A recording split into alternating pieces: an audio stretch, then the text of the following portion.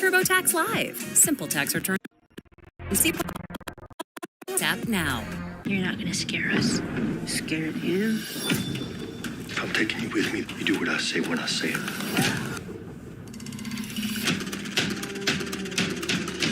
Assalamu alaikum, guys. It's Blackman the Traveller. And the flag is right there. That's the Taliban flag, no? Wow, it's there, it's big, it's glistening. And it's my second time coming here. So I'm going to go all the way up. I came here last time. It was very, very scary. That's my taxi driver. Hello. It's very scary. I'm here solo by myself. I'm taking that risk. There's so many bloody checkpoints to come up here. But fingers crossed, I'm going to capture the flag. I'm going to spend about 10, 15 minutes. Because when I came here, I'm not going to lie to you, I'm scared. But I thought, I'm going to go all the way up. And yo, once I go through there, good, come with your passport, with your visa. If not, you're going to get held for a couple minutes. Anyway, I'll continue the video once we get up there. See this big Taliban flag, whatever they call it. Boom. I'm here. Hello, you say hello. Hello, how are you? You alright? Alright, we're here. Hello. Oh, there's the Talibs of it. Very good, how are you? Welcome. Huh? How are you? Hello, assalamu alaikum. Hello. Jor taza takda. Sit. Sit down. Sit down. Sit down. Sit down. Assalamu alaikum. Alright, sit here. Let's go. It's for YouTube. Assalamu alaikum. Assalamu alaikum. We're here in Afghanistan. Zindabad. How are you? I'm very good. How are you? Hi. I'm Muslim. Yes, I'm Amir. Yes, assalamu alaikum, Amir. Your name? Badar. Badar? Badar. Badar. Muslim Mubarak. Okay, Mubarak. Amir. Salam. Hello. Hi. How are you? So the flag. Assalamu alaikum. The flag this way. Flag. Flag this way. Yes? Yes. Okay. Thank you. Banana. Chai. Chai? No, 1 second. I walk and I come back, okay? 5 minutes. Come back. Thank you. Banana. Thank you. Right. Okay, I go this way, okay? I come back. And chai. Right, let's go. I come back, all right, mate? All right, look at this. We're going to walk through here. There's Taliban flags over here, everywhere. Look at this. We're going to go all the way through down here. So I came here during the day. No, I came here during the day, but it was a bit dark. And I never had a good view. I ain't gonna lie, that should have been a little and it was full confusing. Of them. The video was not that interesting. Hello, assalamu alaikum, you okay? Nice to meet you. Hello. The flag. 1 second. Oh, bloody hell. Picture all the time. I just want to see the. Here we go. Yes. Okay. Mane.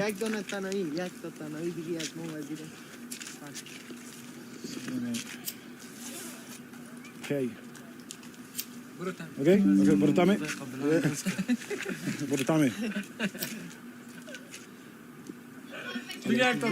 Viens, stop. All right, last one. Come on, let me go. Wanna...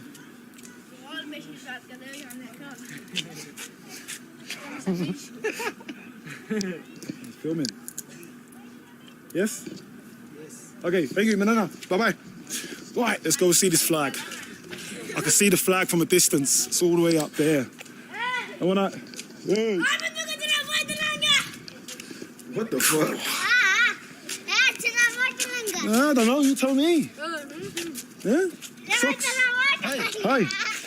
How are you? One picture, then I go, my friend, okay, quickly? Because I want to take this... quickly, my friend. Because I want to film this. Okay. Okay, thank you. He took the picture on Snapchat. Right. Gonna go see this flag. I came here last time, as I said, and it was full of hundreds of Talibs, mate. Hundreds. Me and Emma, we got swarmed over here when we came here last time. So the flag is here. Hello, my friend, salam alaikum. The flag is here. Damn, he stopped and looked like... What the hell? No, I go this way, my friend. Right? Man. Gets a bit annoying when people want to take pictures. I mean, I understand, but it's all right. But look at that, guys. This is the biggest they are on his ass. in Afghanistan. Assalamu alaikum. Bro, I would not go there. I don't need to there. weigh myself. I'm too big. Look at this. Look at this flag over here, guys. So, the kids are shouting that the black man's here. Everyone's curious. Look at this. Everyone's curious and to wonder, like, what am I doing here? I've come to see this flag. Hello, Assalamu alaikum. Hello, my friend. Wow, look at that. That's a big flag, huh? Wow. Look at this. All here. That's the biggest flag in Afghanistan. Look at that flag, guys. It's one of the biggest ones you ever see in your life. It's a good time to come here. Look at this kid. Guys, look at that. Assalamu alaikum. Hey, enemy, bro. You know what I was gonna say, bro?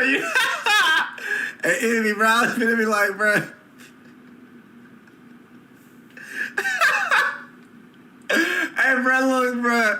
Enemy, bro. I'm not trying to be racist, bro, but, bro, listen. I'm gonna say, bro, somebody come get cries and cuss. Man, somebody come get cries and cousin, man. Somebody come get cries and cousin. That nigga look just like Crazy, bro. God, bro. Oh my God. Hello, Oh shit. This is the biggest Taliban flag you ever find in your life. And look at this view. This view here is amazing. Oh fuck, bro. Beautiful. Like I said, I came here. Oh shit, bro. Somebody come get Crazy cousins, bro. A couple of days ago, it was so hard to film here. It was so hard. It was full of them. But now there's less people here. Bruh. Hello, how are you? I'm very good. How are you, my friend? You all right? Hello, Assalamu alaikum. Hello. So now there's not too many, but look at this, guys. Look at the size of that. Wow. I wonder how much money that cost. I saw Emma's video during the Independence Day. There was hundreds of them. So this is the highest point. Assalamu alaikum. This is the highest point here in Afghanistan with a view of the biggest flag. How are they doing it just fucking laughing? Wow. Hello, Assalamu alaikum, you right? Wow. Look at that. It's massive. That's the biggest flag, big flag in Afghanistan. The biggest. Wow.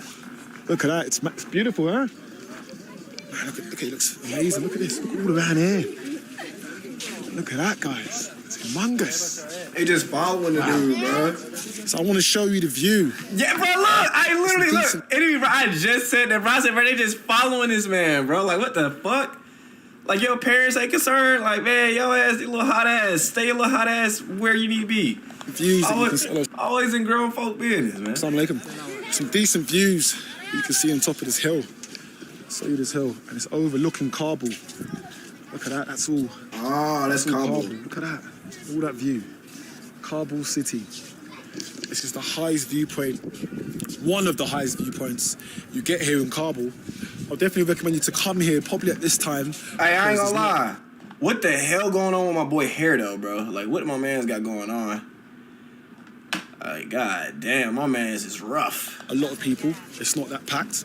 I definitely recommend you to come here and to explore and to understand the history and the culture about this place. I don't have that much knowledge about this place over here. And also, I don't have that much knowledge about the culture around here as well. Yes, my friend. Yeah, all right. Get a picture. Let's do this. Get a picture. It's picture time, man. Get a picture. Hey. I would not want to go over there, bro. They're trying to kidnap my ass. What's up, China? Black man, the traveler. Surviving, bro. He is surviving. Assalamu alaikum. Get the picture now. Hello. All right. So, thank you. $20 Don't know a how much picture. knowledge. All right. Picture time here. Damn. All right. What if they think that nigga Jay-Z or something? Big flag, huh? What if they think this nigga like Jay-Z or some shit like that?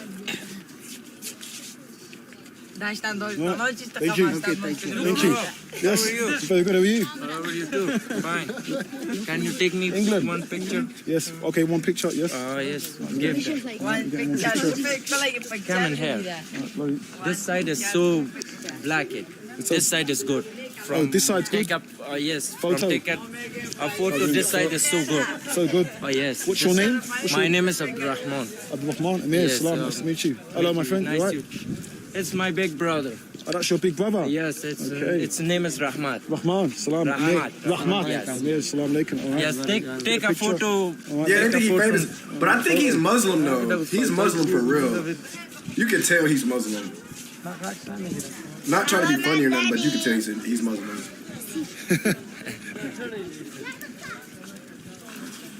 Nice to meet you, man. Thank you. Can you take a picture of me on my phone? One second, because it's big. 1 second. Okay, okay. Salam alaikum. All right. Assalamu alaikum. Hello, how are you, friends? My name is Abdurrahman. It's my friend. He is come in Afghanistan.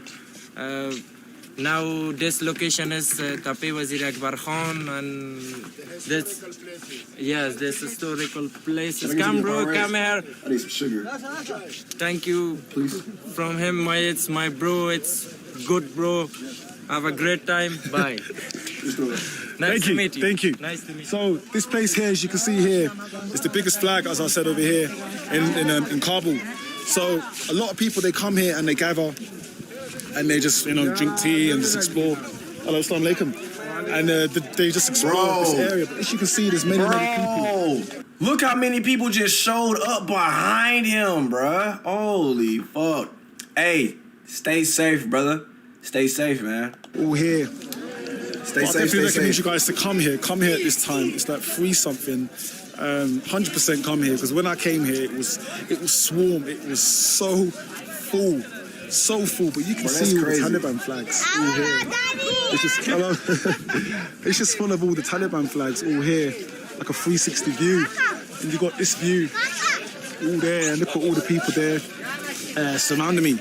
But anyway, guys, I'll definitely say come here, explore, speak to the people. The people are very, very, very sociable here. They're very friendly. To come in here, you need to have your passport.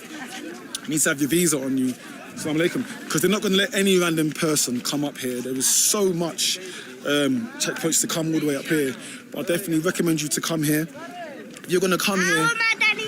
No, I'm okay. If you're going to come here very late... Hello, assalamu alaikum. If you're going to come here very late, just understand that it will be packed. Understand there'll be a lot of people. When I did come here last time, there was a lot of people. Hello. Hi. Hi. How are you? Very good, how are you? Assalamu alaikum. Walaikum salam. Arabic malum? No, English. Okay. Hello, assalamu alaikum. Arabic no. I'm a bit no. How are you? I'm very good, how are you? You from? From England. Oh, you're holding me? That's good. What's this? Yeah. A shaking hand. Okay, shaking hand. Hospitality. Hospitality. Yeah, Afghanistan people are brave people, you know? Yes. Our this friends come from Holland. Tigadawa? Yesterday he come here from Holland. From Holland? Yeah. From Netherlands? Yeah, Netherlands. Netherlands? Yeah, Amsterdam. Amsterdam? You know Amsterdam? Yeah, I've been there before. You can cycle. It's got rivers, a lot of rivers When there. you come here, I've been here 4 days. 4 days. Yeah. What's the purpose of coming to It's filming. Afghanistan? Can I stop? All What's the right, I'll purpose? stop. Film? Stop? No, what's the purpose of coming to YouTube. Afghanistan? YouTube. Yeah, YouTube. You are a YouTuber? Look, Black Man the Traveller. That's Black YouTube. man. England, London. London. Yes, sir. I was in Birmingham. Yeah, that's Midlands. Yeah, that's Aston Villa. And originally where are you from? Originally where are you from? East London, Stratford. You know Stratford?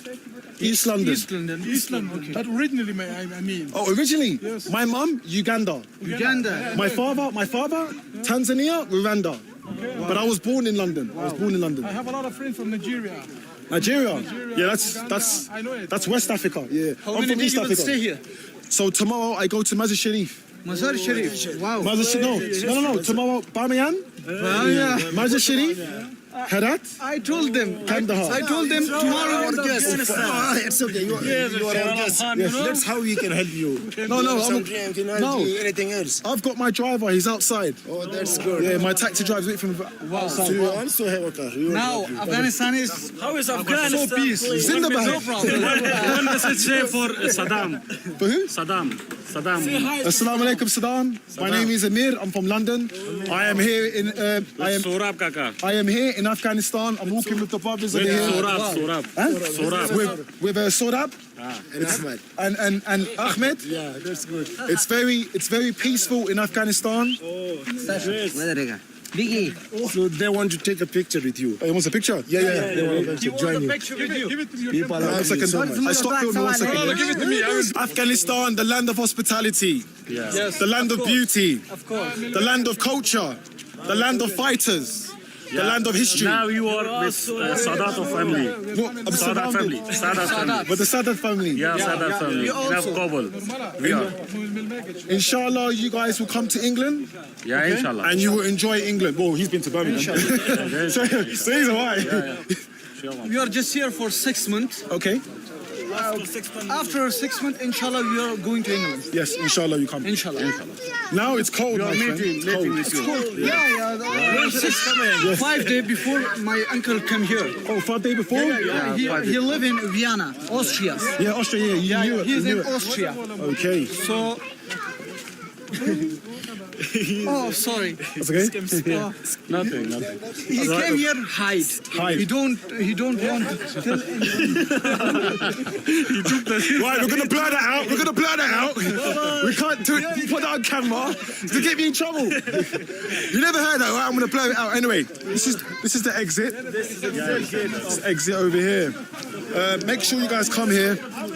Yes. I'm here. Come here. No, I'm sitting here with this guy. No, where's this guy? No, I'm with him. I drink Thai tea with him. I'm drinking Thai tea with this guy. 1 minute, my friend. Right, get some tea with the teas. Hello, my friend. Right. Bloody hell, drags me down. Right, you're gonna get some tea. Drink some chai over here. How many years has this place been here? This is a historical place of Afghanistan. Okay, And I don't know 1,000 years or half a 1,000 years. 1,000 years. Yeah, maximum 1,000 years. Maximum 1,000 years. So this is a very historical place in Afghanistan. It is very important in Afghanistan, this place here. Wazir Akbar Khan lived here. He lived here. Okay. So Wazir Akbar Khan was the king. of Afghanistan. Yes. Okay. He was the king. Wazir Muhammad And Akbar now this place is named on him. Okay. Tapi Wazir Akbar Khan. Okay. It's a park. Everyone comes Hill here of for Wazir Akbar Khan. enjoying the moment with family, with friends. Yes. Everyone comes here. How many kings did Afghanistan have? A lot of. Okay. A lot of I can't- kings. I can't count it. Okay. Okay. Yeah, a lot of kings because this is the land of brave people. Yes, it's the land of the fighters, the brave people. Yes. The land of Pashtuns, yes. yeah, the land of kings, the land of brave people, Yes. the land of fighters. Yes. They fight for freedom. Yes. They fight for their land, for their people. Because this is they called it Afghanistan. I want to ask you one question, guys, yeah? Why should people come to Afghanistan? What is so interesting about Afghanistan? For the foreigners that want to come to Afghanistan, what is your message for the camera so I can show them this video? To see their culture, to know about their clothes, culture, Islam, what is Islam, how people can introduce themselves to them. Yes, sir. And you already know how people are acting with you, Yes, they're sir. facing you. Yes, sir. So too many good people here live. And the land of hospitality, especially Afghanistan, land of hospitality. There is not just fight. Yeah. We also Freedom, peace. love. We need peace. We need peace. A lot of. And for the foreigners that want to come to Afghanistan and to want to see the beauty, what would you say for them on the camera? Like which places, which cities would you recommend them to come to You Afghanistan? come to Bamiyan. Yes. You take them to Badakhshan. Yes. You come to Kunar. Kunar. You come to Nuristan. You come to Kabul. Mazar-e-Sharif. Afghanistan have 34 provinces, and every province has beauty.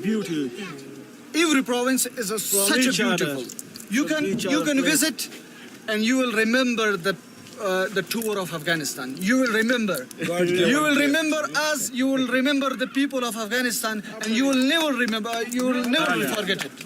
This is my. It will be a historical place Yes. for you. Inshallah. Thank you. That was a very, very, very positive message from the brother over here. So you guys can understand, I'm walking here, I'm safe, you see? There's people around me, I'm about to drink tea. So you can see the hospitality that Afghanistan has. Yes, they have had a negative image in the past, but the most important thing is to move forward so that people can understand. We're humble here to all other people. Thank you. Thank you. Right, so what I'm going to do, I'm going to drink tea. with this guy here. We'll drink some chai tea, and then the video will finish once I finish the tea. Tell them the most important thing. What is mean tapa? Tapa na Darkhan. It's the high place. High place. Like a mountain of hell. You know, difference between mountain and hell. High place is called tapa. So that's why we call it tapa na Darkhan. And there you go. He's explained it, guys. So I'm gonna drink my tea with this gentleman here, and then I'll finish the video. See you soon. Bye.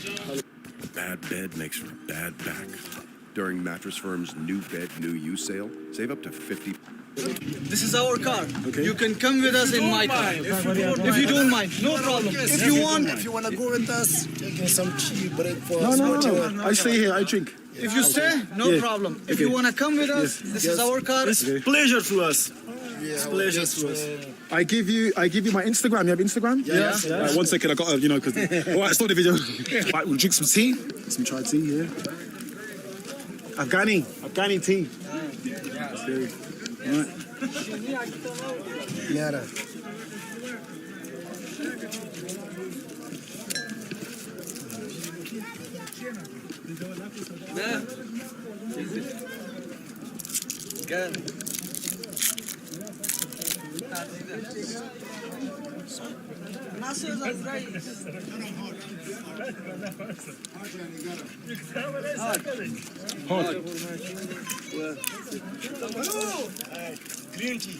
Green tea. It's the favorite thing when you are here in Afghanistan. So it's a specialty for you. Green tea in Afghanistan. Yeah. Everyone's here. Happy. Right. Green tea. Drink some chai, some green tea, Afghani. Yeah, Afghani green tea. Shinche. Green tea. Shinche. In Farsi, Shinche. Shinche. Shinche. Chai subs. In Farsi, chai subs. Chai subs.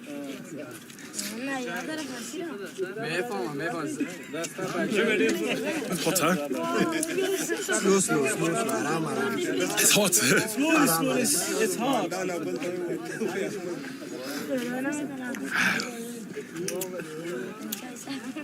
No sugar. You want sugar? Yeah, there's no sugar. A lot of people in Afghanistan don't drink tea with sugar. Oh, no sugar. But if you like it, No, it's okay. No, it's okay. No, it's okay. Thank you. because it's very healthy. For the body. That's the sugar. That's the sugar. No, all right. If you need,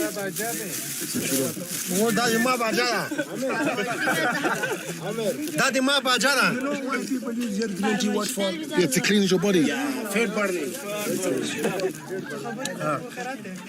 you know bitter cola, bitter cola. Bitter cola.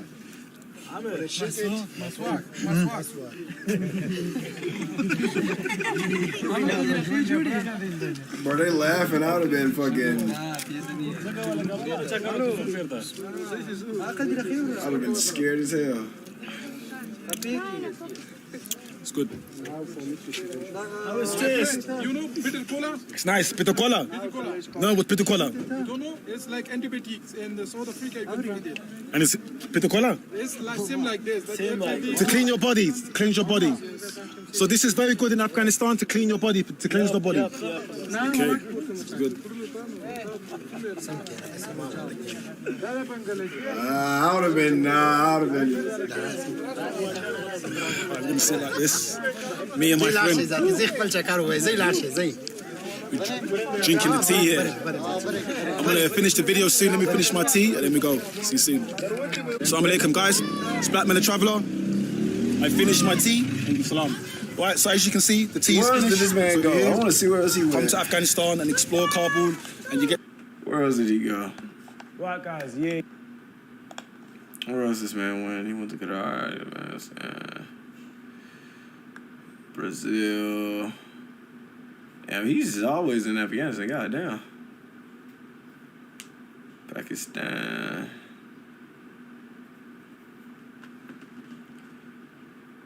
Damn, he got a lot of Afghanistan, Russia.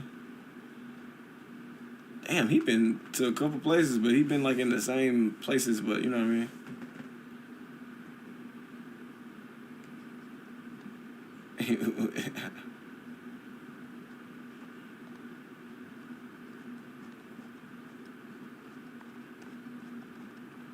Pakistan. Damn, we got a lot of Bolivia, Argentina.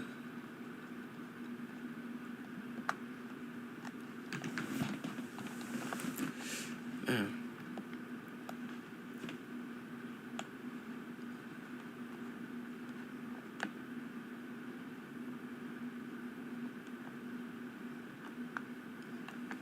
What's the other dude name? Hold on. It's another dude I be watching.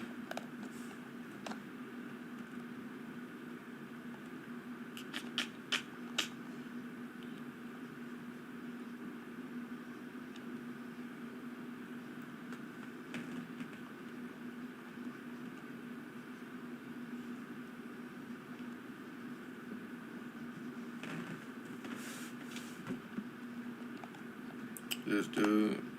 So this is the toilet.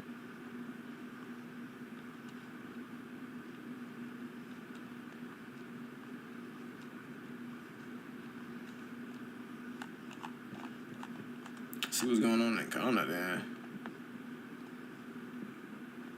Yeah. You said close your eyes. See what's going on in Ghana, man. And let's learn something about Ghana. Let's go Shop to the streets of Ghana. Valentine's Day sale and save on everything. Only at K. No, don't eat that, don't eat that. A bear did cocaine. Let's see what kind of effect that has on it. What the hell? Cocaine Bear, radar. So we've come to this place where people look through the dump sites here and they recycle. We beg UN, we beg European nation to talk to Russia and Ukraine fight. This is where they make and brew alcohol. Just a little bit. They have a medicine for a man who is suffering impotency. It's like Viagra in a stick. They're burning tires on top of metal pipes and they're cooking whole goats. So here you can see old computer cables and they'll sell these and then people will go take them over to an area next to the river, burn them and get the valuable metals out of them. I don't have money. I got small children. I don't have a husband. Oh, he's making cooking pots. Yeah. This is the mold here? Yeah, this is the mold. Uh-huh. We have gangsters there. Gangsters. Some guy just came out with a knife shouting at us. Always at it.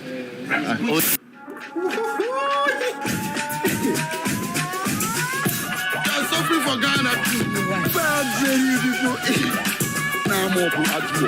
What kind of metals are they looking for? Liars. Filippo, Jacobo, Senior. Johannes, Matthew, Simon, Sadio. iPhone.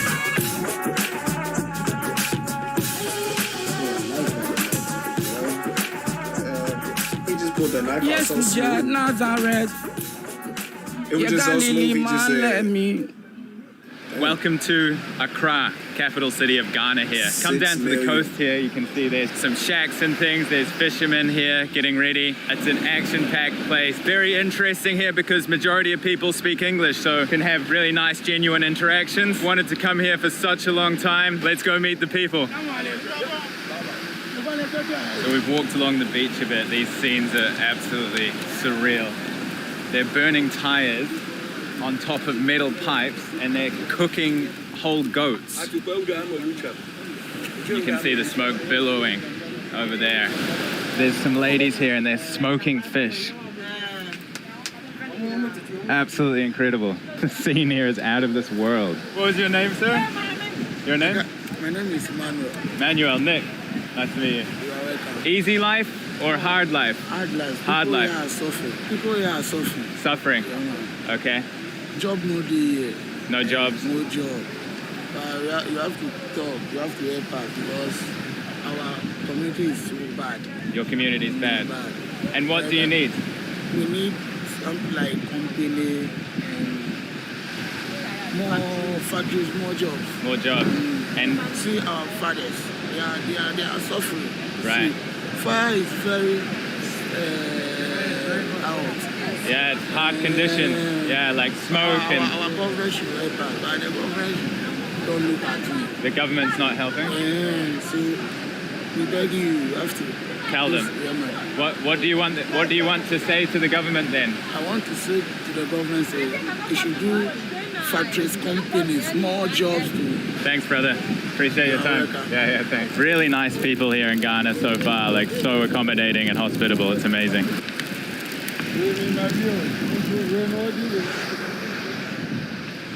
So you can see all the wire. This is all from tires here.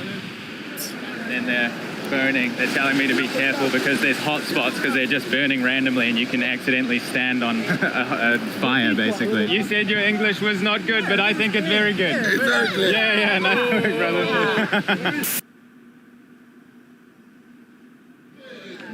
Some guy just came out with a knife shouting at us. And now everybody's shouting.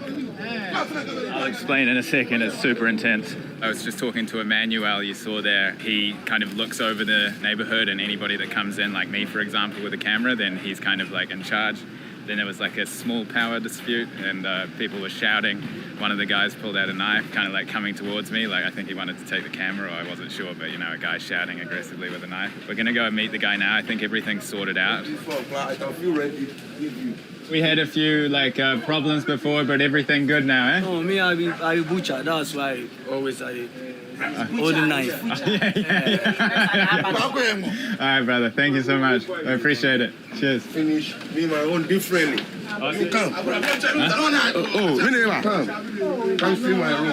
This is my room. You see my room. Here be my room. You live here? Yeah, here be my room. After you finish, all the pieces. We've met Survivor, right? Yeah. And how is life here? Because your name is Survivor. Yeah, my name is Survivor. To be honest with you, life is all about struggle. It's stressful? Yeah, life is stressful. So we pass through hard times and struggles in life. We have the local drink. I'm good, bro. This one is medicine. Yeah. Local drink. Western power. Oh, It removes frames. Okay, is it alcohol? Small alcohol, but it be a root. Okay. Just a little bit. See how it is. This one is root and Okay. This one they use stems and roots. Yeah. This is a pure organic local medicine. Yeah. Right. we all go take For some. healing. One shot. Oh, yeah, it's for healing. Yeah, you can take it. It's fine. We all. I have made Oh, a little bit of alcohol. It's pure alcohol. Yeah. They have this local alcohol. This one, if they take someone to the hospital, this person is not shaking. This one is called Chohi. I think me drinking it will send me to the hospital. No, this is purely organic. This is from the stems and roots of plants. Oh. Yeah, so this one, no toxic. It's a good way to start the day? Yeah, come again? A good way to start the day? Yeah, sure. They just get my bed booted up. Yeah, thank you.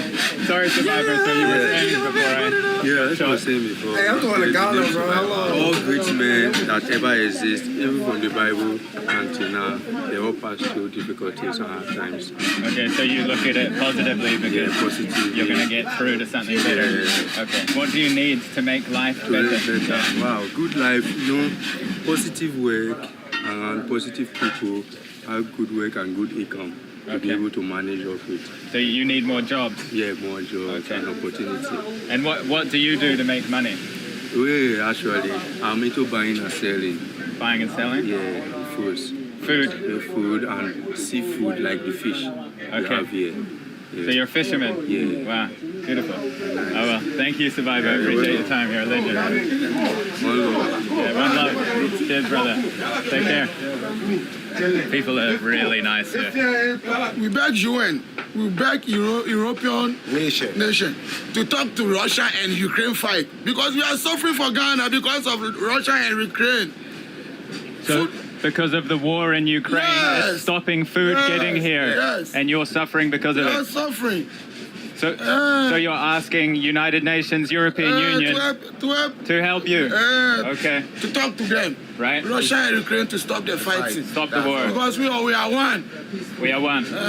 Beautiful, brother. Appreciate it. Thanks, guys.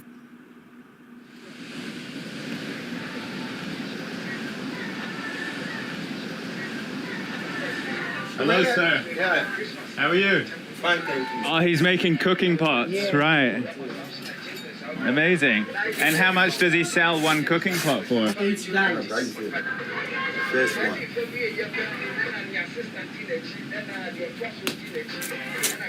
This is the mold here? Yeah, this is the mold. Uh-huh. This is the mold. Hardworking. Is there a problem with the government here, did you say? Government didn't say anything. No. Sorry? They didn't think about us. They don't think about you? Right. What do you want them to do? Oh, I want them to help us. In what way? For help. What kind of help? Oh, money. Money. And the minerals. Minerals. Like aluminium. Aluminium. Iron. Oh, so they want the government to subsidize aluminium. Do you have a family? This one. Is this enough for surviving? And it's a good business, profit? Yeah? Good profit. Okay, great. Good. I'm happy to hear that. Yeah. Have you been doing this your entire life? How many years? Oh, like more than 20-something years. This is what we call manpower. Manpower, Yeah. yeah. This is a manual.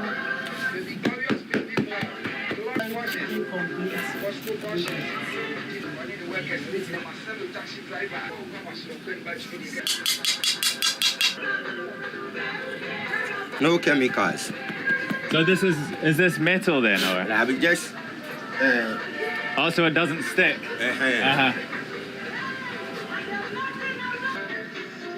So you leave a little bit of a gap so the metal can pour through. Aluminium, right? Yeah, it's aluminium. Yeah. The power was here. And you're heating this up right here on the beach. I'm coming. And then This Bro, Valentine's this shit Day, is give the so gift of fucking shine. fire, bro. Oh, man.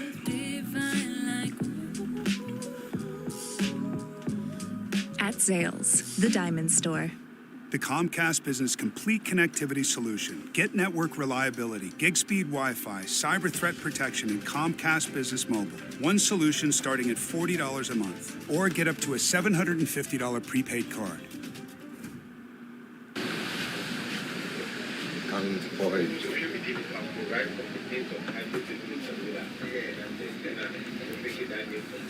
wow. And this is your wife? It's my wife. Nice to meet you. You put water in there to cool down and set the aluminium. Whoa! Wow. Wow. So this is the new pot. Wow. Just like that. Amazing. Wow.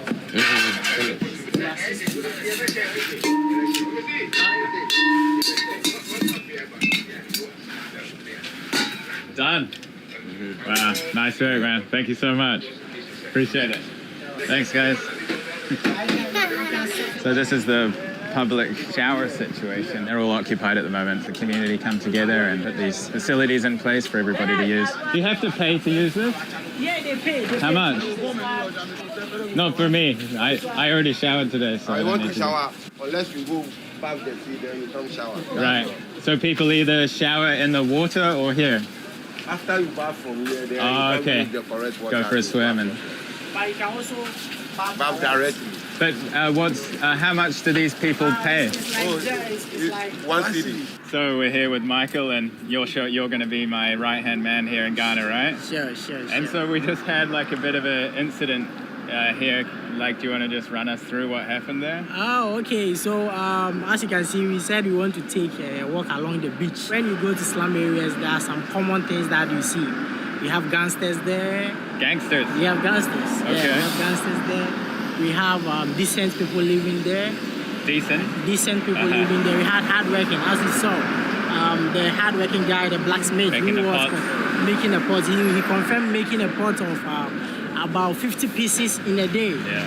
Just with his bare hand, no machine, no assistance. So you can just come to realize how hardworking he was. But unfortunately, one guy came. I think he was on drugs. So He was on drugs? Yeah, he was What on kind drugs. of drugs? Oh, I can't really tell, but you could see he was smelling marijuana. Was smelling weed? around.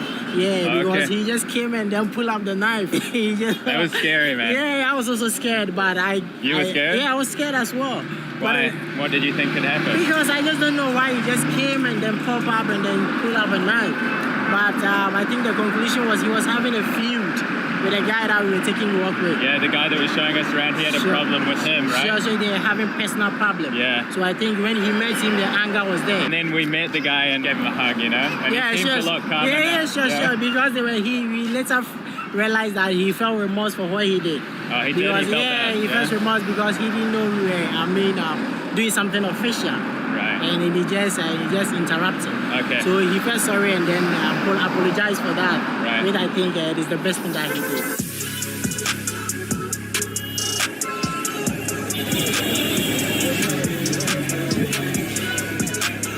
So we've come to this place where people look through the dump sites here and they recycle. You can see on the other side of the river here, big fires, and there are also people living here in these slum areas. Most of the people that live in these slum areas come from the north, which we're going to go to later in the trip. Things are even harder up there for a lot of people, so a lot of the people come down, normally young men. You can see there's fires. They're burning down things like plastic cables to get to the copper wire inside of it, and then they'll sell that. They come down here by themselves, they'll send the money back up to the north to their families. You can see it's, this is speechless in terms of the scene here.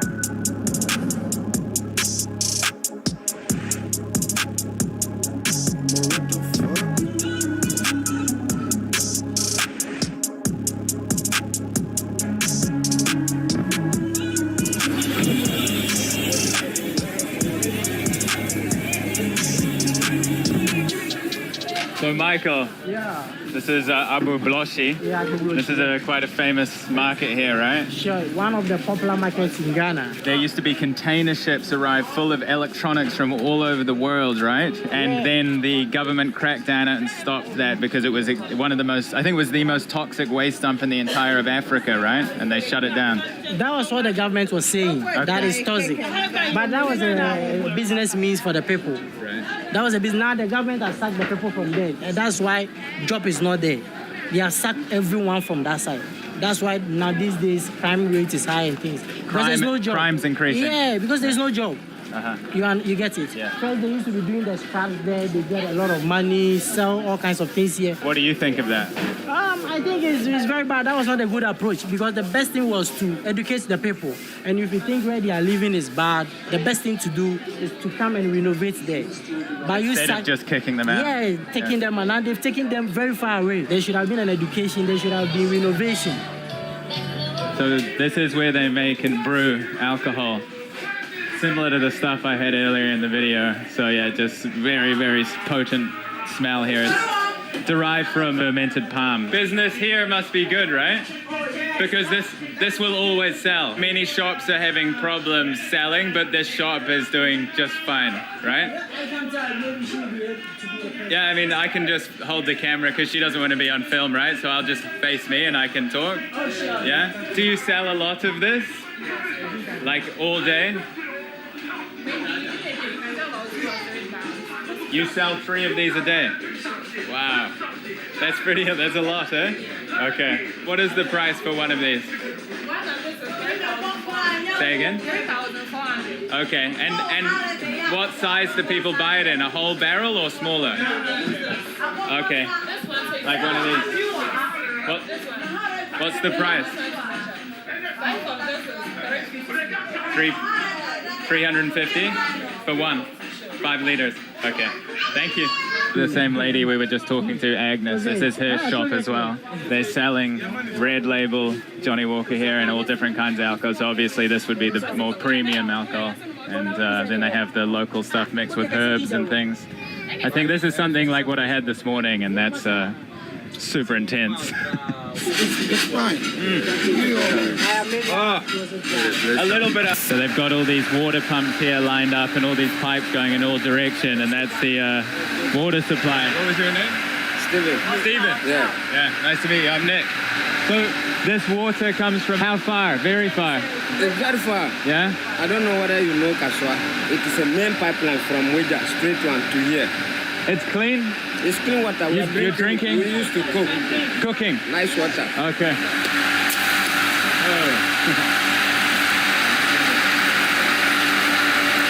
Looks very clean. Clean. Thank you. So you can see these pipes, they're running all around these streets. And they're pumping from the main river. Hey man, you good? Cynthia. Oh, wow, nice to meet you. What are you making? Clothes? Okay. And is it a good business? Not good business. No? No. Why no good? No money. No money. So you work all day and you try to sell the products, but it's not good? Everything make hard, that's why. We are apprentices. We are apprentices. Oh, apprentice, right. You're just learning. Yes. And how old are you guys? 8 years. 18. And what is life like for a young person in Accra? Our parents know they here. They don't have money, so you have to learn some work. Otherwise, we'll suffer. As for me, I'm having one child. You have a child? Yes. Uh-huh. We need help. You need help? Yes. What kind of help? When we get business, we will do. You need business? Yes. So there's not enough work? You need more jobs? Yes. Okay. Right. Okay. To help us to complete our work. After completing our work, we get some place and open our shop too. Uh-huh. So you want opportunities? Machines, yes. Yeah. So you want to be able to afford your own sewing machine. Yes. Okay. And then you can make your own business. Okay. Oh well. I wish you the best. Okay. Thank you. All right. Thank you. Thank you. Bye. Thank you. Bye. Thanks. I said the egg. Sorry? Egg. Oh, you're selling eggs? Yeah. Uh-huh. If we sell them. And is that an okay business? Yeah, business no go. I don't have money. I got small children. They said all online schools were the same, not WGU. Their programs are nationally recognized and respected by employers. So I know when I graduate, I'll have what it takes to succeed in my career. Learn more at wgu.edu. The apocalypse is coming. Your family must choose to sacrifice one of the three of you, or the world will end. That boy Batista on all the movies, man. Look at the cabin. Rated R. I don't have a husband. No husband and children. Yeah, children. How do you feed your family? Every day I go get 20 CDs. How do you feed your family off 20 CDs a day? How? I go and buy rice. Rice? 1 cup. 1 cup? Yeah. And what else? I do have small. Give Small things? Yeah. Okay. I won't help. You need help, yeah. Yeah. And what happened to your husband? My husband not there here. He left? Yeah. Okay.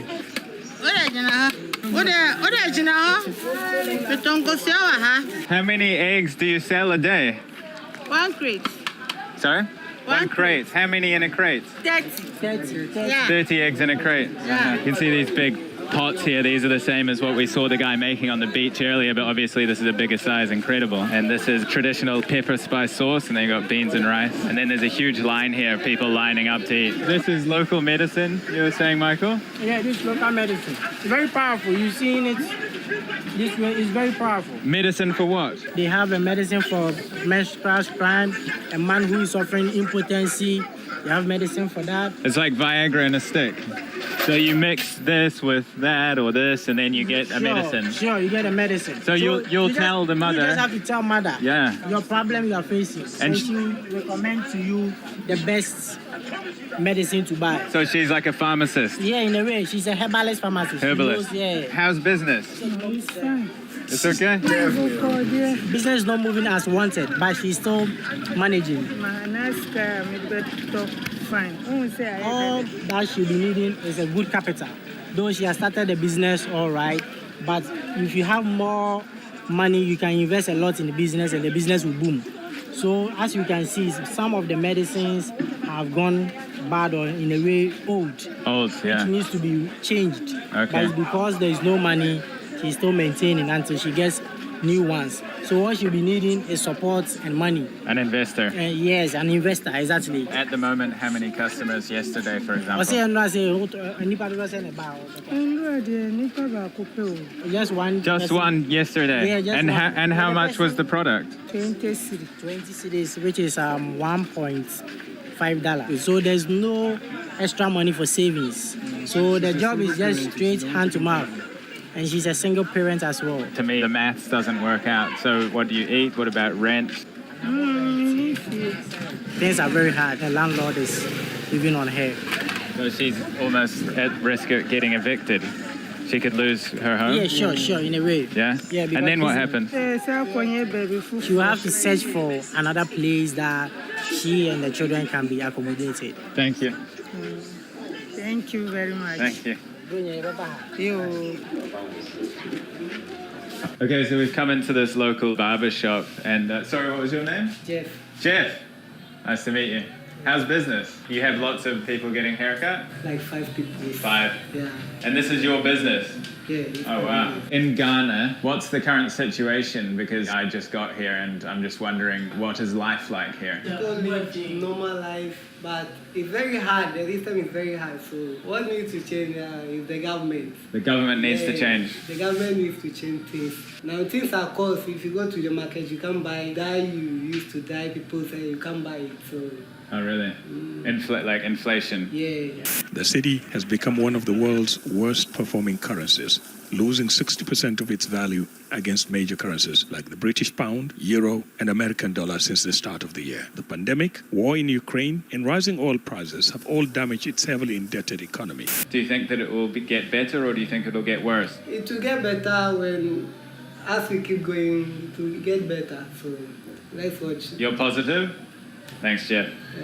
Appreciate it. Thank you. Thanks.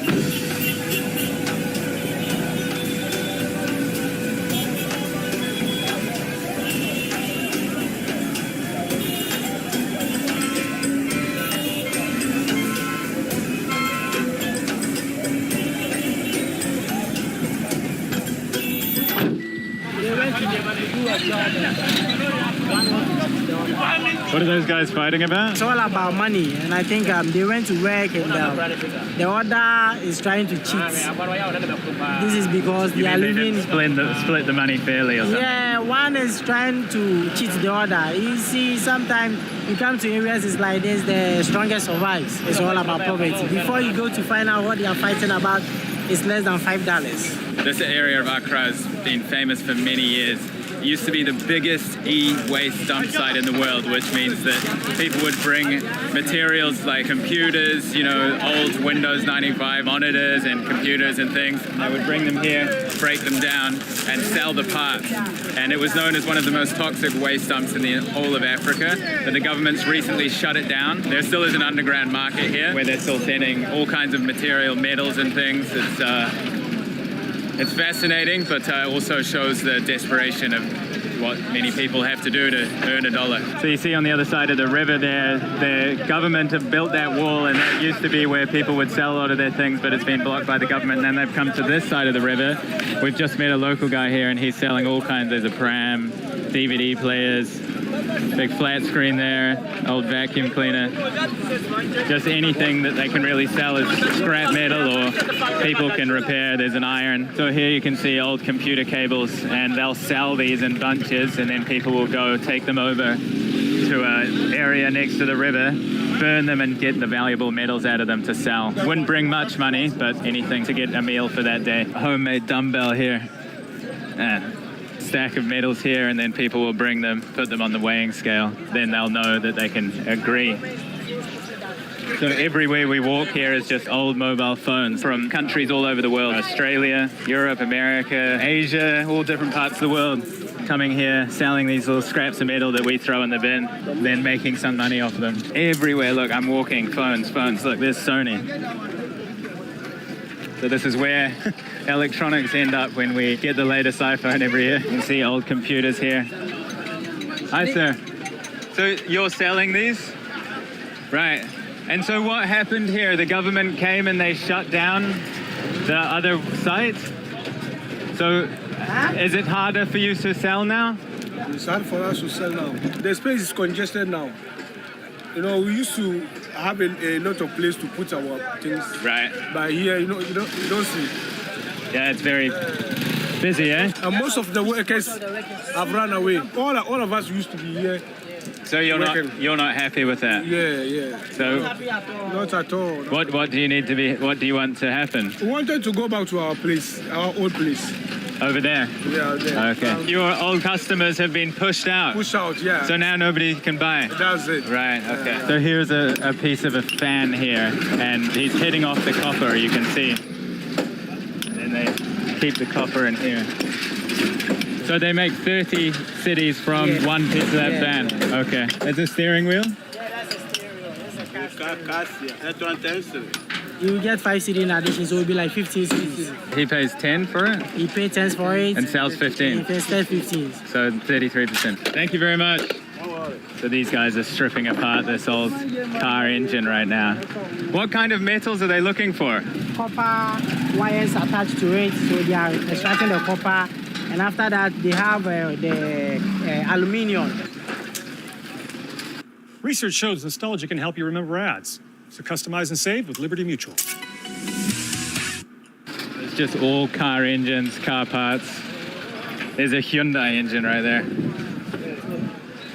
And they've always got, you always see the scales around because they want to make sure that if they're selling parts, that they're getting a fair price. So what people are telling me here is that they used to have a lot more space to go about their business, you know, because they don't have many opportunities. And they have to, you know, do whatever it takes. You can see stripping apart car motors, inhaling all these fumes. They're burning rubber and metals. It's toxic. I've seen sources where people are actually dying at very young ages because of the pollutants that they're breathing in. They're not wearing masks and things. It's a very hostile environment in terms of the toxins being released into the air.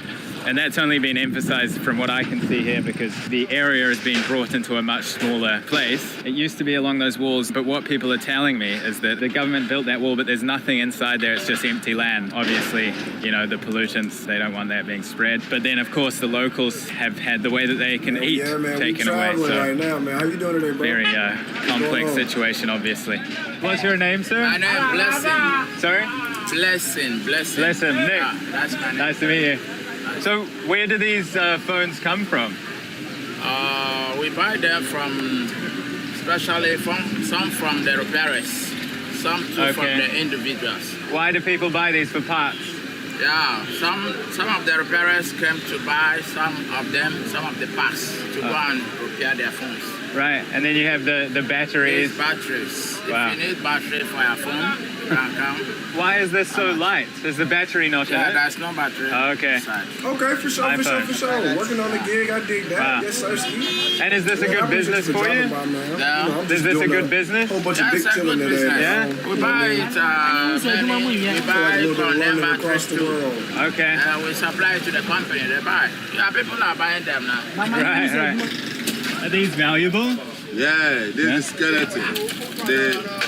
This thing inside. Yeah. The engine board. You know, when you see like certain clothing gatherings in Western countries, a lot of those clothes actually get sent to Africa with the intention of being given away to charity. But a lot of them actually end up getting resold. Pick one and eat. Pick one? Yeah, pick one. This one? Yeah, pick. No, this one. No, money. Yeah, that's all. This one? Okay. Yeah. Pretty good. You're hiding. You're hiding there. Eat it. You are enjoying it. Okay. Let's go. That's good on a hot day. Thank you very much.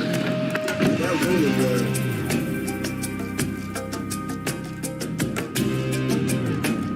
Bro, I want to do some street food so fucking bad, bro. Oh, bro, I love like traveling vlogs and shit like that. It really just keeps me up to date on the world. Besides with the media that we get here, you know what I mean? So we've just come downtown to the central business district. Nice clean streets, big modern buildings, banking buildings. There's the National Theatre over there. The huge disparity of wealth obviously exists everywhere. But it was very interesting to see people burning little cables to get copper out of, and then you come here to these huge banking buildings with clean streets and things. It's an absolute contrast. How would you describe the current situation in Ghana for the local people? These people are really working hard. They're hard-working people. We go to see the scrap dealers, the butchers. So what we think the government can do for these people is to establish a company. There should be industry there. This will help to push in their living standard. And I think will help to support the whole country. Okay, so we're here with Benjamin, right? Okay, yeah. Nice to meet you. Nick, so you just came up and you said you wanted to express yourself, right? Yeah, I just wanted to express myself because I really like the conversation going on between you and... Oh, you liked it? Yeah, so okay. I decided to... Yeah, feel free. Yeah. Some of us, there are other peeps who get involved in so many stuff like stealing and crime. Right. Some of us that we don't have the courage to do all those things, we tend to beg people for arms, people to give us money to buy food, and they put us all in one category. To me, like this, for me, I don't like the situation I find myself in at this moment. Right. Because I really wish I could turn the time back and then I'll start it all over again and then. Oh, really? Yeah, stand up to something. Yeah. So you have regrets? Yeah, I've regretted all this. And so if you could go back, what would you do differently? If I could go back, I would just go back to school. I would become an architect. Architect, yeah. And where do you live now? I sleep at a bus stop. You sleep at a bus stop? Yeah. So you don't have a house? Yeah, I don't. Really? Yeah. What about your parents? My mom is late. Your mom is what, sorry? Is late. Late? Yeah, she's dead. Oh, she died? Yeah. Oh, sorry to hear. What happened? Excessive pressure. Excessive pressure? Yeah, like... Stress? Stress. She had a heart attack? Yeah. Okay. Yeah. So sorry. And do you see your dad? Not frequently, not oftenly. I see him once in a while. Is it a bad relationship? Yeah, there's a bad relationship. Any brothers or sisters? Man said he got the gas. I have 2 brothers and a sister, so we are 4. And do you see them? No, I barely see them. Oh, really? So you don't see your family? Yeah. Oh, that's a shame. How do you see your future? For now, I don't see anything bright in my future until things turn over. If I should get any pillar or help from anywhere, I'm going to start all over. Exactly, bro. It's and that's everybody says the same exact shit, bro. I swear to God. I'm ready to make every person that I've seen in every vlog. Thank you so much, man. I appreciate your time. Yeah. Good luck, eh? It's the government that's fucking them over, man. Exactly. On the ground level, it looks beautiful. It looks amazing. Like, this is things you would never know type shit. Like, you know what I mean? Like, you would associate with one place. It's with blown through my expectations. You would be fascinating, but it was definitely even more interesting than I had anticipated. That moment with the knife was definitely super intense. 2 guys were kind of surrounding us, and one was trying to get to me. I think he was trying to take the camera. I don't know what was going on. Within the space of like 20 minutes, it turned from a guy coming at us with a knife aggressively to everybody smiling and hugging. So there you go. The people have been so kind to me. That's a bit of an introduction to Ghana. Obviously, there's a lot more to the country. We drove through middle-class neighborhoods and past more expensive places. You know, as time goes on this trip, still many more videos to come. Stay tuned for that. We're going to be seeing... Once you meet with a TurboTax expert who will do your taxes for you, you're free to do not taxes. Hey, Dark Roast drinkers. It's Dunkin', the place you didn't think was for you. Well, meet the side of Dunkin' you haven't seen. The darkest, They just hit me with another ad that I can't even skip. It's crazy. Pretty good dark voice, huh? Dunkin' Midnight. America runs on Dunkin'. The slum comes right up to these cliff edges. Are you guys swimming? Hey, toilet. Yeah. You're off the cliff. Yeah, fast, no. Good luck. You can't compare your country and Africa. You know, we are in somehow danger. Have you seen these stolen before? Oh, I know. But with the first guy, I was able to beat him. You beat him up? Yes. This lady's going to show us her house. You can come. Is there a problem with man-on-woman violence or something? Is that why you say that? Yes. You go inside the spirit. That's why you came here. Right. You understand, we Africans, you see, we are nobody, but we are somebody. What kind of people live in these houses? Most of these mansions belongs to government officials. When it comes to Africa, we have demonized everything. You're a strong guy, so I would be scared of you if you come after me, eh? Somebody tell me, say, my goats, they die.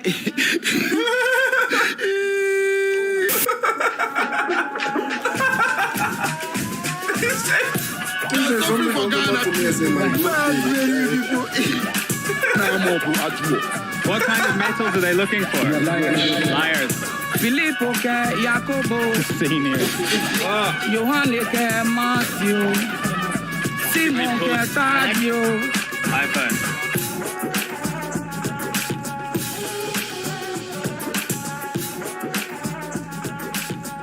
Yesu je Nazareth, ye Galilee man let me. Welcome back to Accra, capital city of Ghana here. Today, we're going to this huge slum settlement. It's going to be pretty interesting, I think. This city is a land of contrasts. You can see everything here from really nice financial districts, big, nice houses, and some of the most extreme slums that you could probably ever imagine. So no more talking. Let's get in the car, drive across this fascinating capital city, get into it.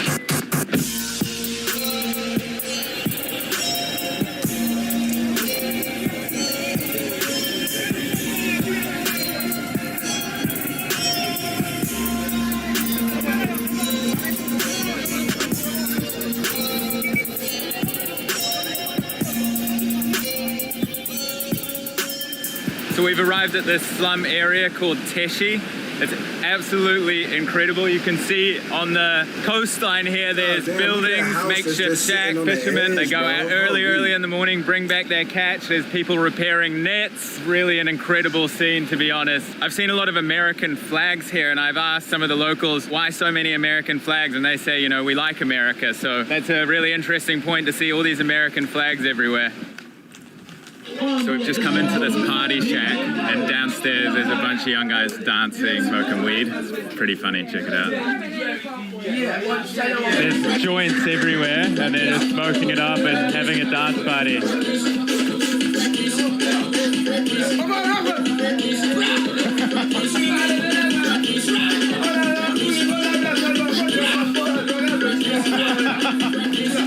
So how is life?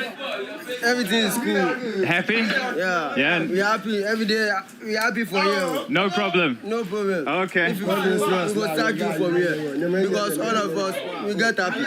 Oh, so if you're not happy, then you get kicked out? Oh, really? Yeah, but understand. So be positive or out? Yeah. Okay. Nice, man. I like it. But my name be Miracle. Your name? Miracle. Miracle. Miracle. Oh, Miracle. How old are you? 20 years. 20. Okay. How do you see your future? I want to be a merchant. Work. A merchant? Yeah. Fishing? Now, yeah, I go fish. But I want more work.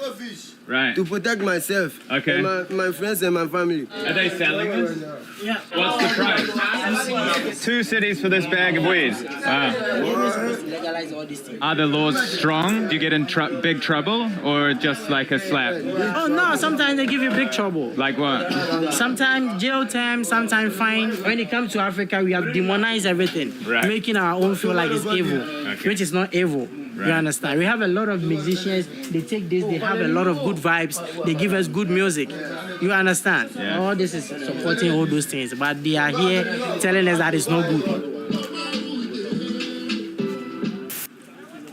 So this local man wants to show me inside. This actually all used to be a toilet area, but they cleaned it all away. And now they've turned it into a much nicer setting.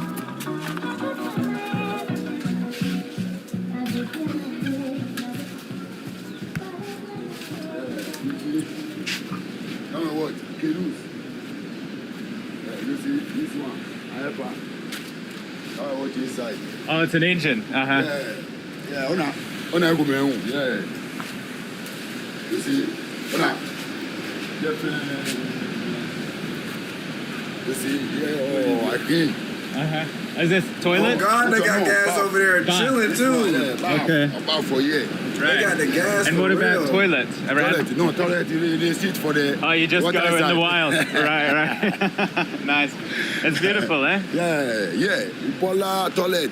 Before I clean, before I get this. So it used to be very dirty? Yes. Now clean? Yeah. Nice work. Cheers, brother. What's your name? Me? Yeah. Ajeti. Ajeti? Yeah, Ajeti. Ajeti? Yeah. Okay, Nick. People call him Popo. Ni bi e fi fine. Ni ka ni oni ni babi e ni ba na bi age So they need building materials. From the government? Yes. Okay. To be able to put up good structures so that they will be able to, because this thing, when someone takes it, It's very expensive.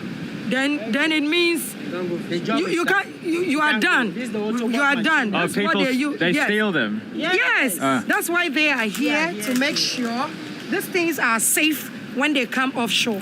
Okay. So they keep watch of these things. How much is this worth? This one? Yeah. 450. Have you seen these stolen before? Oh, people do steal, and you will never find the person. So that's why they have to keep watch, because sometimes even as we saw the empty canoe over there, and it is there, someone will go without you noticing. They'll just pick it and take it away. What would happen if you caught somebody stealing it? They'll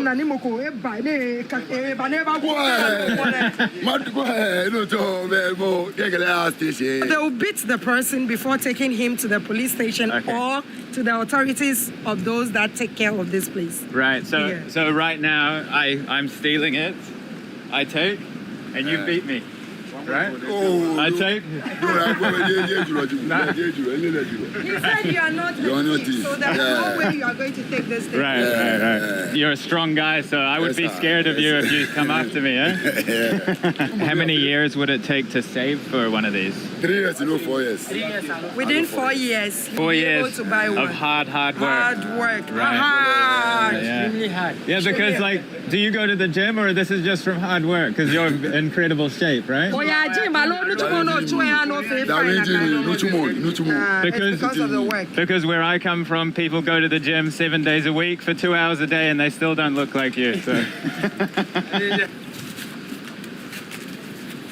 see, after they finish using it, they have to clean it because of the salty water. You know, with time, it rusts. The fishermen, when they're out, they also sometimes collect the bottles from the water and then they'll sell the plastic. They're really using everything they can. So a gentleman just came up to me, really well dressed, spoke perfect English.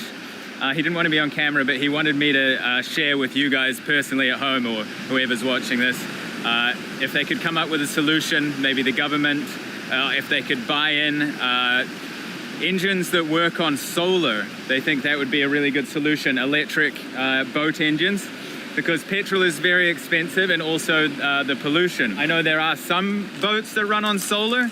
I'm not sure the smaller engines, but you know, if you guys know anything about that, let me know.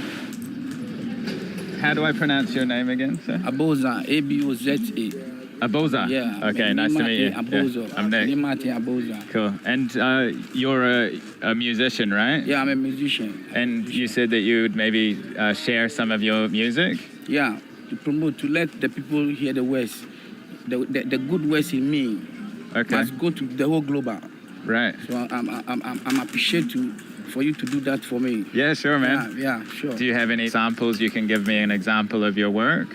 Of my work? Yeah, like you mean freestyle? Yeah, anything you want. Filippo ke Jacobo, Johanne ke Matthew, Simon ke Tadio, Bartholomew ke Thomas, Judas Iscariot, Jacobo niji aflobi nule. Yesu je Nazareth. Yeah, that's a goat dude. Ye Galilee man let me. Oyafua mama bibio. Mene meji meni yolumo. Yeah, you want it. Beautiful, I wish I knew what he was saying. Thanks so much. Yeah. And go inside the spirit. That's why you came here. Right. You understand, we Africans, you see, we are nobody, but we are somebody. We say we have to love each other. One love is everything. Even animal, you have blood. I'm a black man, I have blood. You are a white man, you have blood. So what I realize is we are all the same because we all have blood. We shouldn't think of the colors and those who can't talk, like let's say the animals, so they can't talk to you. So you regard them different. No. No, it's not good. It's not good. We all one. We all equal. Yeah, we're all equal. And if so we you need can to help understand each that other. shit, bro, why can't everybody else Thank you so understand that much. shit? You're welcome. And if people want to look you up to hear your music, what should they type in? Babo's Accra boy. Okay. So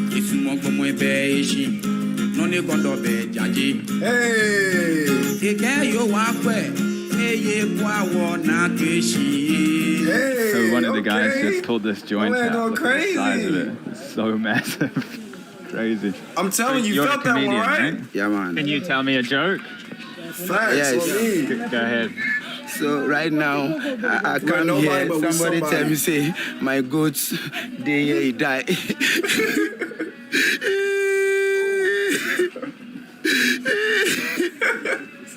So what? 5 billion you people, why? The people you kill my goats. 5 billion you people. 5 billion you people. Goodbye. Respect. So this area here is the inlet, and so right now the tide's out, but sometimes it washes in and all this rubbish comes in. Big harboring area for mosquitoes, malaria, but this is kind of the hangout, chill out zone. So we're here with Ayubi, right? Yeah, Ayubi. And you recognize me from my videos? Sure. I've been watching you for a while now. Wow. And recently I watched your last video on YouTube. Yeah. That's Nigeria. Nigeria. Yeah, with some guy on the waters. You're trying to ask him if you could swim. Will you get viruses and all that? Yeah. Man, he gotta be gassed how up. does the Something gotta toilet be system work gassed here? up. Something going on. The toilet system, everything goes to the water. And the children don't get disease, or? They don't. We don't know how God is doing it, but even I myself, if I fall into the water or swim this water, nothing would happen to me. You can look at my body, I'm still okay. Is that why you're so muscular? Because this must be the water, right? Maybe. I don't know. Because you say you don't go to the gym, right? I don't. I've never go to the gym in my life. So you don't go to the gym? No, I don't go to the gym. And I've never been just to the gym. naturally like that? Yes, naturally. It must be the water then, right? Maybe. Can I try? I've seen that. You're doing great. I appreciate love your it. work. You're so kind. Yeah. I'm really glad you came to Ghana. Oh, thank you. I appreciate it. It's great to be here. Yeah, sure. And how is life here for you? Life here has been, very hard, very tough. Inflation. I'm a driver. I'm a boat driver. Boat? Yeah, boat driver actually. But the fuel on it. At first, you could buy 100 cedis fuel. You could Telling you, bro, come on now, immunity now. Some shit you just can't, you know what I mean? Cut off the day. It's genetics, man. It's just in motherfuckers. It's just, you know what I mean? Busy on the road to get some of that shit you just can't. Like all day. Sure, very hard. Just be yourself. Don't try to be like nobody else. That's all I'm gonna say. Worse? Oh, actually, I don't think that things are The man was born in that How do you shit. see a future? The future. We could never go over there and just jump in that water or fall in that water and come out and be just because I have pure plans. nah, I really want to travel abroad. We'll get I something. start my Uber business there first. That shit over there is Dallas different. Cities. Yeah. It's a lot of money. What country? Actually, I'm targeting Canada. Canada? Yeah. Why Canada? Because, Ireland's a beautiful and, a cool place and all that. You seem very positive. I like it. Sure. Cool, man. And is there anything that you would like to say to the world? I just want the world to be, positive. Everyone should be cool. Everything. He just said he ain't never been to the gym in his life, bro. Okay. Legend, man. So nice to meet you. It's just Thank you so straight much. like that. These people don't be going to the gym, man. It's just genetics. And they be working all the time too, bro. Lifting heavy So shit, this here is scrapping the shit. where they come to wash, so kind of the bathroom. So you can see there's soap around, so they just come in here and get washed up. This lady's going to show us her house to show us the living conditions here. Okay, that's someone's house. Okay. This one also belongs to someone. Your neighbor? But this, yes. Okay. Look how swole he is, bro. I guarantee you he ain't go to no damn gym. Yes, I'll Man, take my swole as shoes hell. off, right? No, don't worry. Are you sure? Yes. I don't want to dirty your house. No, don't worry. You can come. Oh, wow. And how long have you lived here for? I think only for a year. 1 year? Yes. Oh, yeah? Yes. And do you like living here? No. No? No, but it's just for temporary. Do you feel secure here? No. Safe? No, sometimes because of this neighbor of mine, if I'm sleeping, I don't mind because he's a man. So Okay. I don't fear, like no fear or something like that. But Is there a problem with like man-on-woman violence or something? Is that why you say that, or why do you say? yes, there are thieves around that can come in and steal anything that belongs to you, or if you don't give them the chance to do it, they might just hurt you. Hurt you? Yes, they'll hurt you. If you are not lucky, maybe they'll just rape you and then. Really? Yes. What? Is that common? Yes, it's common. It happens. What? Okay. It really happens around this area. And when do you think you'll be able to move? Everything depends on money. Like, you know, if soon, if I Right, have money, bro. What the or if I hell's have going someone who on? supports Well, I mean, I know me, that's who everywhere, but supports me, goddamn, though. But leave like, this why place. y'all I gotta go think to I'll that do it. extent to? I'll do it. It should never be that serious, How's the bro. I government never understood that towards shit. the That locals? shit Is don't it make good sense. or is it not good? It's very bad. Okay. It's very bad because I don't know what he's doing. Let's say it's He? bad. Yes. The leader, the Yes. prime minister, Yes. president. Of course. Yeah. He's not helping. Let me say that. And what would you like him to do to make life easier? I think he needs to support us. Like, have a look at what I'm saying right now. He might help. So we need help from him. So you'd like to see people from the government come here and look at the living conditions and see what you need and then provide that? I've never seen that before. You've never seen it? No. But that's you my want that, first time. right? Yes. Yeah. Something like that should happen. At least it will make a lot of people happy. Well, thank you very much for your You're time. welcome. I appreciate it. Yeah, thank Yeah. you. You've made it beautiful, though, I think. You know? It looks nice. Okay, thank you. Of course. Okay, so I've been invited onto this boat here, and the local fishermen, they went out early this morning to fish, but unfortunately they didn't catch anything. You don't have a problem with getting lined up here, do you? I'm just a guy with his future pops-in-law at a barbershop where no crazy shit has gone down, right? Hey, Government. White cuz. Am I white cuz? Well, I'm not. He said, well, I'm not. You want a hand? Yeah. Thank Cool. you. What time did they head out this morning? That was 2 a.m. 2 in the morning? Yes. Is it enough to kind of feed their families and make some profit, or is it just scraping by? Unfortunately, they didn't get any catch at all. What they caught was rubbish. So there's so much rubbish that they're catching rubbish instead of So fish. it's very difficult for them to get money to take care of their families. Do they think this is sustainable? Like, will they keep doing this in their futures, or are they going to look for other business if it's not working too well? Unfortunately, this is what they learned from the beginning.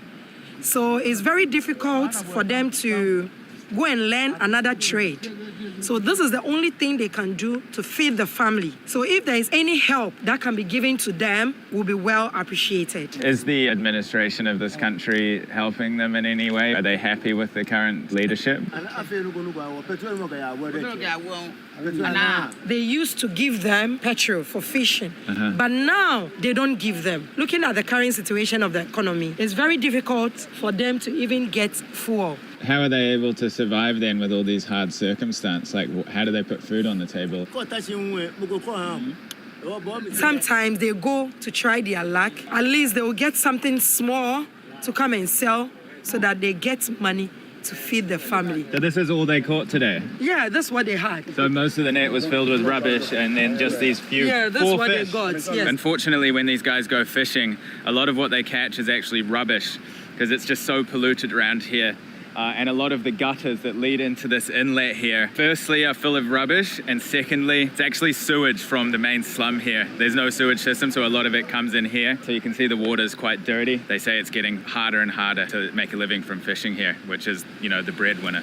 We've come to this construction site here, and these are actually old boards of the boats. So when a boat gets old, then they'll strip it down and they'll use it for building material. Something I've noticed here in Ghana is they're just so resourceful, using all the old nails up, nothing wasted at all, whether it's looking through dump sites and finding old computers and things and stripping them down and selling the parts, or using an old boat to make a shelter here.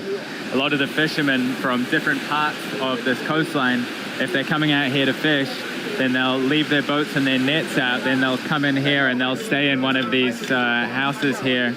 And they normally give, you know, some fish or a bit of money to be able to stay here. And these guys will watch over their boats while they rest to make sure that nothing happens. You can see The slum comes right up to these cliff edges. What I've noticed is a lot of the coastal areas have slums or underdeveloped neighborhoods. It's quite interesting because I've seen a lot of the more expensive neighborhoods are actually inland, right? For example, in Europe or other areas, you would see the most expensive houses on the coast, but here it's like the exact opposite. Some guys out there fishing. I believe they've already been out this morning, but they're trying again. Yeah, bro, it's super tough, brother. What are you doing? What are you doing? Oh, sorry, I forgot you. Okay. Yeah, video. Bye.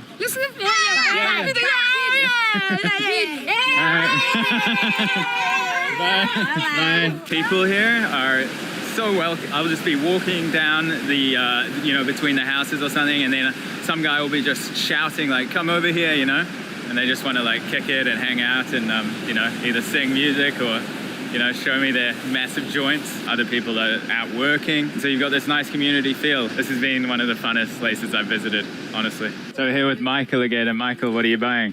I've been taking my breakfast yet. So this costs 6 cities. It's very nutritious. As you can see, I have my egg here.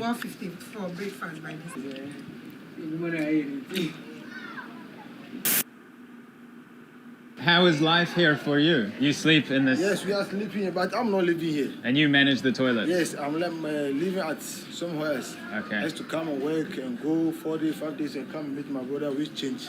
So you go home in the weekend and come back? Yes, we are living in disease. And look at Big C.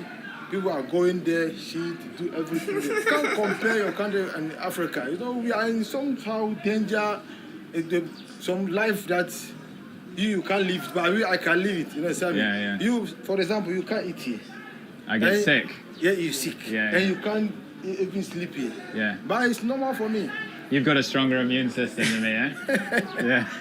So these toilets are open 24 hours a day? Yes. That's very clean. Oh, wow. They keep it very clean, eh? Yeah. Many people who don't want to spend money just go off the cliffside. Yeah. Right. So we're here with Ben. Thank you very much. Have a good day. Lady was helping us out with the toilets. So Ben, you grew up not too far from here, not too right? far from here. Yeah. And so, can you explain, did you enjoy growing up here? Normally, you see, when we are little, you don't know anything. So, right. Yeah. Swear. But as we tend to grow up, we tend to see that living here, it's... That's who the drop was? Oh, God. Yeah, like, we have no choice. Hey, swinging the miss or swinging straight? We are just trying our best, just to do whatever we can to, just to get enough and then just to live out of it. What do you do for work? What do I do for work? Yeah. It's a crypto mining and... Crypto mining? Yeah. Oh, wow. Crypto mining. Okay. So it's a new crypto currency system in town. You are obviously good with computers, aren't you? Yeah. You're good, man. Huh? Feel free, it's okay. Yeah. Good man. Chopin?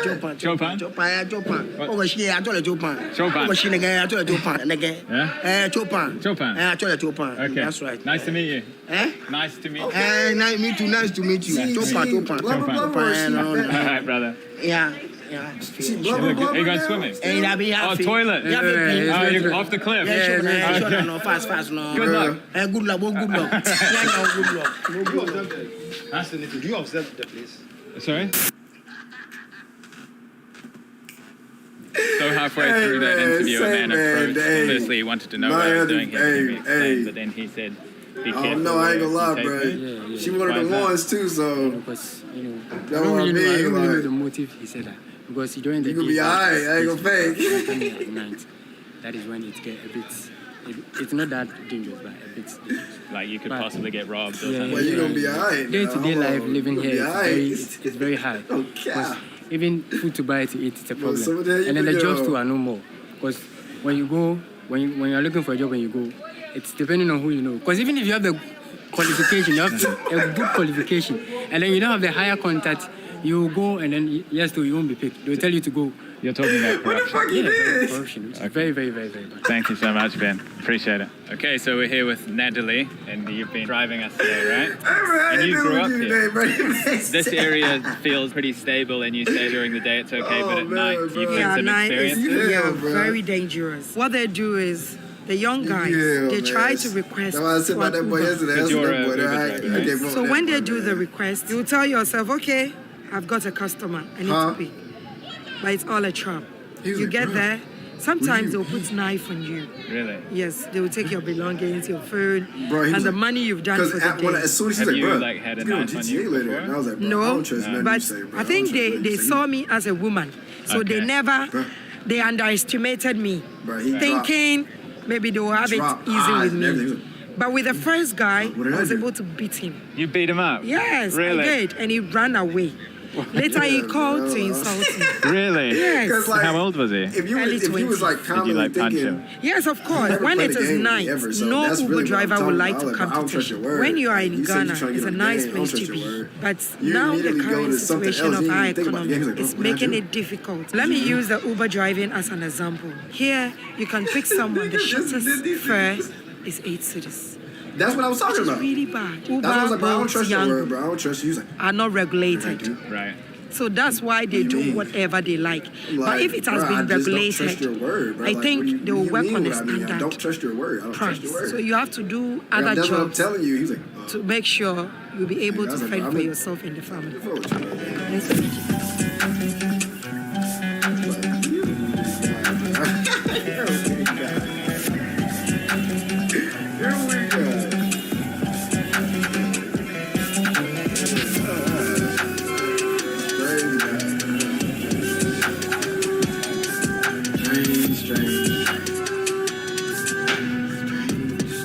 What kind of people live in these houses? I hope you then? got everything resolved. You know, I'm fucking Officials. But they will never come out with because they don't want to be criticized that they are spending or squandering the state's money. You're saying corruption then? Yeah, of course. Okay. Corruption is everywhere and it will never stop if we don't change our attitude. Those from the higher places are the ones making things difficult for us. Many people have been saying to me that it's all about who you know. Qualifications don't really do much. Yeah. And if you're lucky enough to have qualifications, then even that doesn't really help too much. That is it. You have to have connections in high places. Yes. As an unemployed graduate, you have to try your best to do something with your hands so that you'll be able to feed yourself and your family.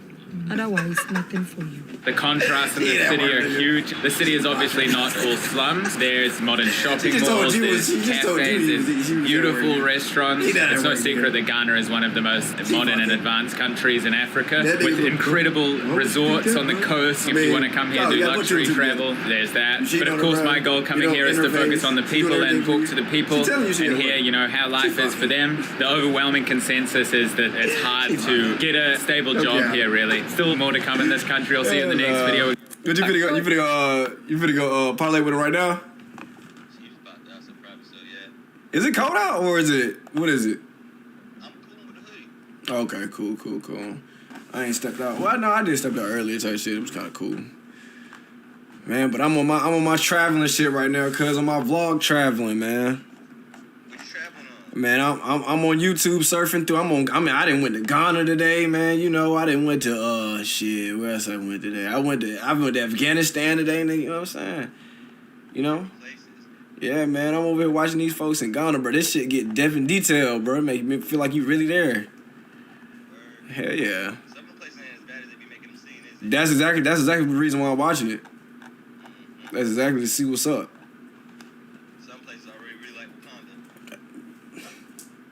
Really haven't, man. Hey, we'll say time to get somewhere. Hey, it's time to get somewhere, no cap.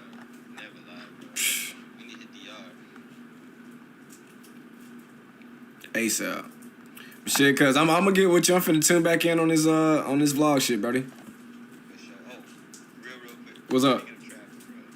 I think we need to look at I'm gonna see if it's at a discount. I'll buy it, bro. I'm kinda interested in the crew too, bro. I'll play that shit with you. Oh, the crew? I was just looking at other people playing it, bro. Hold on. I like the fact that you in different cities in America. That's the only thing you don't gotta enforce it. Bruh. That I'm finna say, bro, that shit I think is really like clean for real, bro. On some real nigga shit. I think that shit is really the real, like, yes, bro. And hold on, let me see how much this shit is, bro. Wait, are you getting on Xbox, right? Mm-hmm. Is it cross platform? If it isn't cross platform, I just buy it on Dre's computer. Okay, I'm finna just see if we got it in and Steam. If not, I'm gonna probably just go on the Xbox shit on and get this shit. Crew 2. Oh, it is here. Damn, that shit $50? When did it? $50? It should been out for a minute. Bro, what the fuck? I was assuming it's gonna be at a discount. I'm like, shit, if it's at a discount, I just pick it up. God damn. $50 for a game that's been out since 2018? No. This game been out since 2018, bruh. That means people still playing that shit. Gotta be. Well, you just said they got the jailbreaks and shit, so they updating it. So yeah, that shit wasn't out yet. Damn. Nah, this shit look good though. It don't look bad, bro.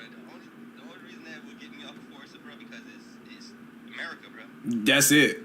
It's LA, it's New York. I don't know if Atlanta's in it.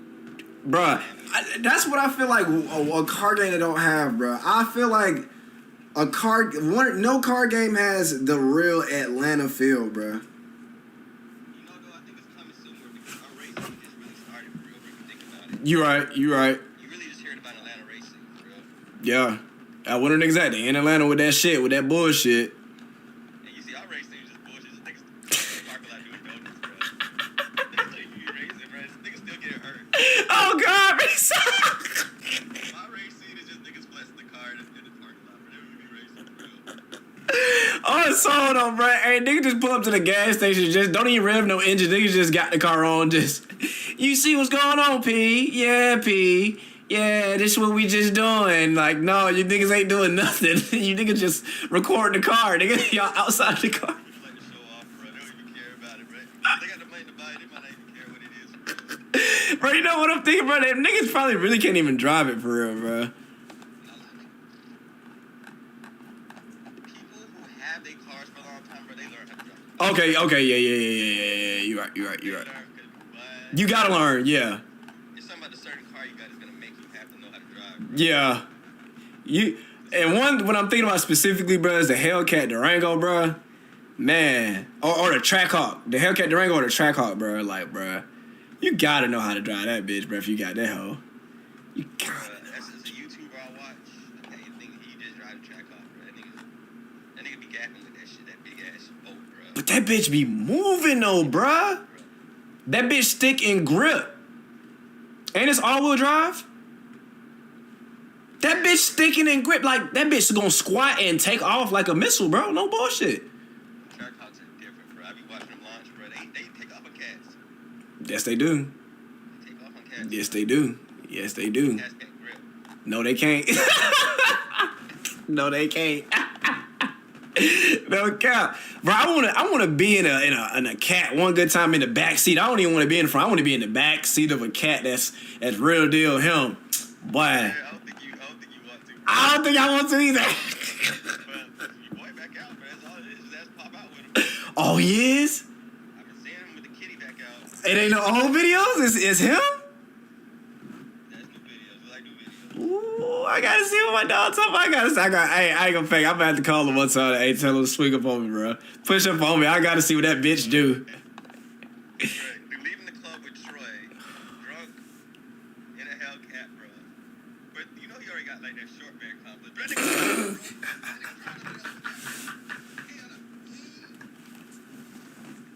Hey, I ain't gonna wanna be in that shit, nah. I ain't gonna lie, nah. I'm scared. They ain't gonna be off the yerks too. I'm good. I'm telling you, boy, I just know he's like that behind the wheel. But that nigga trying, what that boy, a Camaro? What he trying to? No, he ain't. He just driving, bro. He just driving. Bro, yeah, I don't even wanna risk my life, bro. I ain't gonna lie. That nigga ready to risk it all, nigga. I was like, hell no. You drunk and you on them yerks too? And this bitch extra powerful, you just got it back. You ain't had it in a minute. Nuh-uh. You've been driving the plucks and shit. You've been driving the V5s and the V6s lately, man. I don't trust your judgment right now. Man, I know the hell he can't wait. Boy, what the fuck, bro? That's just like me waiting on my Camaro to get fixed, bro. Even though I know the bitch ain't gonna get fixed. But if I was waiting on my Camaro to get fixed, bro, right now to this day, bro, man, I could. But if the way that I'm thinking now, bro, I could have had that. I still could have had that bitch, bro. Look at our state budget. Because that's what they Oh man, I mean, like, bro, like I was in jail, prison. If we knew it was gonna be like that, bro, the best thing you probably could have done was did whatever check it was gonna sign and let you keep the car. And buy it, what is it, an RS? Yeah. Swap it out. And swap that. And bro, I'm so mad that I was not thinking of that. The value of your RS would have been so high, bro. You would have paid RS insurance for a sport car. Exactly.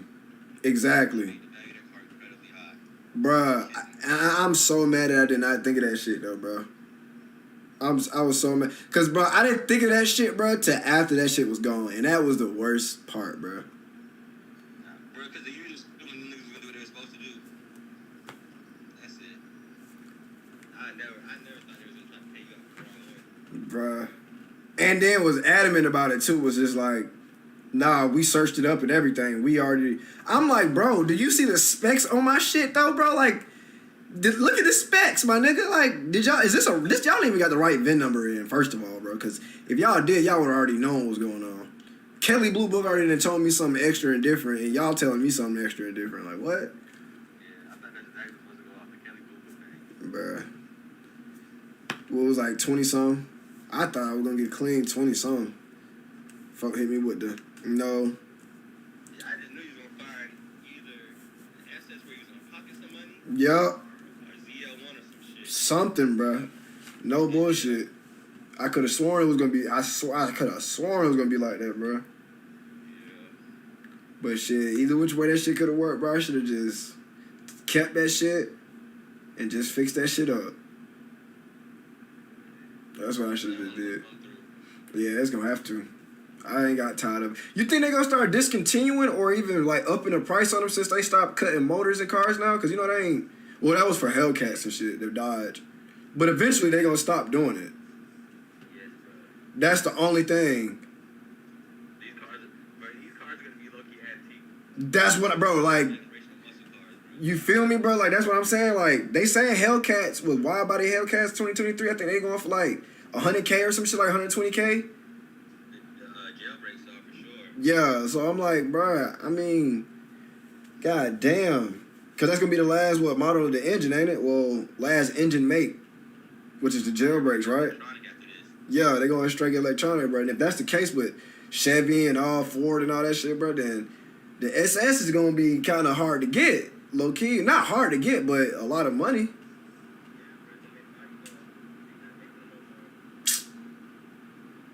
Fuck, bro. I can catch a stupid motherfucker. It's always stupid people. Yeah, it's always stupid people selling shit. Oh man, hey, that's my spot, bro. That's what I'm saying. That's my spot. FB, my spot, bro. I ain't gonna lie. That's why I got all my cars from no bullshit. The Mero and the Jetta. Hell yeah. Too good, bro. Like what? And it was, you know what's crazy, bro? I caught both of them cars at 79,000 miles, bro. On God, when I got the Jetta, bro, it was 78. When I caught the Mero, it was like 79. You feel me? Manual. Man, good shit, bro. Good shit. Great shit. I ain't gonna lie. I always recommend FB for anything, boy. Shit, I'm gonna fuck around and see if I can get one of them little VR things, bro, too. See what they looking like on the marketplace. Gotta be. But the only thing I'm not too fond of, I don't know how many niggas just wore their shit and what's going on. You know how people gotta put that shit on their face, bro. You know what I'm saying? Yeah. You know what I'm saying? Okay. Yeah. Super deep clean. On some super deep clean shit, cause I don't know. Cause I definitely was thinking about that shit when Jay said it. Would you get that shit off of Facebook? Look at that bit. Mm-hmm. Oh man, bro. I need that whip again, I ain't gonna lie. Time to whip out. Go ahead and find me another one. I think I'm gonna go back to Ghana on their ass, Key. Yeah, I'm finna go back to Ghana on their ass real fast. All right, my boy. I'm gonna catch up with you, brother. All right, cuz. Yeah. Chat, I'll be right back. Better run to the bathroom. Oh, shit, my leg. Y'all don't mind my hole in my leg, man.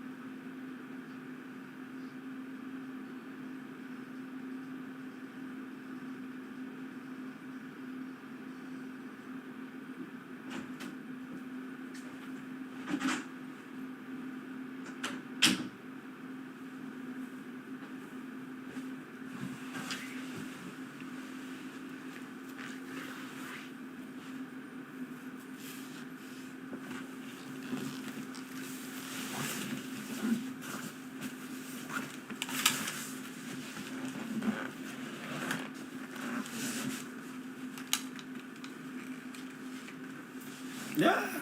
And it's my way back.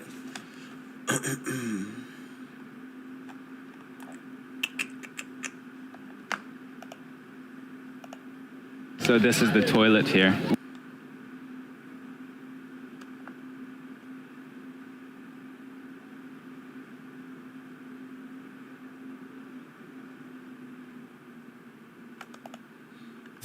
Biore blemish pouches are tough on breakouts, but gentle on skin. Welcome to Hawthorne Island. We make the best food in the world. Could we please get a little bread? No. The game. What are you doing today? I'm teaching the word of God. Do you believe that God can help the economy? How many kilograms on his head? 75 kilos. Do you have to pay rent or do you own 75 this building? kilos. The man he come build this house, he died. And then you just took it take over. over. We got squid here. There's the ink coming out. What do you eat? What's for lunch? Oh, Malta Guinness. Yeah. So that's lunch? Yeah. Anything else? Food? I don't have food for the day. Right. Yeah. So you're just drinking today? This is the toilet on the side of the road, look.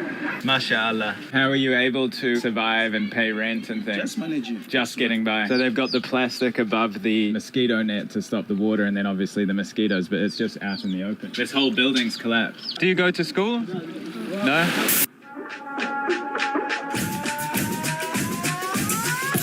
You're suffering for Ghana too. Very beautiful. What kind of metals are they looking for? Liars. Filippo ke Jacobo, Senior. Johanne ke Matthew, Simon ke Tadio. iPhone.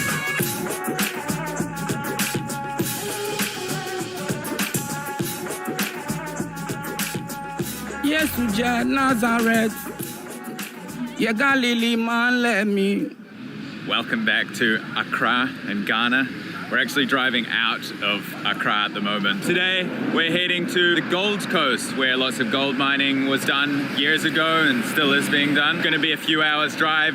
We're gonna stop along the way, meet some people, see what we can find. Ghana's always bringing the surprises and the good vibes, so let's see what we can find in this crazy place. What's your name?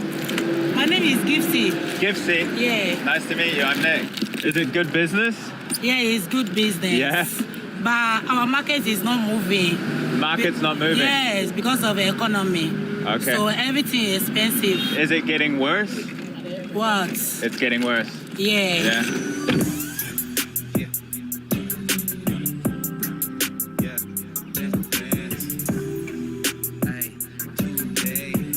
We just stopped on the side of the road. Try not to get run over.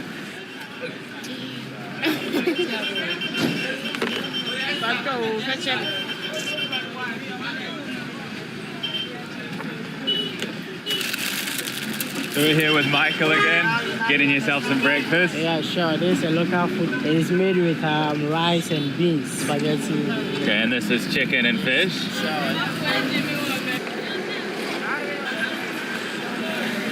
And are they pickled eggs? Yeah, sure, egg. And you've got some of the hind, right? The hind, yesterday. Cow skin. Yeah, sure. Alright. So how much did you pay for all that? That is 18 cedis, 50 pesos. 18? Yeah, sure. Okay. Thank you. Bye. Oh, that's so much food, huh? Nick, I'm very hungry. Delicious? Very delicious. $2, bro? What the fuck?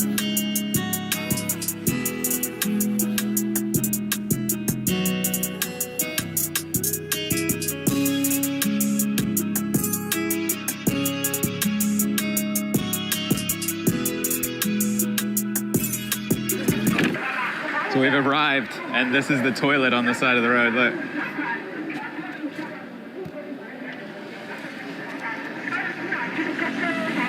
So to use that toilet costs half a city. How many kilograms on his head? 75 kilos, as he said. On his head? On his head, yeah, that was he said. Because they don't have any machines to help them lift it from the car and then transport it to where they want to take it. So it's supposed to be done manually, which is a manpower way. If I put that box on my head, my neck would snap in half. You can give it a try. No. You show me how it's done. What was your name, sir? My name is Jonko. Jonko? Yeah. I'm Nick. Yeah. And you're from Cape Coast? Yeah, I'm from Cape Coast, yeah. And how is life? Oh, everything is all right, but sometimes it's difficult. What's difficult? No, there's no factories and government work here, so the living standard is very difficult. Okay, so you want more support from the government? Yeah, you want the support from the government. What would you like to see? I would like to tell government to bring factories here so that the youth can get business or jobs to do. So for one of these boxes costs 1,200 cities. I'm Nick, nice to meet you. Is Is it a good business with the tomatoes? She said it's very good, it's very lucrative. But now, as it stands, and per where the economy has gotten to, it's very difficult for them to sell and get enough to take care of their family. So this little boy is on his way to sell some fish. Hi. What's your name? My name is Evangelist Evans Mensah. I'm Nick. Nick. Okay. Nice to meet you. What are you doing today? I'm teaching the word of God. Okay. And is there anything that you want to share on video about anything? Yeah, what I want to share this morning to you is that we are in end time. So everybody in this world, we must draw ourselves to God. Okay. So that the day of the Lord so comes as a thief in the night. We don't know the day the man will come. But as soon as possible, we must prepare ourselves and give our life to Jesus Christ. Okay. So very soon, the Son of Man will come. Right. And judge according to our wages. So you must forgive each and everyone in our life. Whoever has offended us, you must forgive him or her. Okay. And draw him near to us and encourage him and share the word of God to him. Right. And so you sit here on the side of the road and with the microphone and you tell everybody about God, yeah? Yeah. Wow. This is his generator here and this powers his speaker. So the cable goes there and he's sitting over there behind that umbrella. How is life here? For life, I think it's really hard. Hard? Yes, hardship. What's the hardship? I don't know if that's going to be later or not. You know what I mean? Difficult? Yeah. Okay. Our economy, everything has become difficult. Right. So we are here to bring the word of God to people. And so do you believe that God can help the economy? I believe the word of God. I believe God can change everything. Okay. If we draw ourselves to Him and pray for forgiveness, He will have mercy for us and forgive our transgression, because we are totally offended and mighty God. I only went in there one day. I was in there one day, but I ain't do much though. I only went to get a phone. Liars. And I ain't really see too much going on. I was trying to find him, but his ass was in jail. But from what I saw, it was. Well, I thank you very much for your time. I didn't do anything. Cheers, man. God bless you. I didn't even do nothing. I just got a phone. And I got my debit card from my debit card from the fucking bank. And after that, I ended up leaving. So corn and sugar, vanilla essence, and oil. One bag costs 3 cities.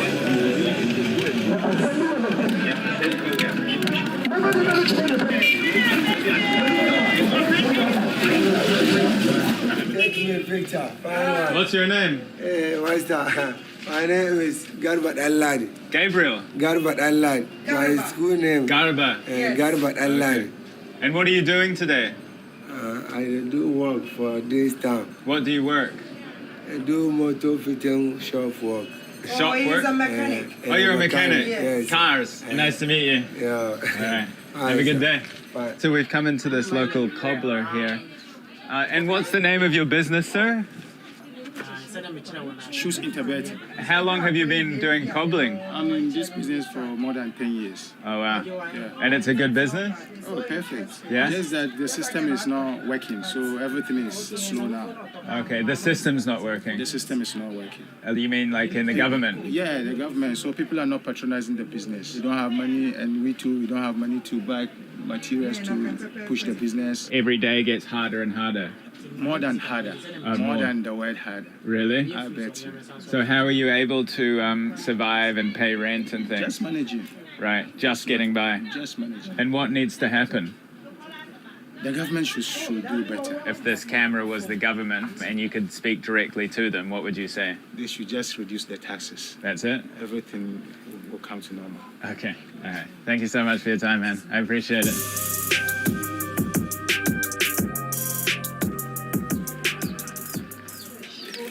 Nice to meet you. I'm Nick. Nick. Yeah. Patience. Patience? Patience, Bedu. Okay, Patience. Nice to meet you. And you, sir? Yeah. Samuel Boabin. Samuel? Samuel Boabin. Samuel Boabin. Yes. Okay, I'm Nick.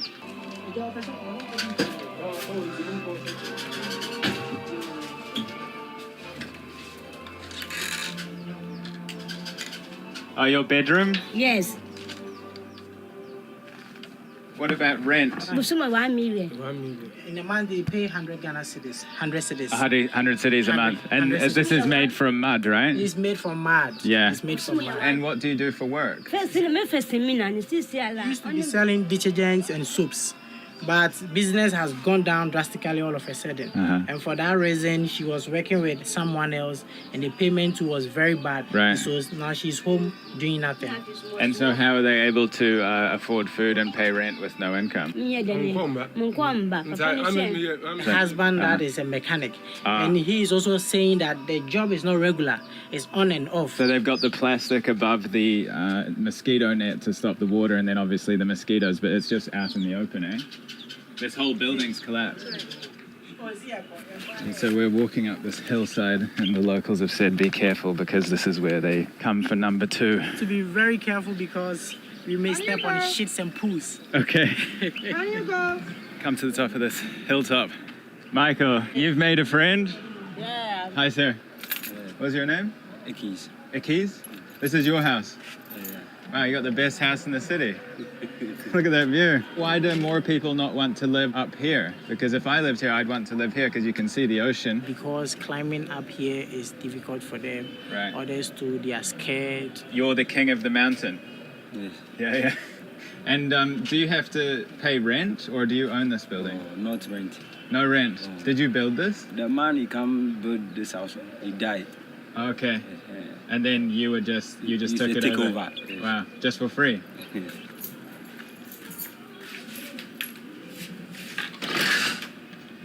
Do you live here alone or with family?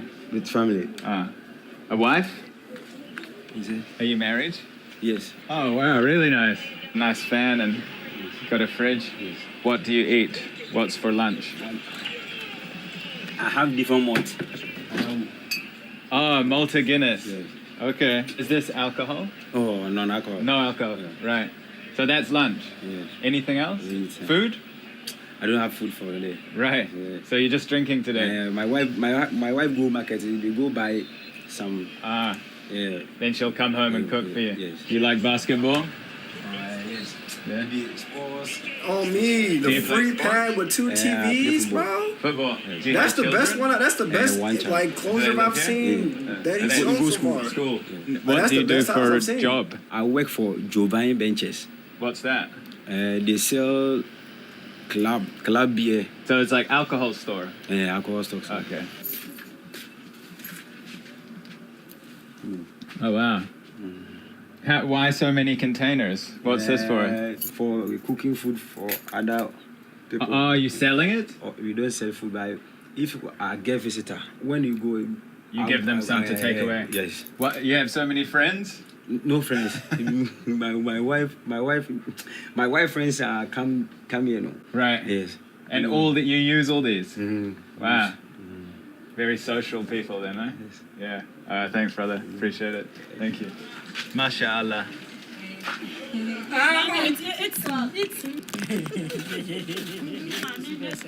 Is this your lunch? Yeah, this is my lunch. Hi, sir. What is your shop here? I repair electrical equipment. So somebody will bring like a blender and you repair it? Yes. Wow. Blender, fan, iron, rice cooker. Appliances. Appliances. Yeah. Electrical. Kettle. Yeah, kettle. Many people come here to get this fixed? Yes. Lots of customers? Yes. Wow. It's really good because where I come from, if something breaks, people throw it away, you know? But you fix it. Yeah, I fix it. That's great. Yeah. Because of the hardship, they don't easily do away with broken down this thing. They want to fix it and continue using it. Right. But if you want to buy a new one, because of the cost. And can you tell me about the hardship then, seeing as you mentioned it? In the country. Yeah, what is the hardship? Low income, most of the youth are without jobs. When they finish school, they don't have any job. I've met lots of people in Ghana and everybody says the same thing. Yeah. Yeah, everybody says the exact same thing. So there's a huge problem with jobs here. Yeah, absolutely. And what's the solution? Our educational system is not helping. Education system needs improving? Okay. Most of our youth, when they finish, they look up to the government to provide them with employment. Yeah. Yeah, but if it were to be technical oriented, I created this myself. Yeah. Because I have technical knowledge. Right. But most of the youth, they leave school without any technical knowledge. I thank you for your time. Okay. Yeah, all the best. I wish you the best. Okay. As a full-time roller skater, I would get tax paperwork, the I-9s, the invoices, 1099s. It can be a headache, but with TurboTax, it was a sigh of relief. Bro, what? TurboTax makes it easy to get my taxes done, even if my situation changes. Shop the Valentine's Day sale and save on everything. Only at What the fuck was that ad? Nigga said he's a professional roller skater. What are you doing today? Today I'm going to buy something on the other side. Okay. Is life good? Life in Ghana here nowadays is not easy at all. The economy? The economy is getting harder. Right. Every day things changes. Me, I don't have trust in our politicians anymore. The way they are managing things for me, I'm not happy about it. Corruption is all over. Lots of corruption? Yes. Okay. All right, man. Thank you. Nice to meet you, eh? All the best. All right. Take care. Cheers. I was just walking along the road and that guy said, jump in with me. And we had a chat just completely spontaneously.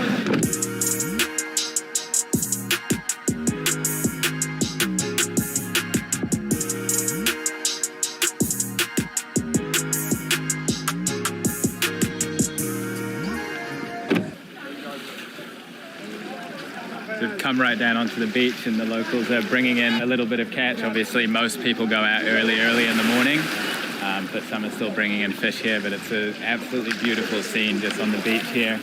All the boats set up, the coast and the old buildings and things. So, yeah. Absolutely beautiful place. So a lot of the boats will have flags from different countries. You can see there's Slovakia there, Chelsea Football Club, American flag, Ghanaian flag, Brazilian flags, Israel there, all different kinds. That's how the locals identify the boats, by the different flags. So they got squid here. Do lots of people eat squid here? Yeah, we do. Yeah, you like it? Yeah, I love it. Right. How was your catch today?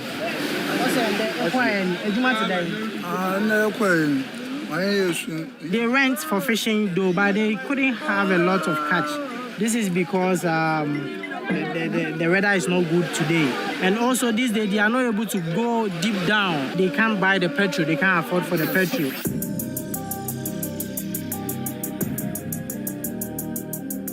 I'm Nick. Yeah, what? Nick. Yeah. I'm John Eflin. Johnny? Eflin. John Eflin? Yeah. Do you just buy fish Yes. from the guys and then sell it? And sell it. Okay. How's life? Oh, life is good. Life's good? Because of God. Because of God? Yes. You're going to buy a fish, Natalie? Yes. A squid? Yes. For your dad? My dad. How much for one squid? 60 cedis. There is this black stuff in it. Ink. You have to, the ink. Yeah. You have to take it out. There is a way you have to do it. Okay. If you don't do it well, it will spoil the squid. So that's That's the ink. That's the ink. There's the ink coming out. So she's completely cleaned it, taken out the ink, and here we go. Damn, $6 for squid, bro? Well, I It's mean, delicious? goddamn. Tasty? But we're popping a mate, One squid and how many of the other fish? 7. 7. And all Yes. this is 100 cedis. 100 together? Yes. Okay. Your dad's going to be happy with you. I'm telling you. What are you guys doing today? You're fishing? How old are you? My name is Selvin Deboche. Sorry? My name is Selvin Deboche. Okay, and your age? How old? 15. 15? Do you go to school? No? And you? My name is Frank Kwanzaa. And how old are you? 15? Okay. No school? Okay. Well, fishing, working, hard working. All right, nice to meet you. Nice to meet you. Cheers. Bye. And then we paid a visit to the Cape Coast Castle, a slave castle. Many of you probably know this, but the coast of Ghana was a main part of the transatlantic slave trade in the 18th century. So I took a tour around the castle as I wanted to learn more about this dark, dark history and the things that I saw and the stories that I heard and the history that went on beyond words. I would highly recommend if you're in the area to come for a tour. It's not easy, but very interesting to learn on a more deep level what went on here with the transatlantic slave trade. Horrific stories we heard. If you want to learn more, feel free to do your own research, but I just wanted to share my experience of visiting this place, and it was extremely grim.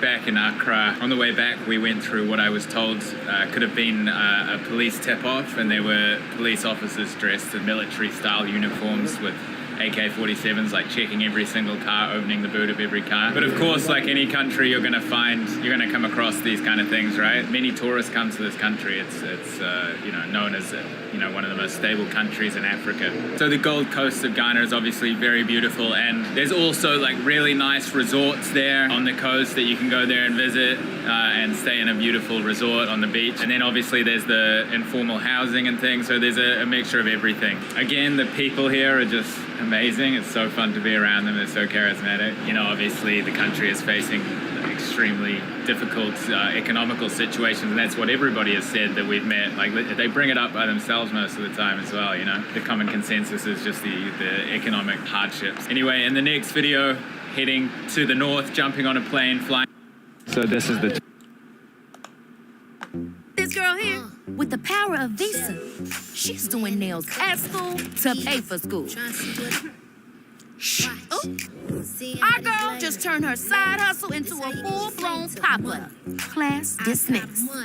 The apocalypse was coming. We're out of time. None of this is real! Billions will perish. Make a choice. Knock at the cabin. Rated R. Ladies. You like the ladies? Yeah, I like ladies. Best dads get promoted to grandpa. You like Miley Cyrus?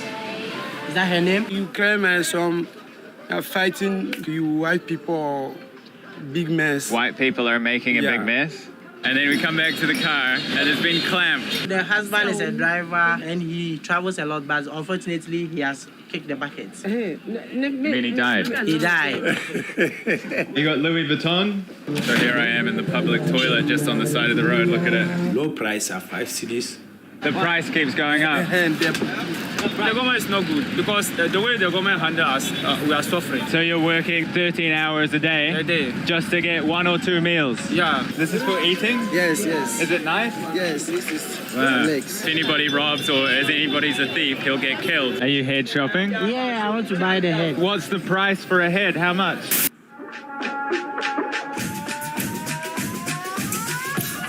Suffering for Ghana too. What kind of metals are they looking for? Liars. Filippo Jacobo Senior. Johannes Matthew Simon Tadio. iPhone.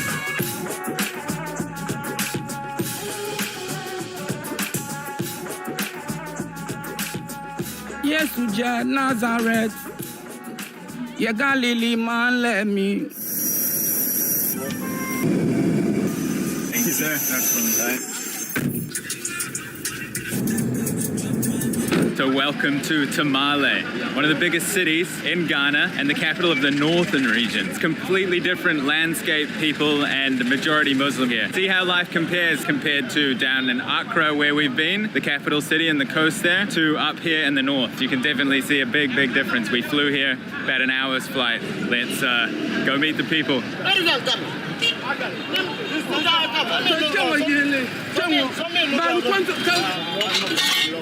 We basically pulled over just then. We hopped out and the driver went to grab some food, and then we come back to the car and it's been clamped, and then a huge fight started. But that's amazing efficiency. We pulled over for like 2 minutes and the car had been clamped in that short amount of time. Okay, so we're here with the butcher Abraham, right? Yeah. Okay, nice to meet you. This one, a bit cow. Yeah, cow. This one, you know, goat. You know, this one, a bit sheep. Sheep. Is life here easy or hard? The economy is we are just managing. The economy is not good. No good. The price keeps going up. And the price, like the price. Right. Thank you, sir. So there's many different languages in Ghana, and you know the national language is English. So when you come here, you're coming with somebody from the south, like in Accra, and you come up here, they'll communicate in English. Quite a lot of people here speak English up here in the north as well, like they do in the south. This time is very difficult. Okay. The economy is very difficult. Right? Yes. What's the problem? The problem is, look, food stuff is problem. Fuel before to go to farm, it's a problem. You understand? Yeah. How to farm, it's a problem. Fertilizer is not there. Too expensive. Yes. Something I've noticed here is how many people ride bicycles, and there's these big mechanic shops with these old parts that they're painting up and recycling, making nice new bikes out of them. Beautiful, fresh green paint job here. We are used to corn. Corn? Yes, corn. And rice. Now this time it's too high. It's too high. So you can't afford to buy it? If you want to buy, you buy few.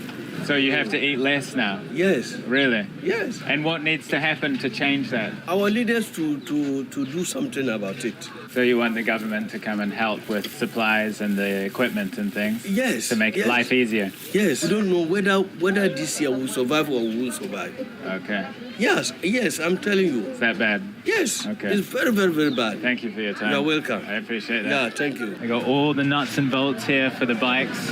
The whole workshop here. These are all ball bearings, so they sell all different kinds of ball bearings. Have you traveled to Accra before? Every week I used to go to Kumasi. I get car bypass to come to my workshop. What's the difference between 5 years ago and now in the economy? It's a change.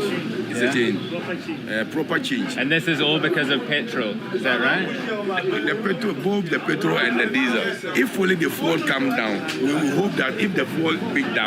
So you want the government to bring the price down. Right. Everything will change again. All right. Thank you very much for your time. Thank you too. Thank you too. Thank you, sir. Thank you. Appreciate it. So those guys that we were just talking to, the mechanics, they were saying that most people are just, a lot of people at least, are sitting around because there's just no opportunities and jobs here.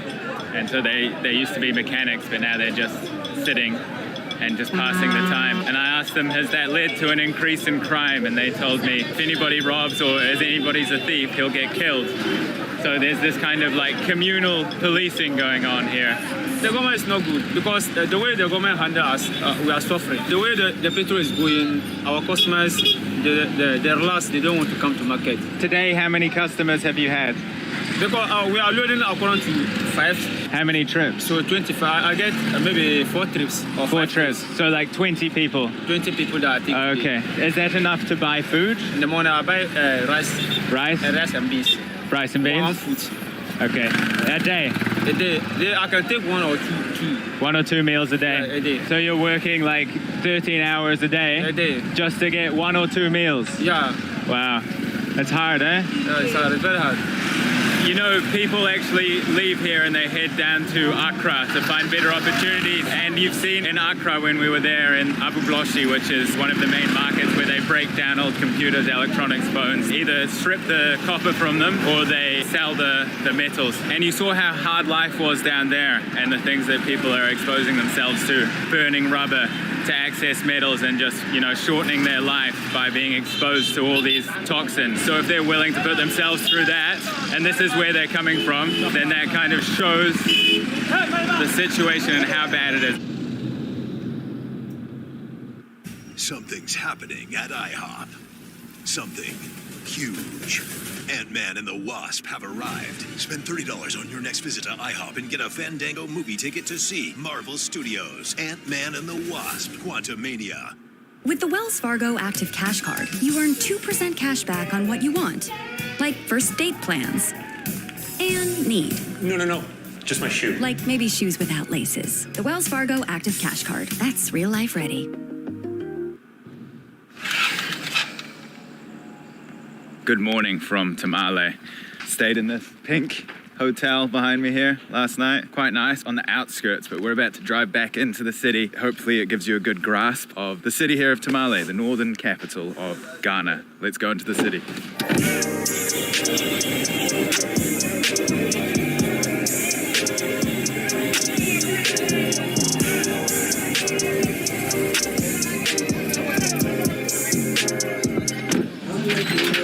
So here I am in the public toilet just on the side of the road. Look at it. Quite handy. You'll just see these little shacks on top of the curbs here, and I guess, you know, the sewage goes into the drain there. Are you head shopping? Yeah, I want to buy the head because it's expensive in Accra. So it's much cheaper up north? Yeah, because this is where most of the cow meat in Ghana, this is where they come from. Nice to meet you. Okay. Are you This is cow head. That's a head? Yes. This is the cow head. Legs. Oh, legs. Tail. Oh, right, that's the tail. That's the tail. This is for eating? Yes. Is it nice? Yes, sit down. Tasty? And this is the legs. The legs. What's the price for a head? How much? The price, you can get some 200 cities. 200 cities for a head? Yes, for the head. How many heads do you sell a day? We are selling, there are many. Many? How many? 10, 20, 30. Life in Ghana is good? Yes, Ghana is good. Okay, thanks, brother. Okay. Good luck. Have a good day. Bye. Thank you. El Hassan, you were just saying that when you were in school, you had pen pals from Canada and America? Canada, America. Okay. Yeah, Germany, even Spain. Okay. We have many friends, but we lost them. Oh, you lost them? Yeah, because of, I don't find out in Facebook.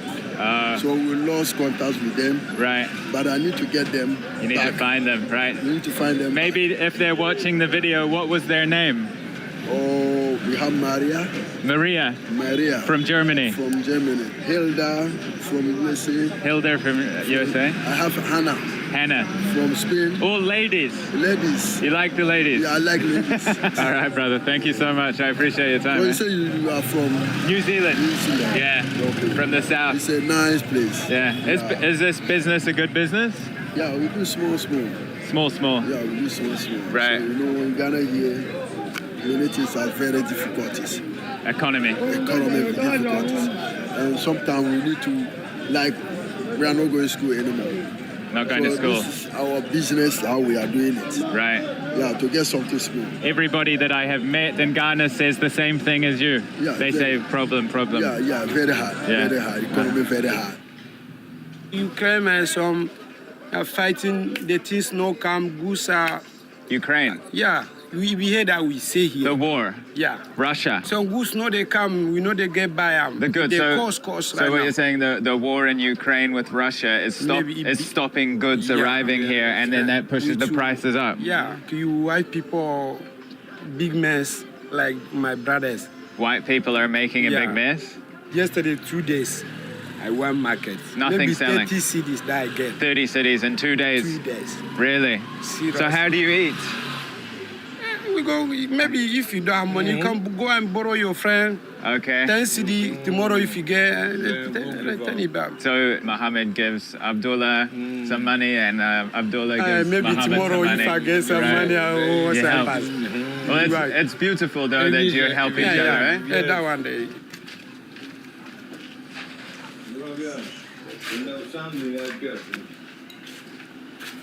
Assalamu alaikum. You good? Nice to meet you. What's your name? Oh, my name is Mohammed.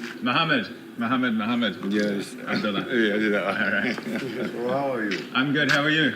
Oh, I'm so good. I'm just coming to experience Tamale. Right, okay. And meet the local people, understand life. Okay. How is life? Okay, very, very good. Is life, you like that? It's good. Well, thank you, Mohammed. Nice to meet you. Thank you. Right. This is your house? Yeah. No. Outside. Right. Thank you, sir. No, don't remove your son. No, I don't want to disrespect your house. Oh, wow, you got Louis Vuitton? Oh, this is your jewelry. Yeah. This one, so they do like that. So you thread it. Yeah. What's the price for one bracelet that you make? Right now, we have, they are different. Okay. Low price are 5 cities, medium 20 cities. Do you guys have children? I have 2 children. 2 kids? But he traveled. They traveled? Yeah. How old are they? One is 4 years. And they're traveling? Brothers, 6 years. They're traveling? Traveling. Yeah, they are alone? Yeah. 2 and 6? And go and see my mommy and come back. Okay. In the city? Yeah. Okay, so they're just for the day? Yeah. And they come back and stay in your house? Yeah. So in 5 years from now, will be better or worse? Right now, we are not better. Okay. It's not going well. Thank you, Mohammed and Abdul. Very nice to meet you. Thank you. Thank you for... I forgot. Nick. Nick, yeah. Nick. Yeah, nice to meet you. Yo. Do you like these people? Hi. All of them are something like that. Okay. So the politicians are okay? Hi. They're okay? All of them are like that. Right. This man will say, I can't make like this. He come to forget. Okay, so they say they'll promise something and then next minute it's gone. It's gone. Right, okay. Like this government. Right. Something like that. Oh, well, thank you, Mohammed. Nice to meet you, eh? Yeah.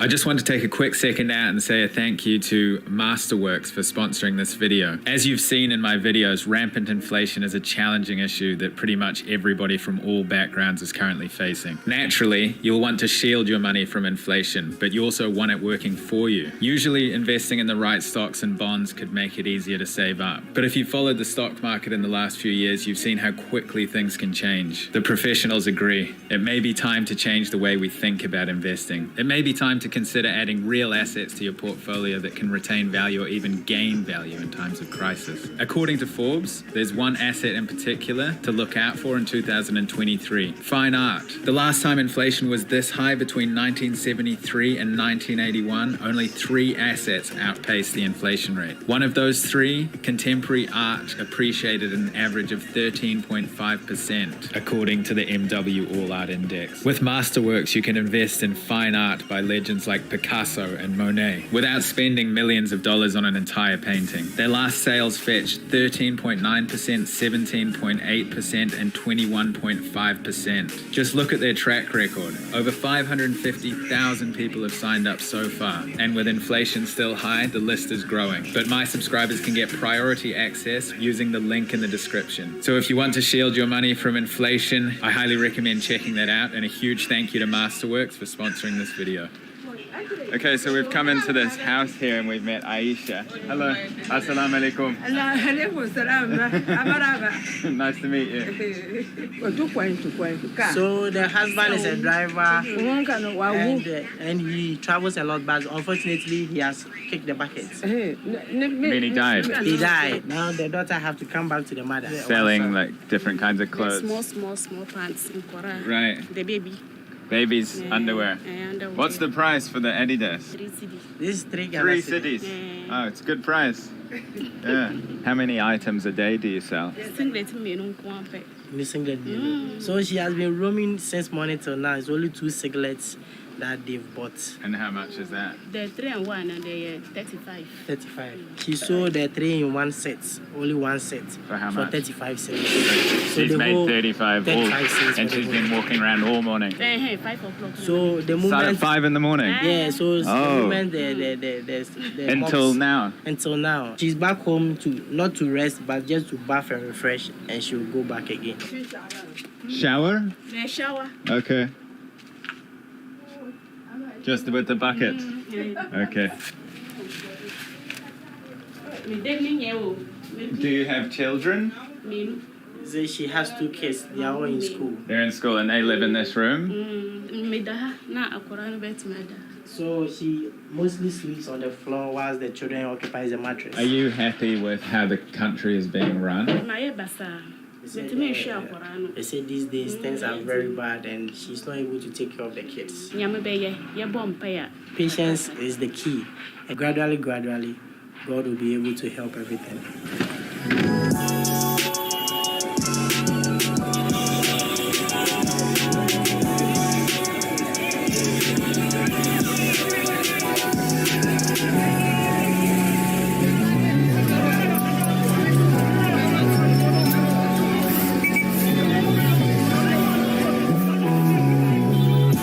So Michael's gone and made a purchase. Bought a cow's head, right? Yeah, I got it for 180 cities. 180 cities. And then you come in here and then you send money through your phone to his number. No, yeah, I could have sent the money from here to his number, but he is not having the registered number for mobile wallets. So I have to come here, cash out, and give him cash. So you send these people the money and then they give you cash? Exactly. Okay. And you're gonna, so when we go on the plane later, you're gonna take the cow's head? Yeah, they're gonna cut it into pieces. I tie it in a box. You can keep it in your bag or in a box, any of them. I think that'll make my bag smell great. Yeah, it smells very good. Going the extra mile is more rewarding with American Express Business Platinum. Thank you. Bye. So this is ready to eat? Yes. Okay.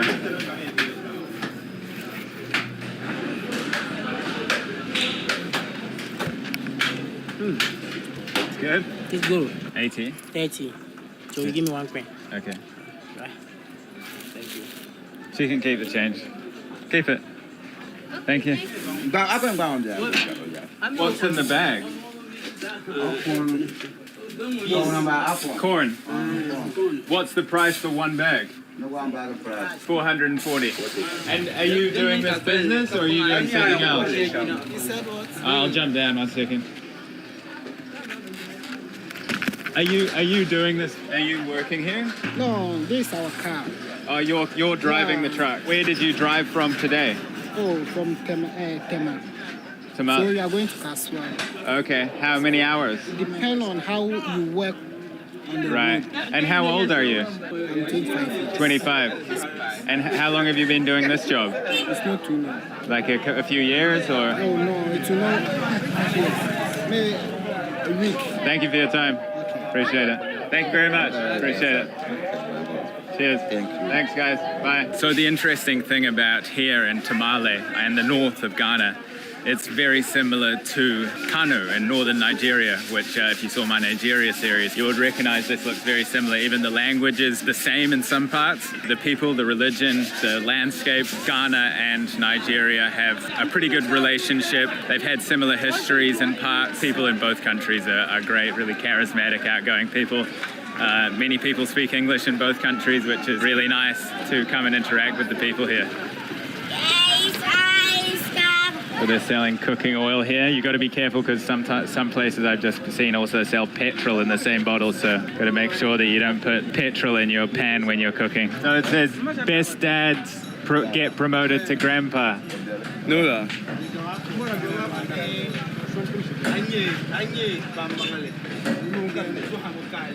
Oh, okay. Snap. Yeah. Looks good. How do I pronounce your name again? Zefao. Zefawa? Yes. Well, nice to meet you. Nice to meet you. This is your boy? Yes. Ah, he's beautiful. Thank you. And so you're making all kinds of clothes here? Yeah. Is this a good business? No. No, not good. Yeah. Why? The materials is hard. So Expensive. That's what, yes. Things are getting harder every day. Yes. As a mother, what is life like here in the north? Too hot. Hot. Yeah, it's like 36 degrees right now. It's so hot. Damn. It's lovely to meet you. I appreciate your time. Good luck. Good luck. Thank you. You're welcome. Bye-bye. Bye. Just such lovely people here. It's incredible, honestly. 97 degrees right now, bro. That's crazy. Now we're coming to check on Michael's cow head because they've been smoking it while we've been walking around. It should be ready for pickup now. How's it going? Is it ready? Yeah. Which one? This one or that one? This one. That's Michael's. Okay. Okay, so I've met a local man, El Hassan, right? You mentioned that you'd actually seen some of my videos before? Yes, I have. I have seen your video where you travel to Somalia, Pakistan. You really want to travel, right? You want to go and see other cultures? Yes, that would be fun. That would be fun, you know. Right. Experiencing other cultures. Why do you want to see other cultures? Because life is not really stagnant, you know. It's not at a stationary position. Keep the momentum going. Yeah, that's it. Right, and what if you could go to one country, what would it be? Can you give me like top 5? US, UK, Venezuela, North Korea. I'm really curious about that country. I want to see how life is over there. Pleasure meeting you. Thank you very much for your time. It's an honor. This is yours. Yeah, that's my meat. So he's chopped the head into pieces. Yeah, that's it.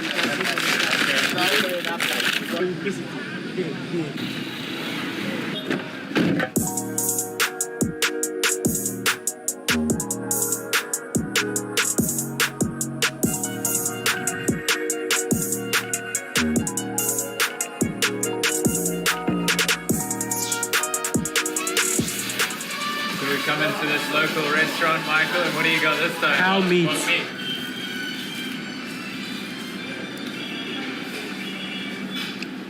I heard that shit is hot as hell, like super spicy.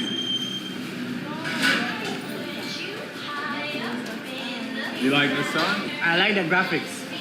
The songs I don't understand. You like Miley Cyrus? Is that her name? Yeah. Okay, maybe that's my first time knowing her name. I like only the body, I don't know the name.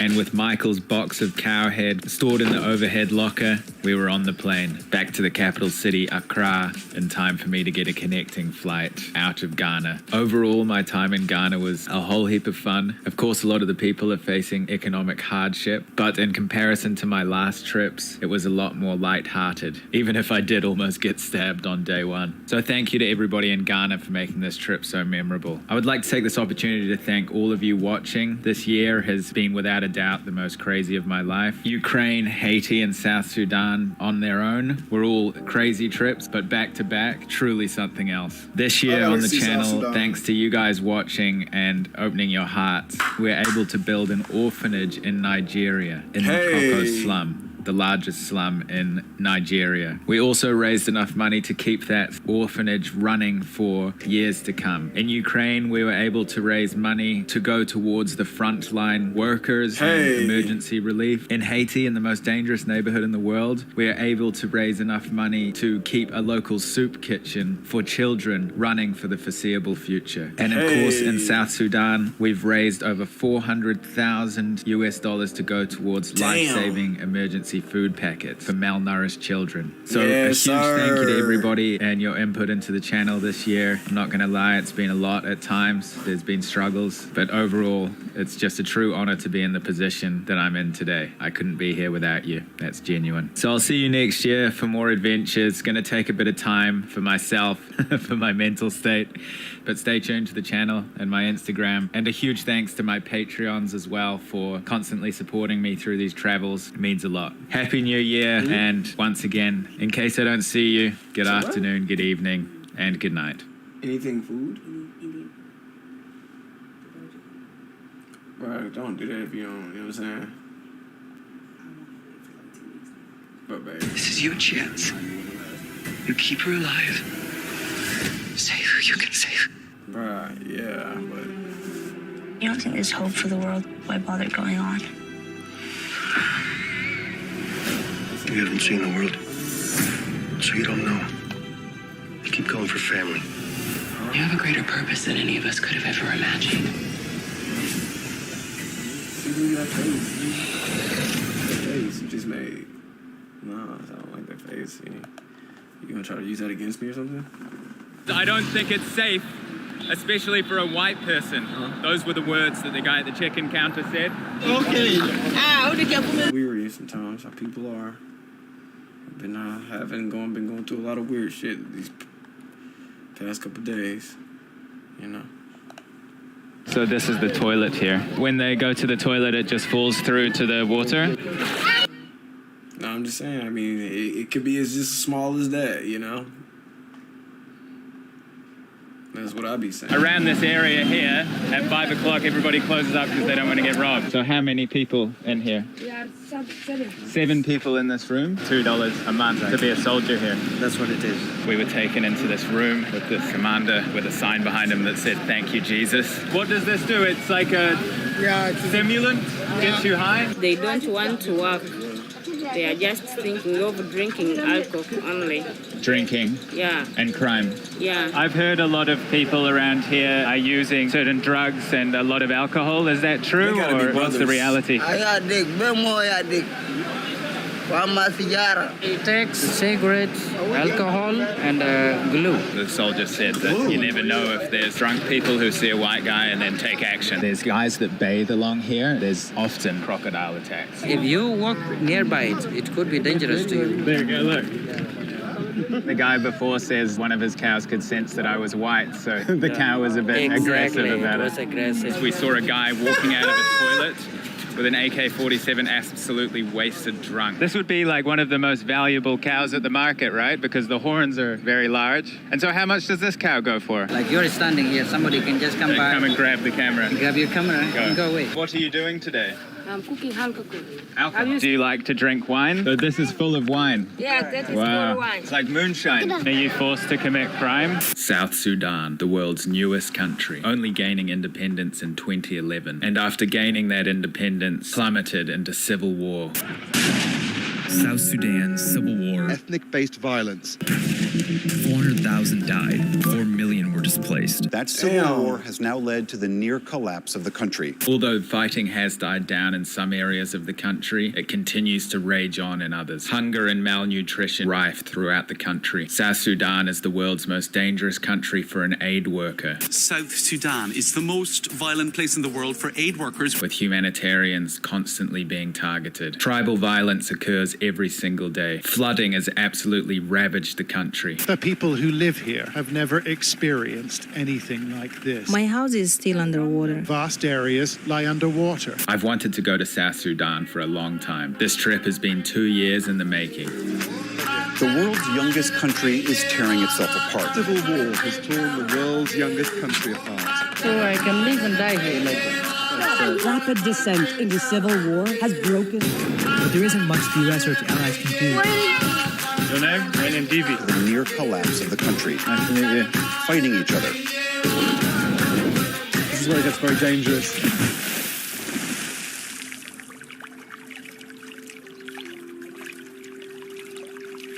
Bro, this shit is so mind-blowing, bro.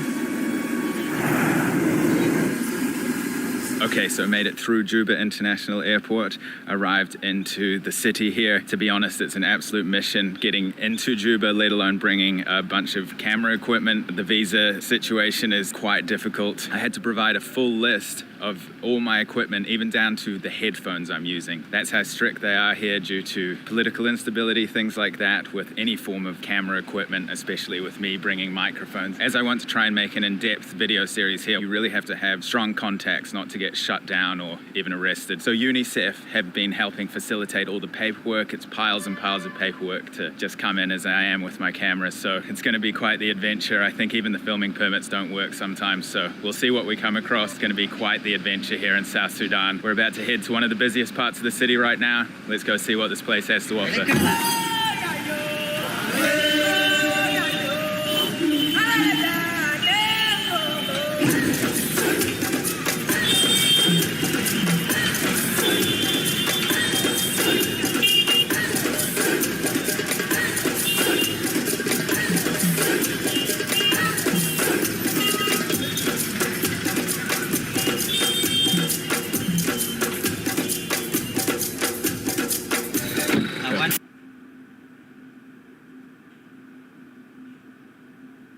arrived in this slum area here. The streets are fascinating. There's military everywhere. Long story short, we pulled over on the other side of this bridge of the Nile here. We were taken into this room with this commander with a sign behind him that said, "Thank you, Jesus." We were questioned. We gave him a paperwork. You see what I was saying earlier? It was already needed in the first 5 minutes of getting out the car. Now we've been given 2 soldiers to walk around the slum. The soldier said that you never know if there's drunk people who see a white guy and then take action. So yeah, we're going to have a look around. So we've arrived at this local pharmacy here and we're with the owner, Josephine. What about life generally living in Juba? How is it? These days life is not good at all. Not good. Things are expensive. People are suffering. They don't have money. They don't have food. They are sick. They don't have the money for treatment. And what about safety? Is it safe? The issue of security is not good. Not good. Most especially youth, they don't want to work. They are just thinking of drinking alcohol only. Drinking? Yeah. And crime? Yeah. Okay. They drink, they steal our things. They steal your things? Yes. So what happens? They come and break in or? At night they used to break. During daytime they used to take by force. Really, by force? Yeah, like that. With a knife or? Some they have knives, others they have pangas. Thank you for your time, Josephine. Welcome. So we're here with our team and you're going to be keeping me safe here, right? You're going to be helping me out? Sure. Yeah? This neighborhood here is one of the main slums next to the river here? Yeah, it is. Yeah. It is. This is the Juba Bridge. Life here is quite difficult. You are seeing this is a slum just adjacent to the Nile, and sometimes they get dislodged by water if it rains heavily. So it floods in here? Yes. In South Sudan, there's a lot of internal displacement, right? Millions of people because of either floods or violence, so you'll find lots of camps all around the country. It's either the flood or the conflict. My name's Nick. My name is Nick. Yeah, your name? Agor. Agor? Agorka? Daruka. Daruka. Yes. Okay, nice to meet you. And what are you doing today? I'm cooking alcohol. Alcohol? Have you seen this? This is wine. It's wine? Yes. Do you like to drink wine? No. Or you sell it? Just to help myself. To help yourself? Yes, I'm not drinking wine. Okay. That's why my children and my family. So this is full of wine? Yeah, that is Wow. all wine. This is already. That's a lot of wine. Oh, okay. It's like moonshine. Exactly. Wow. After that, this is the sugar. Okay. Sugar, you put it inside the water. How much does it cost for 20 liters? This 20 liters. To what gentleman? 10,000. Yes, 10,000. 10,000. $15 for 20 liters of wine. Exactly. Wow, that's quite the price. Okay, thank you. Nice phone. And are you using the phone? You calling? It working? Yeah? Yeah? It's okay? Oh, thank you so much. Very nice of you. How many people live here? How many? How many people? How many children do you have here? I have 3. 3. Plus the relatives. Okay, relatives. So how many people in here? We are 7. 7 people in this room? Okay. This is where the alcohol is. Yeah, I can smell the wine, yeah. Yes. Smells good. Yeah. Very nice. Thank you very much, Daruka. You are welcome. Nice to meet you.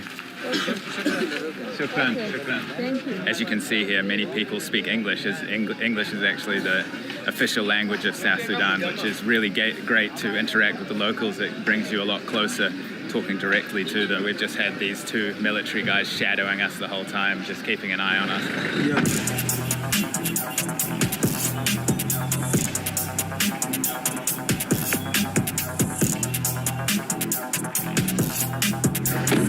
So we've come to this local street stall. Abdul, right? Abdul. What does this do? It's like a stimulant? Gets you high?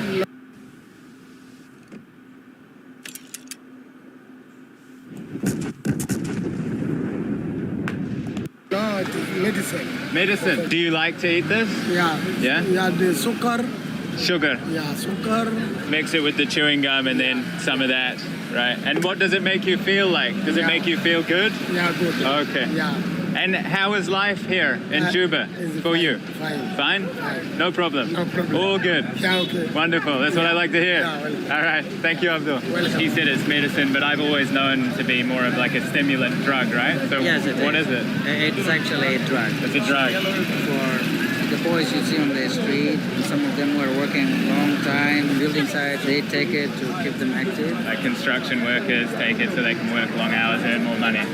And is it addictive? I would say it is. The boys that they call street boys or the kids boys that are on the streets who have left their homes, they take this together with the glue, with the sniff. So they mix with glue and they sniff that. Yeah. And these are the similar boys that we were talking about earlier that can sometimes rob shops. So around this area here, at 5 o'clock, everybody closes up because they don't want to get robbed. Yeah, the shops here close at 5. If you're not careful, they can snatch your phone, they can snatch your money. Like you're standing here, somebody can just come by. Come and grab the camera. Grab your camera and go away. It's quite common. They are, very common. So it's like one guy on the front and one guy on the back, and the guy on the back grabs it and then they drive. The other one rides fast away. Beautiful bike. Did you paint it? You painting? Painting? No. Yeah. Cleaning a lot though, eh? Yeah, just cleaning. Right. What was your name? I'm called Sahad. Sorry? Sahad. Sahad. Nice to meet you, mate. Thank you. All right. Bye-bye. These are massive avocados from Uganda. They're so big. So we've met some of the street boys that I was talking about earlier. These are the boys that have to leave the towns from outside Juba because their parents can't really afford to look after them. So they come in here and they kind of live off whatever they can really, and you know, a lot of them unfortunately have turned to drugs like glue. This area here, a lot of them have actually left during the day. They go to a neighborhood close by, which is quite reasonably dangerous. A lot of them are drinking moonshine and sniffing glue, so it gets quite unhinged. At nighttime, a lot of them come over here, and a lady we met before used the words that they take over. We're going to meet some of them, ask them the question and hear their side of the story and why they've been, you know, pushed to such extremes. Do you come from outside the city? Pandun Tada?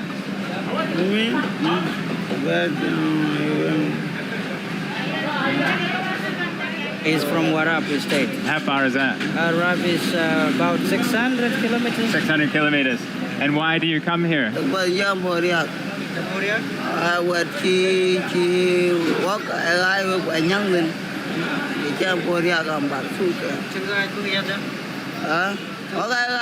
left home because he's disappointed with the parents because they sold the cows and he was left alone. He didn't have a cow for him.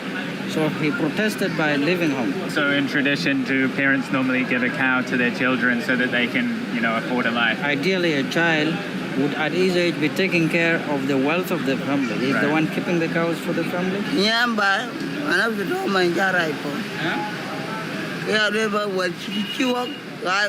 He's calling for the people at home to send him some money for him to be able to go back home, but they're not responsive. I've heard a lot of people around here are using certain drugs and a lot of alcohol. Is that true, or what's the reality? He takes cigarettes, alcohol, and glue. Obviously, you've had some horrible experiences, you know, living around here on the streets and having no family for support. So what do the drugs give you? How do they make you feel? Does it make you feel escaped? I take these drugs because nobody is responding to me, so I can live and die here like this. When I have drunk and I have smoked, I only look for food, and it's not something I buy. I don't have money to buy food. I just look for leftovers from the restaurants. Because it's a hard situation, are you forced to commit crime? If he doesn't have food, then he goes to collect garbage, sometimes collect the empty water bottles, and then that can make him mix some money. I have tried to ask whether it has happened that some of them get tempted into committing crimes like stealing some people's things, and they seem not to admit that. Right. So I asked whether any incident has happened when they have been suspected of anything they have stolen. And indeed they said, yeah, they sleep in the open, sometimes in the rain, and then people come and arrest them, suspect them.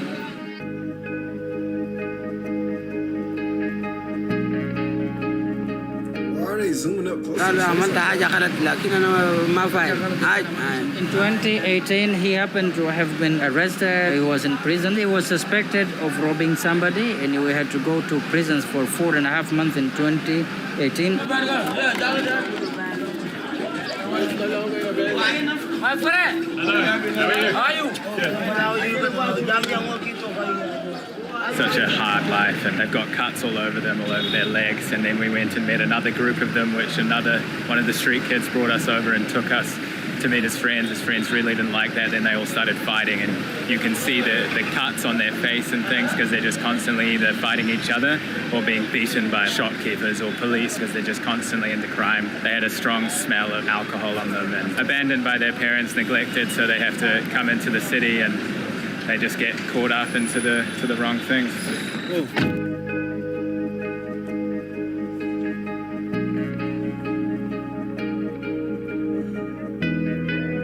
So we just pulled over at a petrol station here. South Sudan actually has extremely large oil reserves, some of the largest in sub-Saharan Africa, right? South Sudan, economically and with food insecurity, there's big issues. What's the deal with the petrol situation then? If there's so much money, but there's so much food insecurity and poverty, then what's going on? You have South Sudan as a country that is exporting oil. It's the prime product for the country. This is the number one thing that the country produces. Number one export by far, astronomical. Exactly. Yeah, nothing else. Exactly. Yeah. South Sudan depends on oil that is transported in from Kenya and Uganda.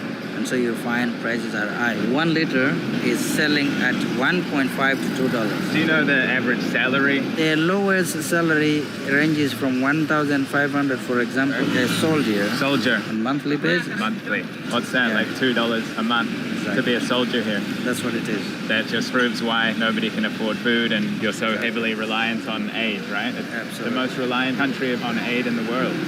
Absolutely. South Sudan doesn't have a refinery. South Sudan exports through the Sudan, where it is sold refined and then has to import the ready fuel for use. South Sudan's economy is 100% reliant on Sudan, like most of the refineries, and then it gets exported through the Red Sea. For the oil importation, it comes from East Africa. We import fuel for vehicles, for generators, and for general use. Right, because you can't refine it yourself. But we export the crude oil. Right. So this is that's why I was saying it's an interesting paradox. Yeah. Yeah, because you have the oil, you're producing it, and then you have to import it. Isn't the government currently building 2 refineries? Those have been mentioned, but it is not forthcoming. And is that a common theme in South Sudan, undelivered promises? Well, that's it. It's a reality. Okay. That's what it is.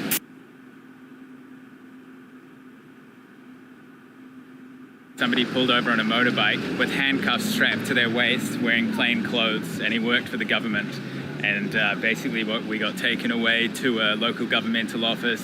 We had to wait for, I don't know, half an hour or so to an hour to present all these documents, getting questioned. Like I said at the start of the video again, it's proving to be not the easiest to film here, but luckily with the accreditation, it's very, very necessary. I think coming here without that paperwork, I would already have been sent out the country within the first 5 minutes of stepping out of the car like you saw today. While we were at this governmental office, we saw a guy walking out of a toilet with an AK-47, absolutely wasted drunk. He was like stumbling and tripping and he was like throwing rocks at goats while he was... I got a good feeling about this, yeah, I'm with it. I got a good feeling about this, yeah, so let's get it. I'm feeling good vibes. The apocalypse was coming. We're out of time. None of this is real! Billions will perish. Make a choice. It was a full AK-47. It's the middle of it's not even lunchtime yet, so that should give you a sign of kind of the situation here.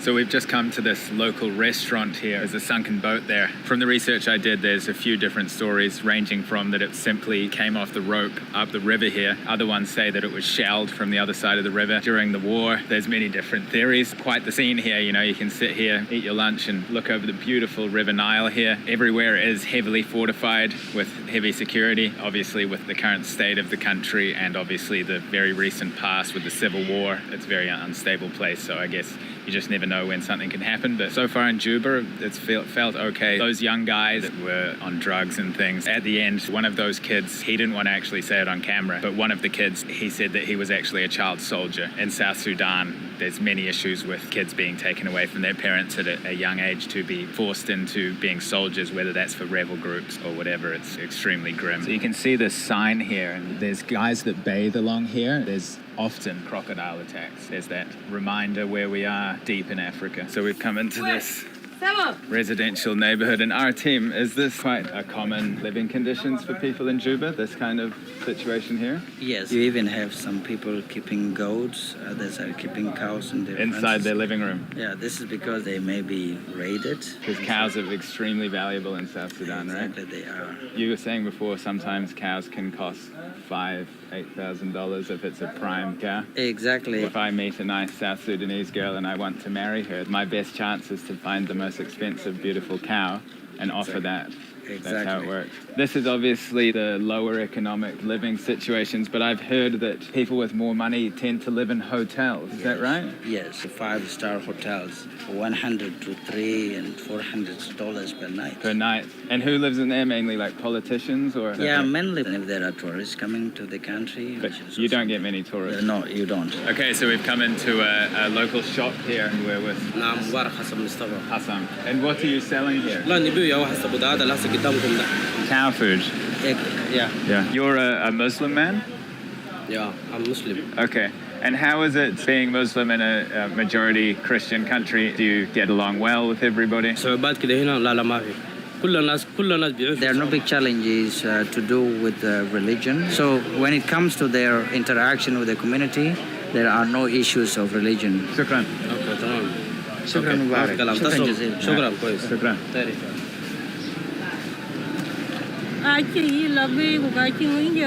Life is difficult. People are sick in the house and they have nothing to eat. But what do? This is how you struggle at the end of the day to have something on the table for your family. This is what she's selling to make ends meet.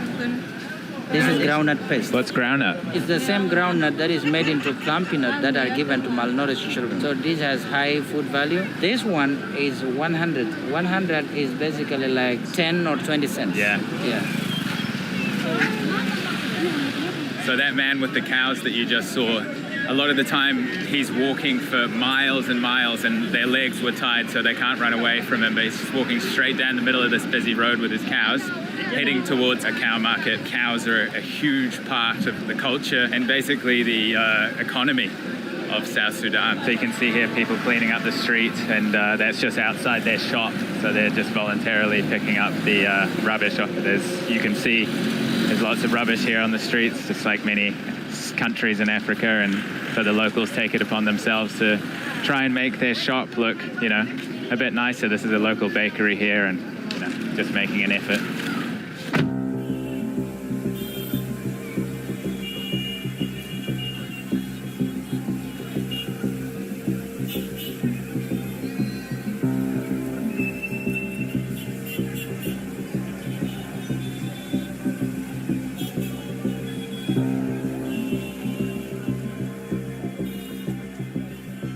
So we've just arrived at this huge cow market. If you want to get the woman of your dreams, then you've got to come forward with the goods. So, longhorn cows, the longer the horn, the more valuable. And you'll give sometimes hundreds of cows to a woman's family. Sometimes it can be 30, sometimes it can be 100 more. Depends, how much you want to show your devotion to the woman. So the man here in the blue, this is his cow, which is for sale, which is, I think, this would be like one of the most valuable cows at the market, right? Because the horns are very large. And so how much does this cow go for? It's 600,000, which is $1,000. $1,000, right. They make some profits, and that's why.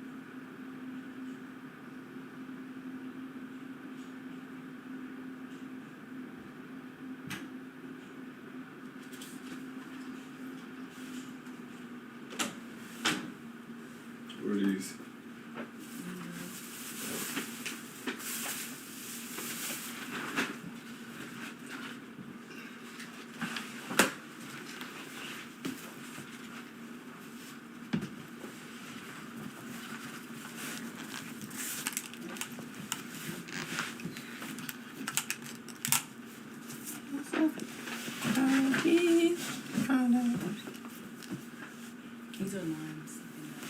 Lime? What you need lime for? They gave them to us last time. I never used them. Oh. Probably lime for the rice.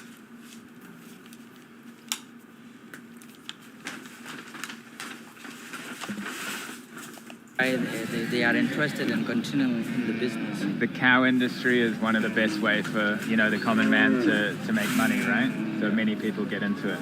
It is actually the source of livelihoods for many. Some of the cows, like the cow over there, now running around and somebody's chasing it. Is there injuries here? Because sometimes the cows can run away or charge people. No? Is it common for people to get injured? They can be dangerous, and you have seen even with the long, sharp horns. Yeah. So if you are not used to it, like if you walk nearby it, it could be dangerous to you. But the owner knows how to caress it and caress. Yeah. Right there you go. Look. And the guy before says that one of his cows could sense that I was white, so the cow was a bit aggressive about it. It was aggressive, right. Saw you a stranger. So they can sense different even people. For some black people like myself who are not used to them, they know the owners. They feel the energy. Exactly. Right. Okay. Oh, well, I hope that you sell your cow today. Thank you. Good luck. Inshallah, Inshallah. You guys have to let me know if one of these cows is going to charge me because I can't see. So in some parts of the country, there's actually what are called cattle raiders. They go around with weapons and they steal cows, so like cow bandits. So it's a huge industry here. You bought cows for your wife's family? Yeah, the tradition requires that. So, I mean, before thinking of marrying somebody's daughter, what comes to mind as part of the planning is, okay, if you want to marry, do you have the cows that are needed? How many cows did you present for your wife? I paid at the time, it was over 80. 18? 80. So I have to have somebody that I have trusted to keep them for me, and then I will continue buying. So I have to assemble them. Gather them. You build them. Okay. So when I know I have up to 50 cows, maybe with friends and relatives, and then you start planning. The more beautiful and the more tall the woman, the more cows and the better the cows you have to provide, right? Exactly. So if it's like a absolutely beautiful woman, then you have to come through with the best of the best. Exactly. Okay. But then it's now changing because even for an educated girl, this one is friendly. For an educated girl, you really have to pay more for education and for all that. So although if she has a university degree, then more cows. Exactly. Beautiful. Shukran. Shukran. Let's go. People shout Kawaja at me, which means white guy. That guy said, Kawaja, welcome back. It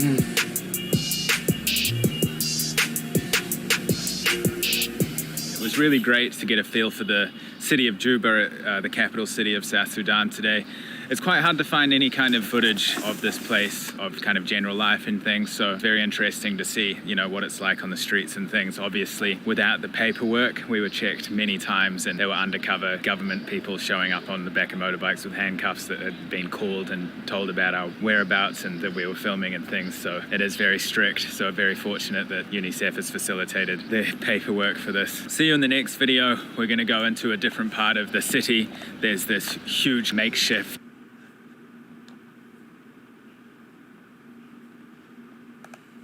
When shopping for a new vehicle, how do you know which brand you can trust? Subaru has been named Kelley Blue Book's most trusted brand a record 8 years running. That's more than any other brand. It's easy to love a brand you can trust. It's easy to love a Subaru. I got a good feeling about this, yeah, I'm with it. I got a good feeling about this, yeah, so let's get it. You ready? Come on. I'm feeling good vibes. See these power poles here, they had lights on them, but everything's been ripped out of them and stolen to sell. People really need money here, so they'll do whatever it takes. We had to land on mud runways. There's destroyed planes and helicopters lining the sides of the runways. This compound was actually hit by rockets. I've been told that there's quite a bit of crime around here, mainly robbery and things like that. This girl here is wearing rubber gloves for shoes. Big house that had bullet holes in the roof had been bombed. We're actually below the waterline now, and they're building dikes, big mud piles on the sides of the floodwaters to stop it coming in. They are the one living here. They are protecting in case of any criminality. How many people live in this room? 10 people. 10 people. So this toilet facility here can account for up to 50 to 100 people. How does the sewage work? There's no sewage. No sewage. See this dike here. Sometimes people come and try to break it, let the flooding into flood people's homes. Are there days where you're unable to buy food? Depending on the market, sometimes he's not able to sell any one of them. And then from that day, he can live without food. Nice to meet you. So we're here with a lady, Jan Nasser. She was in a car crash. You can see they've used wood here and fabric to wrap it up. 2 breaks. This used to be a road. You can see the power lines. Would you like one day to go to America? You can see they're plaiting the fish. There's actually venomous snakes in these waters. This lady was bitten by a snake. Now she has to go to the hospital. South Sudan, the world's newest country, only gaining independence in 2011. And after gaining that independence, plummeted into civil war. South Sudan civil war. Ethnic-based violence. 400,000 died. 4 million were displaced. That civil war has now led to the near collapse of the country. Although fighting has died down in some areas of the country, it continues to rage on in others. Hunger and malnutrition rife throughout the country. South Sudan is the world's most dangerous country for an aid worker. South Sudan is the most violent place in the world for aid workers. With humanitarians constantly being targeted. Tribal violence occurs every single day. Flooding has absolutely ravaged the country. The people who live here have never experienced anything like this. My house is still underwater. Vast areas lie underwater. I've wanted to go to South Sudan for a long time. This trip has been 2 years in the making. The world's youngest country is tearing itself apart. Civil war has torn the world's youngest country apart. So I can live and die here like that. Rapid descent into civil war has broken. But there isn't much the US or its allies can do. Your name? My name Divi. The near collapse of the country. Nice to meet you. Fighting each other. This is where it gets very dangerous.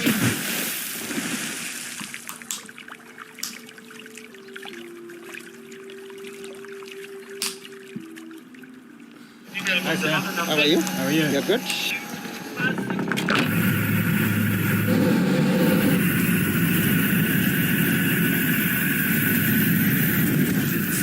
Hello and welcome to Bentiu in North South Sudan. That flight that you just saw, one of the most crazy flights of my life. There was lightning bolts right next to the plane. You could see the lightning bolts just outside the window. There was huge turbulence and then we had to land on mud runways. We made 3 stops on the way from Juba to here, which normally should be about an hour or so flight, but it took 3 hours. We had to stop in these random airports. We were sinking in to the mud on landing and takeoff. The pilot was even saying himself, he didn't like it. There's destroyed planes and helicopters lining the sides of the runway. These are actually shipping containers here, and this is where I'm going to be staying while I'm here in the north. This base has guards all around it. You can hear in the background there's a helicopter flying overhead. There's lots of military activity around here. This compound was actually hit by rockets a few years ago. They went right into the containers. South Sudan has recently experienced the worst flooding it has in 60 years. We're actually below the waterline now, and they're building dikes, big mud piles on the sides of the floodwaters to stop it coming into this compound and the rest of the camp. Majority of the people are living in makeshift camps that are actually protected because they're fearful of being killed. What sadly has been tearing apart South Sudan for many years now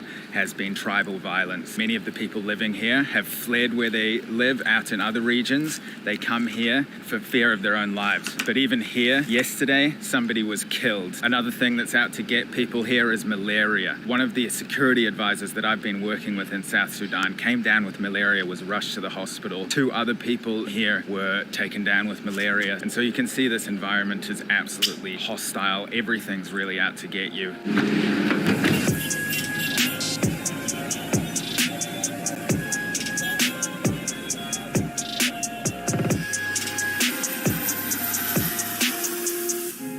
Just this crash plane here. That's the engine sitting on the ground. A crazy environment, just so barren, so many humanitarian vehicles. So we're basically on protected land by piles of dirt, essentially. This is just this wasteland kind of place, just with huge camps from people fleeing violence. It's not a nice environment.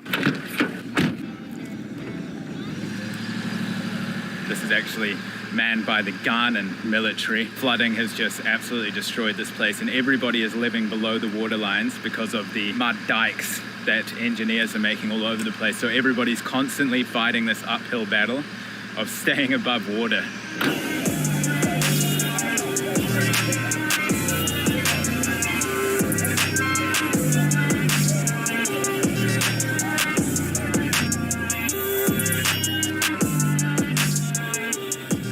So we've come to Bentiu town centre here. You can see that big house that had bullet holes and the roof had been bombed. That's actually from the Civil War. So back in 2014, this place was rife with armed conflict, fighting on these streets. Most of the buildings were destroyed. We went past supermarkets that had been burnt down. Most of South Sudan does not have paved roads. That's why it takes so long to get anywhere. There's only 200 to 300 kilometers of paved roads in the entire country. When it rains, it turns to mud, so you're just stranded in random places. This is extreme living here. Okay, so I've met a young man called Sulema. Sulema, yes, my name is Sulema. Sulema, and how old are you, Sulema? I'm 19. 19? Yes. Young man? Yes. Right. And how is life here? Life is good, no problem. It's good, no problem? Yes. Last year we have a flood, but now no problem. Where do you live? In a camp? No, I'm living here in Bentiu town. But most people live in camps, right? Yes, yes. Were you here during the crisis and the war? Yeah, I was here. What was that like? But now it is, alhamdulillah, we get peace. Is it easy to find food and things here, or do some people have problem finding food? Some people have a problem, but the problem will never be permanent. It will be temporary. Okay. You're a very positive man. Yes, yes. So this is your shop? Yes, this is my shop. I'm working here. Do you get much business here? Yes.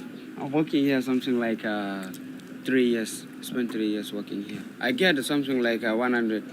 $100 a month? Yes. It's pretty good, right? Yes. This is American rappers? 6ix9ine. Yes, you like American rapper, yeah. You like him? Yeah, I like him. I like to watch the videos on YouTube even. Something's happening at IHOP. Something huge. Ant-Man and the Wasp have arrived. Spend $30 on your next visit to IHOP and get a Fandango movie ticket to see Marvel Studios' Ant-Man and the Wasp: Quantumania. I got a good feeling about this, yeah, I'm with it. I got a good feeling about this, yeah, so let's get it. I'm feeling good vibes. Okay. Do you watch a lot of YouTube? Yes. And do people like to buy shirts with 6ix9ine on them here? 6ix9ine, Drake's. Okay. Even Justin Bieber. Chris Brown. I used to listen to. You like Justin Bieber? Yes. Okay, man. Nice, Yes, nice. yes. So you really like American culture? Yes, I really like. Would you like one day to go to America? I want to be, but there's no process. No process? Yes. Too hard? Yes. Thank you for your time, Salima. Have a good one. Cheers. Okay, so we're here with David, and you're showing me around Bentiu, right? Yes. Yeah? And so, have you lived in Bentiu your entire life? Yes. So you've seen fighting and war and everything? Yes. And what's life like now here in Bentiu? The life in Bentiu now is not as it used to be before. Okay. Because of flooding, and also because of recent conflict. So it's harder now? Yes, it is hard now because we cannot access the route that can supply Bentiu. Okay. The food crisis. You're going to have to help me with the pronunciation of your name again. Your name? Your name, Joy Gangalwak. Okay. Joy Gangalwak. We are surrounded by water. Things are not easy with us here in Bentiu. In terms of business, our business is not going well because all the route that connected Bentiu and that supplied Bentiu are not cut off by the water. Basically, you're cut off from the rest of the world here. Is that right? Everything that is we are selling here comes through air and it's very expensive. Thank you very much. Good, my friend. Thank you. Shukran.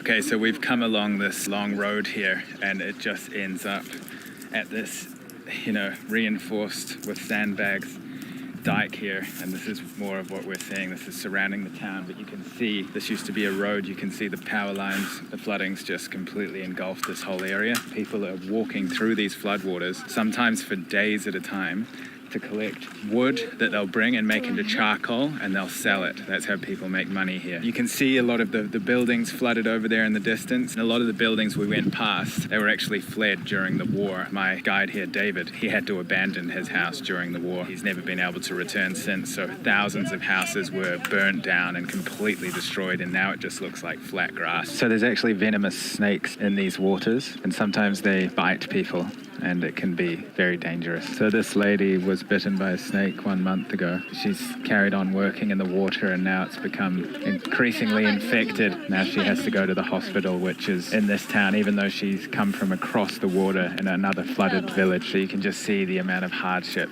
in this area there's nothing I can really say.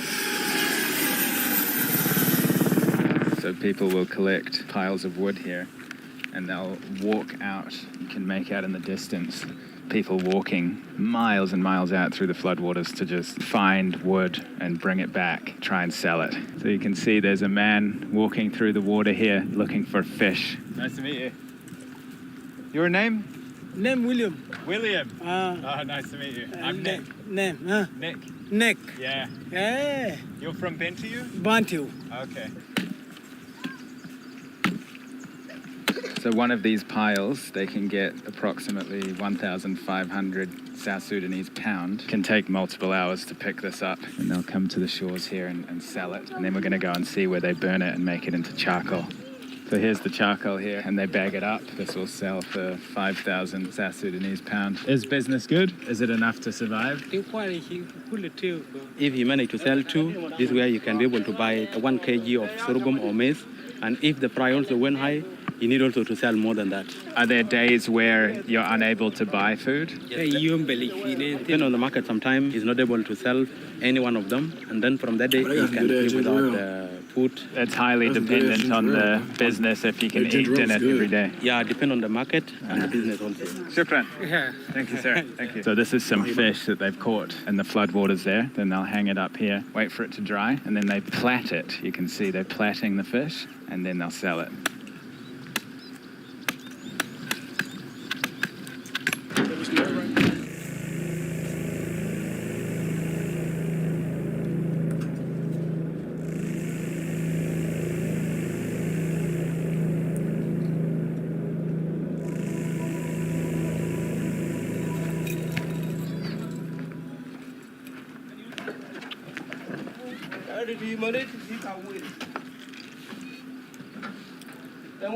Yeah, the one living here, protecting the community. So they sleep in here? Yeah, they're sleeping here. And what are they protecting from? They are protecting in case of any criminality or whatever happening. They can be able to see and go and rescue. So we've arrived at the POC camp. POC means Protection of Citizens, and you can see the floodwaters. You see this dike here. Sometimes people come and try to break it, let the flooding into flood people's homes, destroy people's homes. So these guys keep an eye, make sure nobody does that. Also any possible intruders, because majority of these people that live here are fleeing from untold Kenya, what's good? insane violence from other regions. Not too far from here is armed fighting regularly. So you can just see for miles, houses and shacks, 120,000 people in this camp specifically, but there's many camps like this. The majority of people that live in this city live in camps similar to this.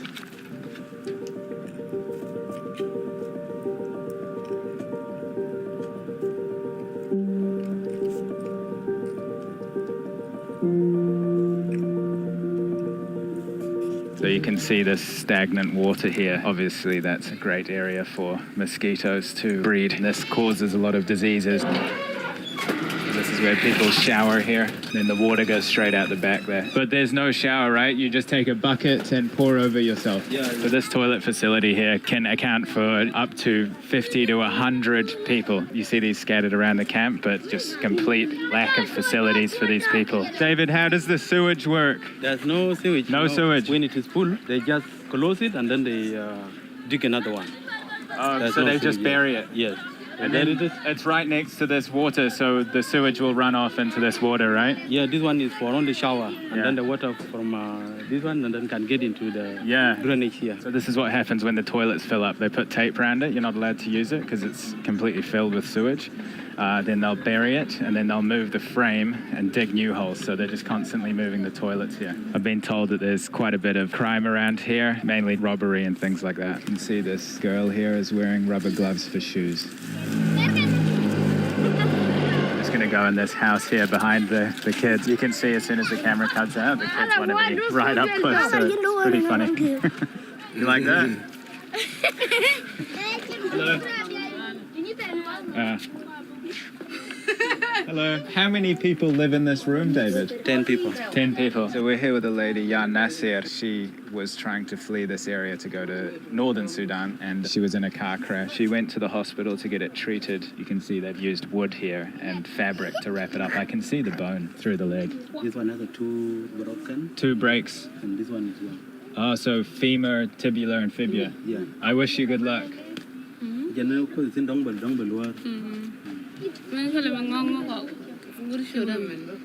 Thank you. Shukran. Their village was burned during the conflict. And did they lose any family members? Yes. Yeah? Yeah. Have a lot of life they were coming. And I've noticed it's mainly women and children here. Are there men? During the conflict, many men joined the army, others were killed. A lot of these women's husbands are fighting right now. Yes, some of them are in fighting, others also choose to go and work outside. They are suffering a lot. Others lost their husband and they have nowhere to go to take their children. So they are here just only to survive. Here's a homemade football here. So it's just stuffed with fabric and plastic, and then they kick it around and have a good time, right? Ready? Your small business has a partner that always puts you first. GoDaddy, tools and support for every small business first. Your name? My name is Matthew. Matthew? Yes. Nice to meet you. I'm Nick. Manchester United? Yes. Yeah. So you can see these power poles here. They had lights on them, but everything's been ripped out of them and stolen to sell. People really need money here, so they'll do whatever it takes.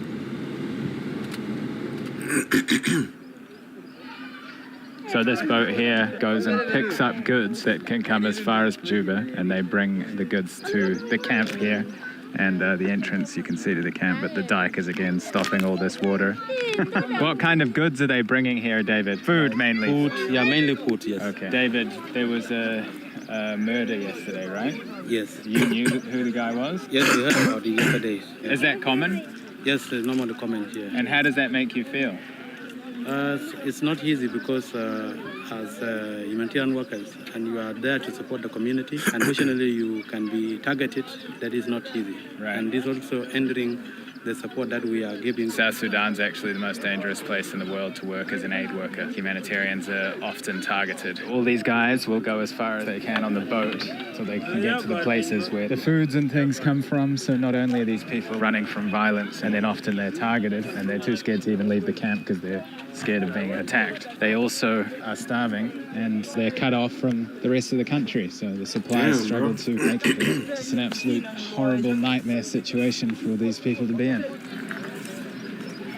So here is the charcoal here that we saw earlier. So it'll come in here, and this is how it's sold as well in these smaller bags. And the guy who's selling it just said, this is how we survive. 200 South Sudanese pounds for one bag. We're having a look at another house here. There's a child on the floor here. What's wrong with him? He's sick and he's not talking. He's sick? Yeah. And so he just lies on the floor? He just lies on the floor like this. He's disabled, cannot walk also. So he doesn't move from this position? He doesn't move from place to place. He doesn't move. Is it a girl or a boy? Yeah. She's a girl. How old? 9 years. 9 years old? Yeah. And has it been like this the entire life? 6 years on this situation. So what is your plan for the child here? There's no way of taking her to treatment because there's no money, there's no whatever. She came here during the 2013 conflict. She's not able to go back to... She's not? Yeah. Ever? Ever. Very difficult for them to go back. What kind of things are happening in where she comes from? Her belongings were burned and everything was looted, and many relatives also were killed during the conflict. Shukran. Thank you. Thank you.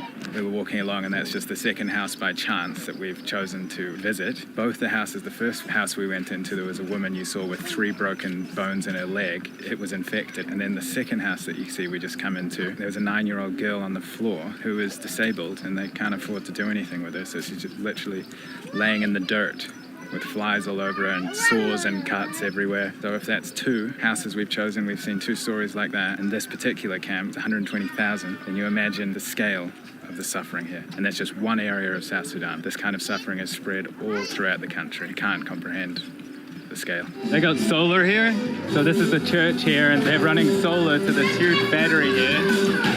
And then they're playing the keyboard, and they got some music, and the kids are dancing.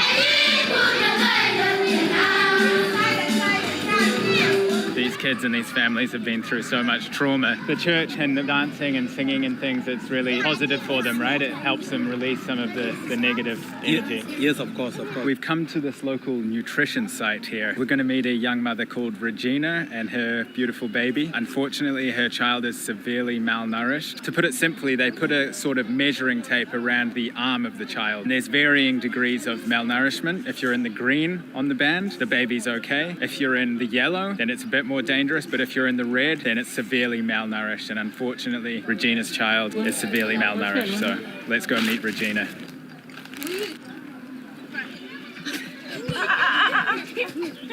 Regina and Avram, your baby is sadly severely malnourished. What kind of feelings does that bring up when you see your child is very sick? Look at her, bro! When the child is not feeling well. Without these RUTF, what would happen? The child can suffer a lot. Child can suffer. Beautiful baby, one is very important because there is an ingredient inside this food, and when it gives to the child can improve easily. How long have you lived in the camp That's so for? fucking sad. 2014, 8 years. And why did you come here? Fighting? Yes. His uncle was killed. Yeah. By gun? By gun, yes. When that incident happened, she has nothing to say, just to come and settle here to begin a new life because everything was left behind. Property were looted, they come and settle here. When they were there, they depend on what they were doing by their own. But when they came to this IDP camp, they depend entirely on humanitarian support. Right, so in their old house, they looked after themselves, but here, seeing as they were ripped out of their environment against their will, then they had to be reliant on UNICEF to supply this RUTF. Yeah. And the food and the shelter and everything. Yes, shelter, food, schooling. Do you have a message that you want to share about what's happening in South Sudan at the moment? They have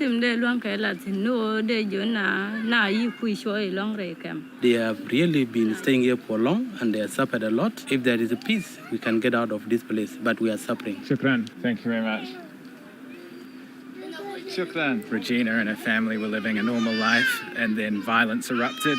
They had to flee and they were destined to, a life at least for the foreseeable future in this camp. And, they used to look after themselves entirely and now that's not possible and they're completely reliant on the help of UNICEF supplying them with the RUTF. I'm going to leave a link below if you would like to donate and help save lives like Regina's beautiful baby there. These children are in dire need and without UNICEF supplying them this lifeline, doesn't really bear thinking about what would happen. I mean, you've seen inside the houses, you know what happens to people who slip through the cracks here and get forgotten. Doesn't end well. So just $10 will buy 30 of those packs. It can have a huge impact. You can see the baby just chewing away on that food and it's going to bring back to life. I've talked to doctors and I've talked to mothers who Why do you say it? Like, nigga, use what you mean therapeutic bring food, it back to life, nigga? That's a human being, nigga. Fuck is you saying? Designed bring to her bring back? a child from death's door back to being a young, thriving, healthy baby again. So, the hell you mean just by for $10, the impact that I know you don't mean we no can harm, make together. You watching this at home, it would be beautiful. Many of us will spend that on a coffee and a sandwich. If you are able, obviously if you don't have the means, but if you have the means and you want to help out, just know that your dollar can save lives here.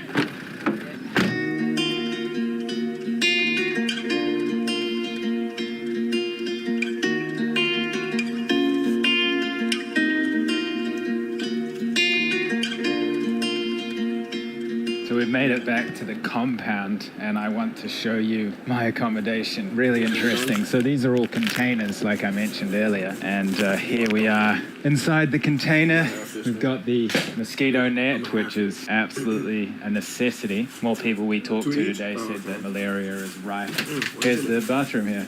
Has everything you need. Basically a military existence here. Seems like everything's out to get you in this place, you know. Out of 120,000 houses, that the two we went into had immeasurable suffering happening inside of them. And I'm not being paid at all to promote the work here and fundraise for this life-changing work. It's just something that I personally believe is very important. It needs a lot of planning on it because this place is completely forgotten. South Sudan's a relatively unknown country, even the capital city. You imagine you get out to these kind of remote areas, there's nothing here, you know, there's just suffering, really. It's sad to put it that way, but it's a lot of suffering, and you've heard it firsthand from the people. The vast majority of people are sifting through dirt and looking for anything that they can to make it work, any aid that we can give them. So yeah, $10 buys 30 of these. I'll see you in the next video from more from South. Yes, sir.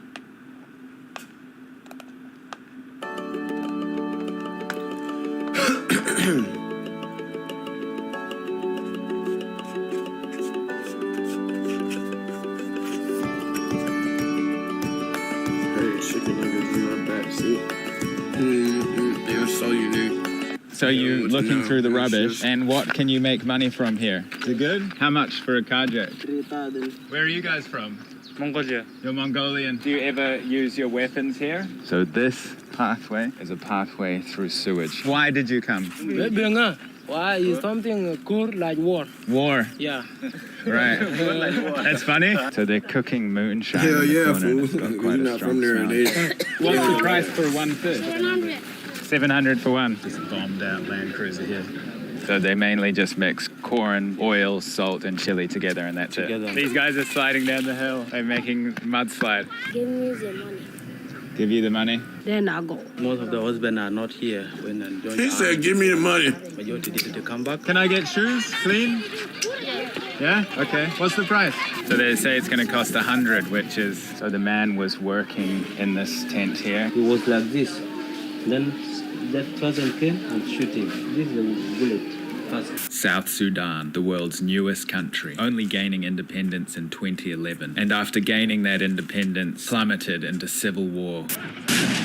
South Sudan civil war. Ethnic-based violence. 400,000 died. 4 million were displaced. That civil war has now led to the near collapse of the country. Although fighting has died down in some areas of the country, it continues to rage on in others. Hunger and malnutrition rife throughout the country. South Sudan is the world's most dangerous country for an aid worker. South Sudan is the most violent place in the world for aid workers, with humanitarians constantly being targeted. Tribal violence occurs every single day. Flooding has absolutely ravaged the country. The people who live here have never experienced anything like this. My house is still underwater. Vast areas lie underwater. I've wanted to go to South Sudan for a long time. This trip has been 2 years in the making. The world's youngest country is tearing itself apart. Civil war has torn the world's youngest country apart. So I can live and die here like that. Rapid descent into civil war has broken. But there isn't much the US or its allies can do. Your name? My name Divi. The near collapse of the country. Nice to meet you. Fighting each other. This is where it gets very dangerous.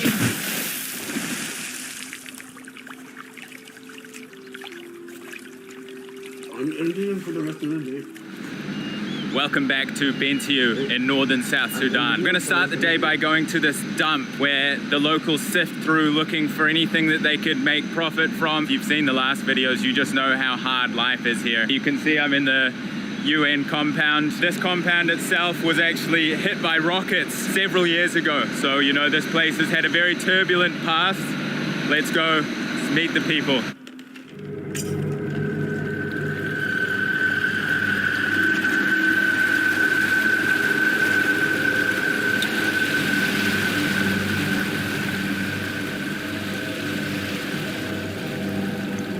So you can see this area is absolutely flooded. So where we're driving, you can see through the dikes there, these big piles of dirt. You can see the water's actually higher. And so most of this town is kind of like living on borrowed time, essentially. There's constant bulldozers and diggers rebuilding these every day to stop it flooding. So it's just a nightmare of a task. What's your name? My name is Mark. Mark? Yeah. Nice to meet you. Nice. How are you, man? Good, how are you? I'm fine, and you? Good. What are you guys doing here? Yeah, we just sit. Sitting? Yeah. Are you like, do you make money here? Yeah. Yeah? Yeah. How do you make money? Yeah. How? How? Yeah. We go to dustbin.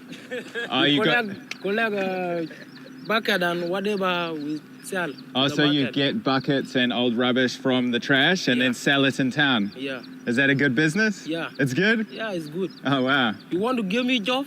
A job? Yeah. What kind of job do you need? Any job you bring it. Right. I do it. So you're a man of many skills? Yeah. Yeah?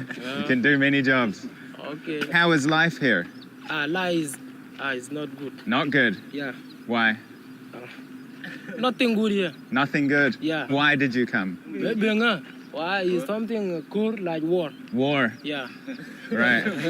That's funny? Yeah. Right. Okay. And there's killings and violence. They have some kill children and another and woman. Killing women and children. Yeah, You saw this? Yeah, I saw that. Wow. Yeah. That's horrible.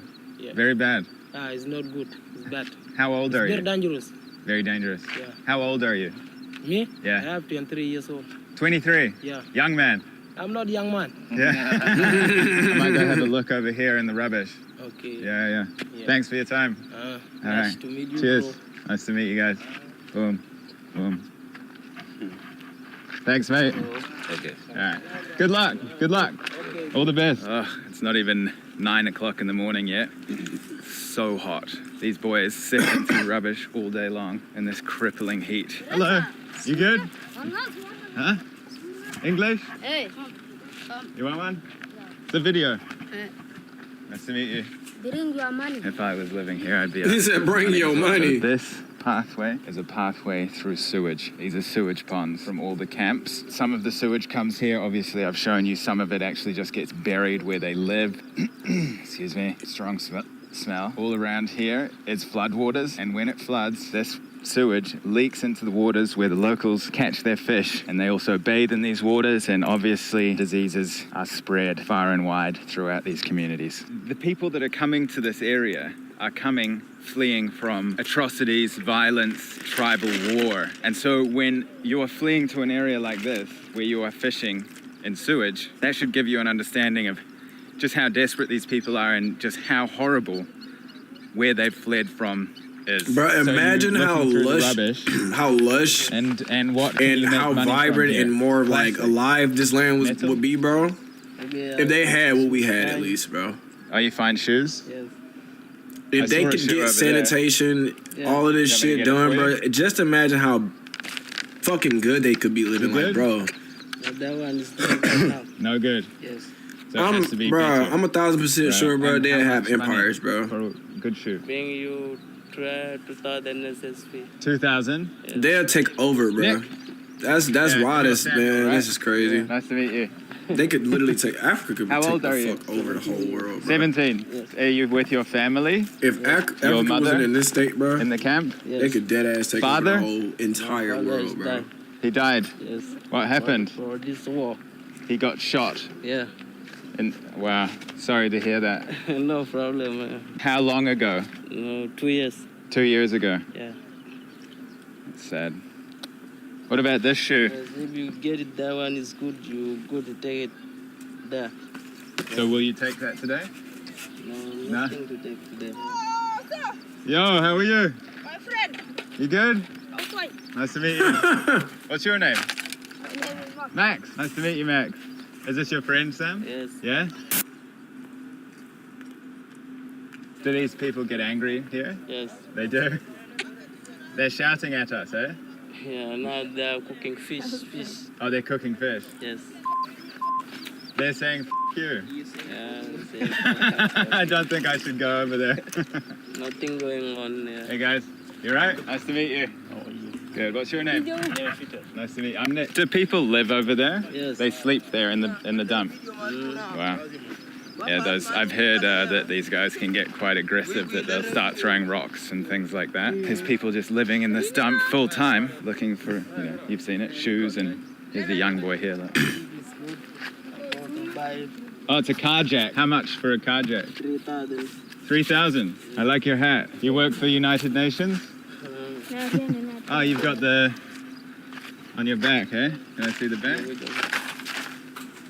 The Hook and Ladder has been our most craved sub since day one. The Hook and Ladder, only at Firehouse Subs.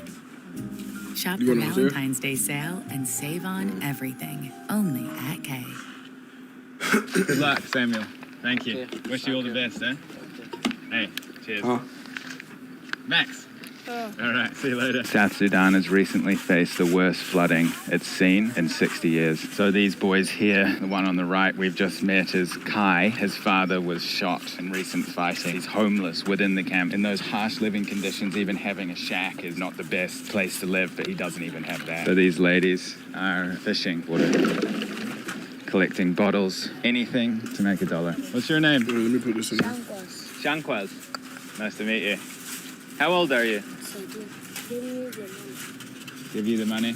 You can see in this barren kind of wasteland looking area, this is where they bring all the trash and just dump it here. And obviously, when this floods, inevitably, as it will, you know what's going to happen. All this trash is going to be swept out and the flood water is full of rubbish.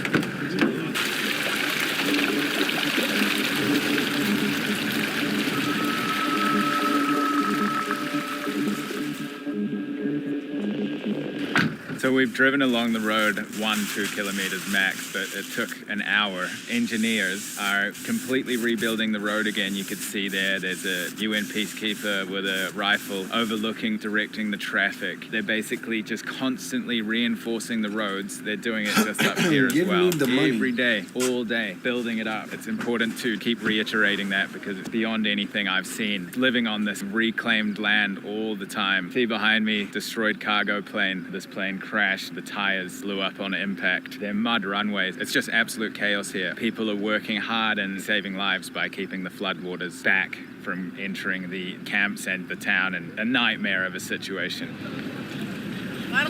These guys are sliding down the hill.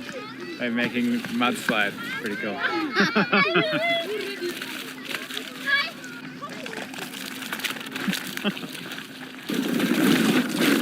We've come across some UN peacekeepers and they've got a huge armored personnel carrier here. Hello. Hello. How are you? Fine, and you? Your name? My name Divi. Divi? Yeah. Where are you guys from? What? Where are you from? Mongolia. You're Mongolian? Yeah. How long are you here for? 10 months. 10 months? Yeah. Do you like it here? You Yeah. enjoy? Yeah. Yeah, you enjoy it? Yeah. Wow. Amazing machinery, eh?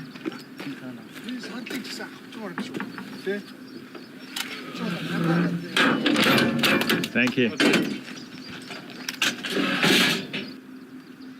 Do you ever use your weapons here? Yeah, maybe danger. Okay. Yeah, I use this weapon. Thank you very much. Thank you. I appreciate your time. Keep up the good work. All right, bye-bye. Where are you from? New Zealand. New Zealand. Yeah. Okay. You know it? I know. Yeah, yeah. Are you from Ulaanbaatar? Ulaanbaatar? Yeah, Ulaanbaatar. Uh-huh. Okay. Mongolia. Mongolia. 2 months later, I go to Mongolia. 2 months? Yeah. Okay. Well, have a good trip home. Nice to meet you. Okay, nice. Thank you, thank you. So the job description of a peacekeeper is to protect civilians and protect humanitarian pathways. There's been people killed here, humanitarians, and it happens quite a lot in South Sudan. So, you know, the job of these peacekeepers is to try and minimize incidents like that. Hello, can I get shoes, clean? Yeah? Okay, what's the price? How much? 100. 100? Yeah. Okay. Ready? 100. Okay, where do I sit? Here? I sit here? All right. Thank you. Oh, these are for me. Okay.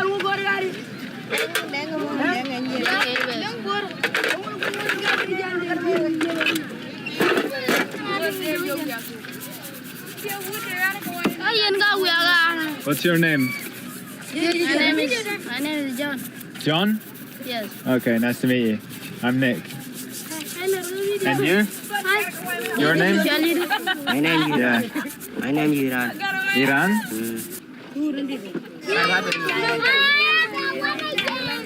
Got quite the audience here.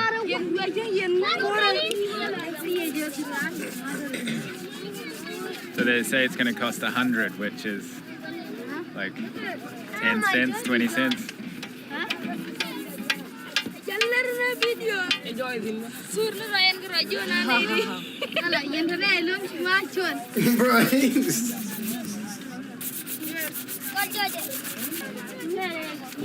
Looks very good. Shukran, thank you. They look very good. Yeah, very good. Thank you, sir. I have your money. There's some extra there. You keep it, okay? It's okay. All right. Thank you. Thank you. Nice to meet you. Bye. Bye. Thank you. Look, all this crowd was because I got my shoes cleaned. And here are my beautiful shoes. So you can see over here and behind me here, more flooded areas. This was part of the town. There were houses all through here. Now you can just make out some of the roofs of the thatched roofs, and then these barns over here. See the dike running along behind me, stopping the water, coming into people's houses. It's relentless. We've met a man called Gail who's scooping out mud from his boat. What's happening here exactly? What's Gail doing? Use this local canoe for fishing around here. This village used to be a village, but now it turned into the river. It's got holes in it? Got hole in it. That's why the water is getting in. Everybody has had to adapt and change their lives completely and start new business ventures like fishing. Before they would have done different kinds of things to make money, but now they've had to change everything they do just in the last year. Right? Yes, yeah, of course. Shukran, Gail. Shukran. Thank you. You can see this shed here full of water pumps. And so the water that comes into the camp is fed into this reservoir behind the shed here. And then it comes under the road, out here, over the dike, and into the water. So to keep this circulating, they keep pumping the water out of the camp.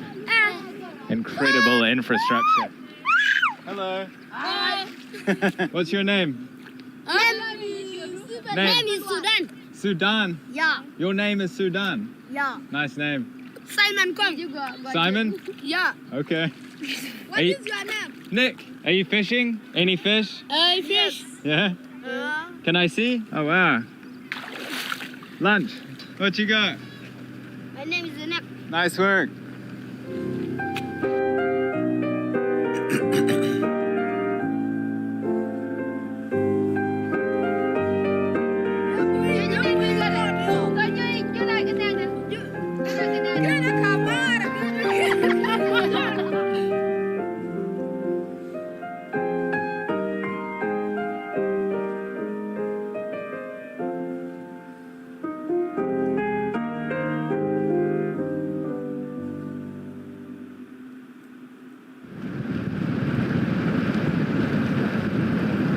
Land cruiser here is left over from the war here in 2013, which is a bombed out Land cruiser here.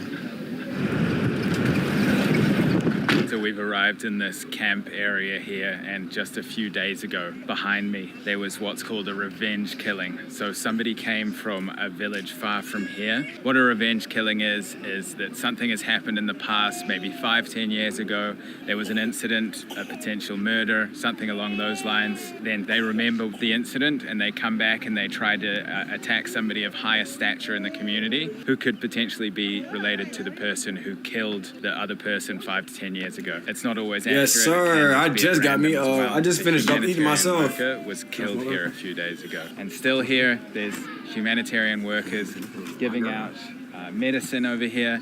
Behind me is a nutrition center where they're giving out ready-to-use therapeutic food for malnourished children and babies. And so, even after there was somebody murdered right here, the humanitarians show up for work and they continue to save lives. So the man was working in this tent here. He was like this. Then that person came and shoot him. This is a bullet.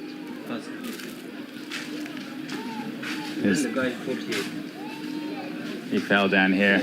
I just asked some of the guys working in here, are you not scared to come to work? Because anybody can show up here and kill somebody, and they just said, if we leave residents of this camp, they will die. So it doesn't even enter their head. They're telling me not to come to work or to be scared. Got some of that Panda. Too high for this. I ain't had Panda Express since talk about heroes. Shit, 2016, bro. I ain't gonna lie.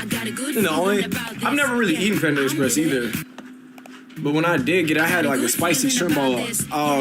My girl ended up buying some Indian food, so I had some butter chicken with some garlic naan and some white rice.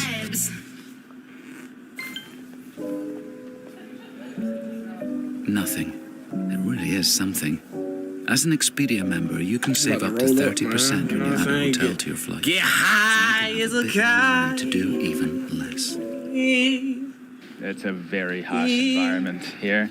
See, there's a woman over here bent over. She's vomiting because of malaria. So behind me, somebody's vomiting because of malaria, just next to this tent where somebody was killed a few days ago. And then obviously there's malnutrition, other sicknesses, other diseases. What's inside of this? How is business here?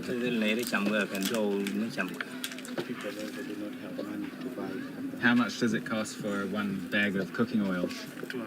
200. Does he buy a big bottle and then put it into bags? He's not able to buy the big one. He just want to buy the small one and put it into this small bag, sell it out. Okay, so maybe a liter bottle and then little bottle, yes. Yeah, and then split it up. And what's this? Is this salt? This one is salt. So salt and oil and chili? Chili. And is it normally mixed with rice and meat, or what do people cook this with generally here? Maize and also the corn. Corn and also rice. Rice not so much. So they mainly just mix corn, oil, salt, and chili together, and that's together, and then they mix it together. Shukran. Thank you. No. Thank you.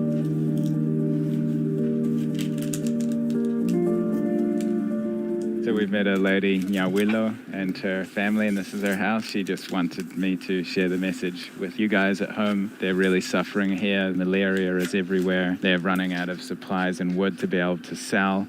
And when they go to the flood waters, there's snakes in there, venomous snakes. But at the end of the day, bro, at the end of the day, bro, fucking day, bro. What's that, bro? You see that fucking smile, bro? You see that smile, bro? You see those smiles right there, bro? At the end of the fucking day, bro, and I hate America always talking about this, I'm unhappy, I'm depressed, I'm about to kill. Like, I'm not saying you can't go through nothing. But, bro, this is poverty times 10. This is literally this is a third world country, bro.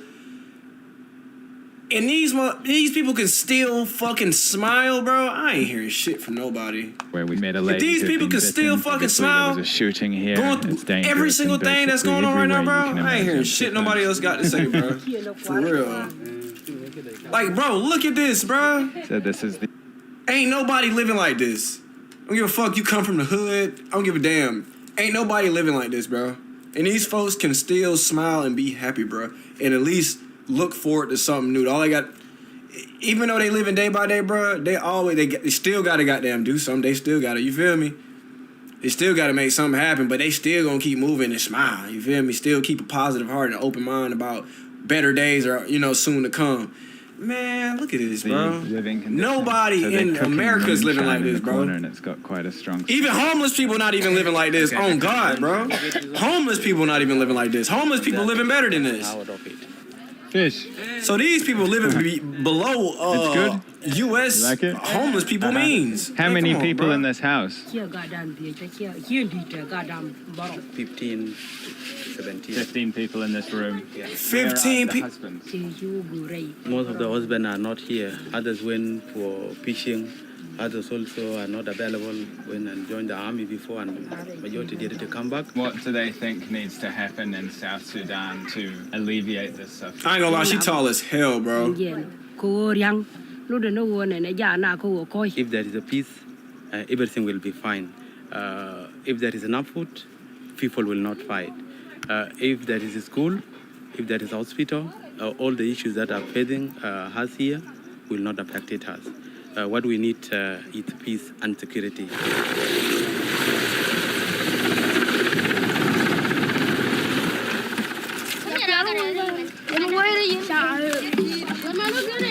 What's the price for one fish? 700 for one. Yeah. And these are caught from the floodwaters? Yes. Yeah? Okay. This is one of the livelihood mechanisms that people are surviving. Okay. Yeah, because of this fish.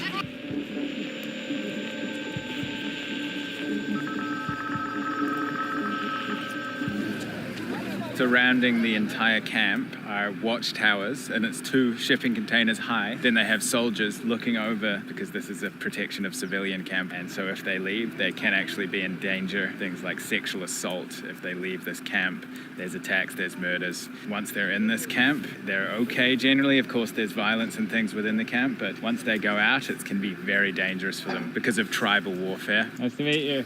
Hello. Hello, guy. Your house? You live here?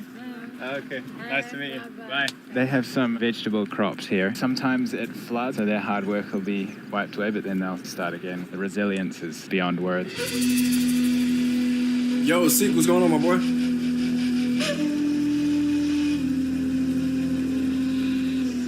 Oh, So the fish market's just starting now. They're preparing all the fish. Oh, he a gangster. Hold on, cuz. He threw that shit up. Hold the fuck on. He threw that shit up. He just threw that shit all the way up. What the hell? He just threw that shit up.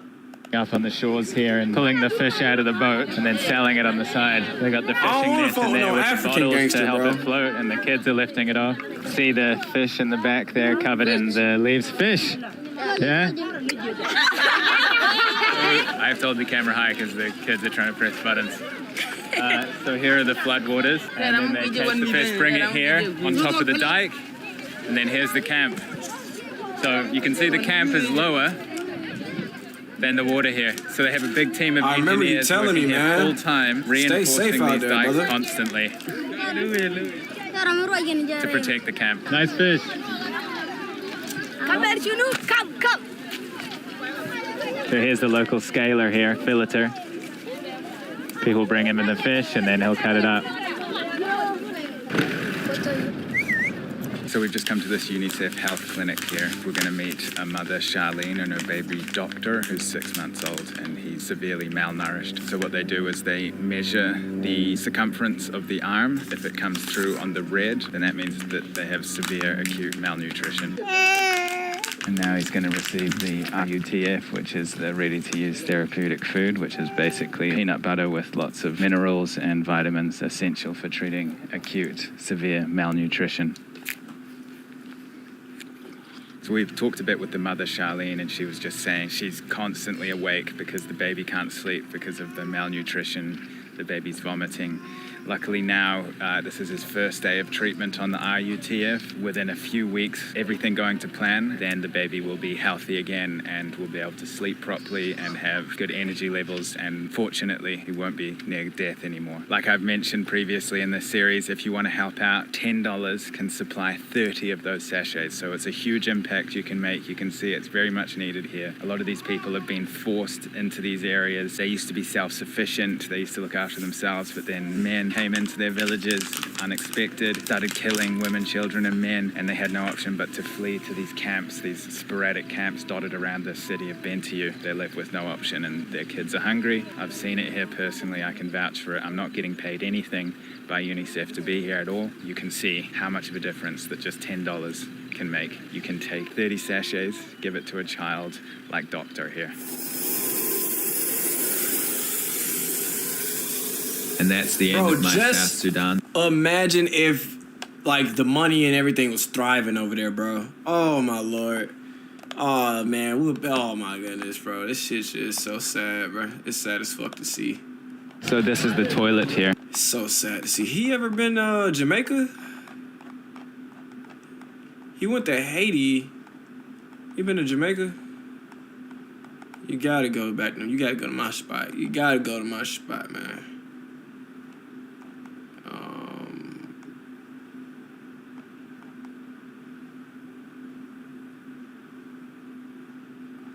He He ain't been to Jamaica. And 5 years ago? Sheesh.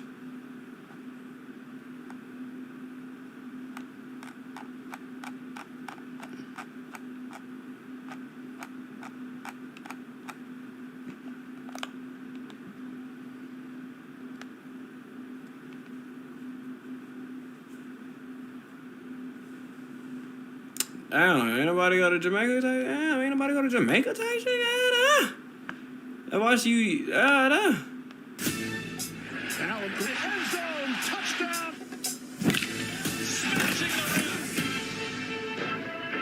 Wilson hooking it up. Tatum step back three. Grammarly makes communication at work one click simpler. Whether you're looking for a new job or you love the one you have, Grammarly can help you communicate with confidence. Concise writing means fewer mistakes. I don't think it's safe, especially for a white person. Those were the words that the guy at the check-in counter said. Okay. I love you so much. I'll text you later. Let me snap you again, Gary. Gary? I love you so much. He's my best friend. Have a look at this market. Hey, I know what she doing. She working her one on God. She called that nigga Gary. She called that nigga Gary. I know what she said. She said, you better text me, nigga. She's trying to work her one. Hey, get it how you can. She said, hey, it's an opportunity. One of them dudes coming over here, boy. What? She said, text me. She ain't playing too. She dead serious. She said, text me. He said, yeah, and I'm finna get you on the snap too. Yeah, What you doing after this? Yeah. Yeah, I see you doing your recording. Yeah, but what you doing after that? Yeah, she on that. Get it how you can, mama, no cap. That's how you gotta do it, man. You know what I'm saying? You just gotta push up on him. His ass so green, he gonna go for it too. You know, he might try to get some cheeks while he out there. He the type to try to get some cheeks while he out there. Just on the train tracks, so they know the schedule of the trains and they move when the train comes. Yeah. Okay. What happens when the train comes? I said we have arranged ourselves already. When train is coming, you know ourselves. So it goes behind you? Yes. Okay, is that not scary? Government corruption has a problem. So basically being surrounded by guys saying dollar to me. It is rich in resources, it's got Africa's biggest population, and it's enjoyed democracy since 1999. But kidnappers are demanding money. If you pay ransoms, kidnapping continues. Over 100 students kidnapped from a school in Nigeria's Kaduna state. Armed groups have killed more than 36,000 people in the past 10 years. The only way to end kidnapping is for society to take a stand that we will not pay. Burdened by inflation, economic stagnation. Despite being Africa's largest economy, it does have high unemployment at more than 33%. Credible and disturbing evidence that Nigerian security forces shot and killed at least 12 people taking part in peaceful protests last night in the country's largest city, Lagos. A city in chaos. Buildings have been torched. Mass kidnappings, attacks by armed groups and criminal gangs, corruption and a lack of jobs. So where does Nigeria go from here? Nigeria. Many people would think of scammers, kidnapping and violence when they hear the name Nigeria. But how frequent are such events? Shall we go, put our feet in the dirt and see what it's like for ourselves? I think so.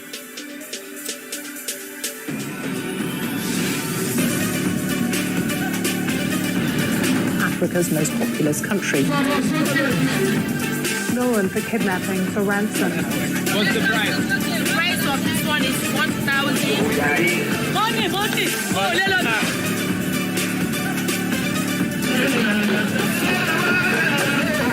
A city in chaos. Yes, I'm watching. Don't have words. Okay. Demoralizing.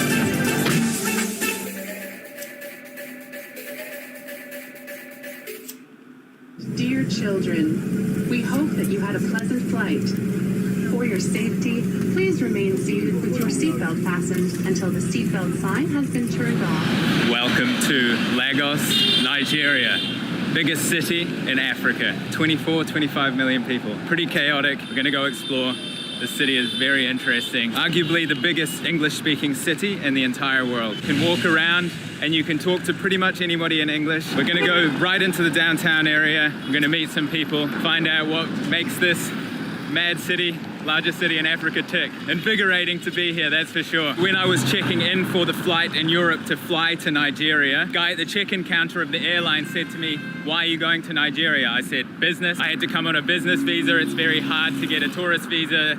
As a business visa, I was able to come as a tourism consultant. Anyway, that's a whole nother story, but he said, "I always like to know why people going to Nigeria because I don't think it's safe, especially for a white person." Those were the words that the guy at the check-in counter said. So obviously there's this perception of Nigeria being somewhat dangerous. So far I feel okay, but let's go and explore more of the city and see what the locals have to say about that. I've just been taken into a security office and questioned, but they let me go ultimately. Didn't have to pay anything or anything like that. So let's go explore this chaotic city. It's amazing to be here, really.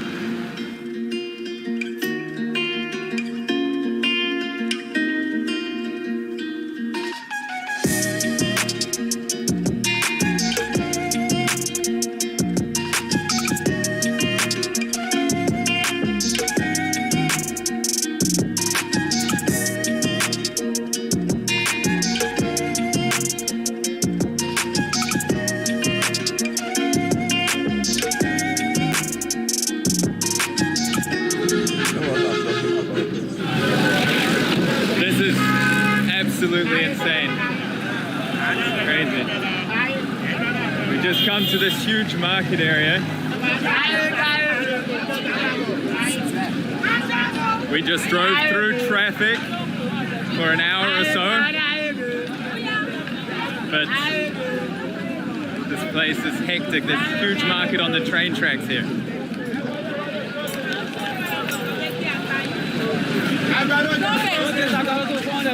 We drove past a huge slum. You would have seen some clips there, and it's a floating slum. We're gonna go there while we're here in Nigeria. But today, we're in the market. It's okay.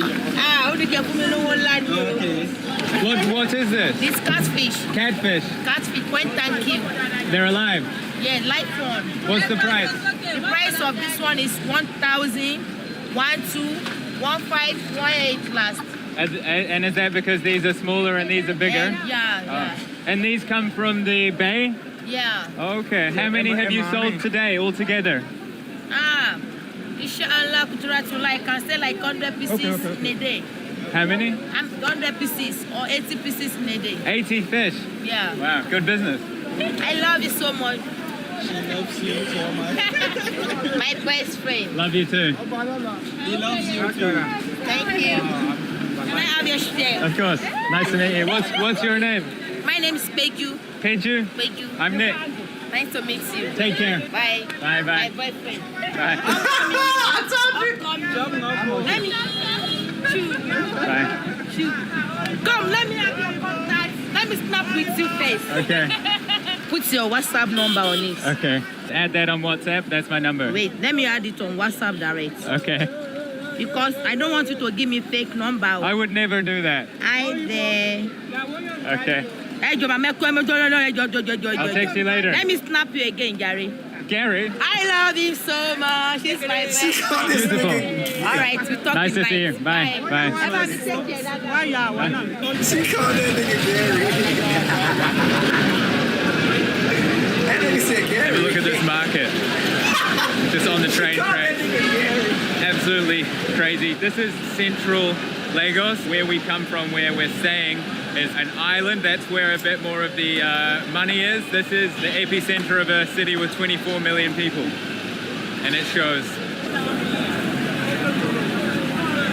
So here we are with Mohammed. Hello.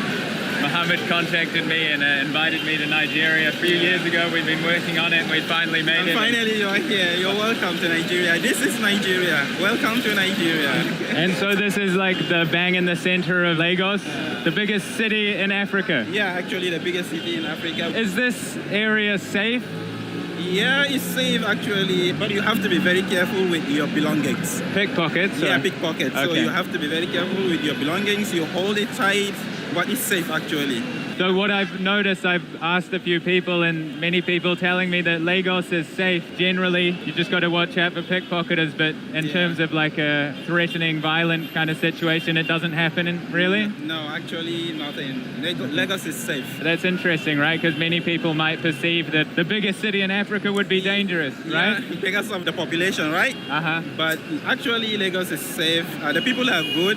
And there will be bad ones, but the perception that Nigeria is bad or Lagos because of the population is very large, over 20 million people, then there will be like bad people. Yeah, there will be bad people, but generally we can say that Lagos is safe. It's good.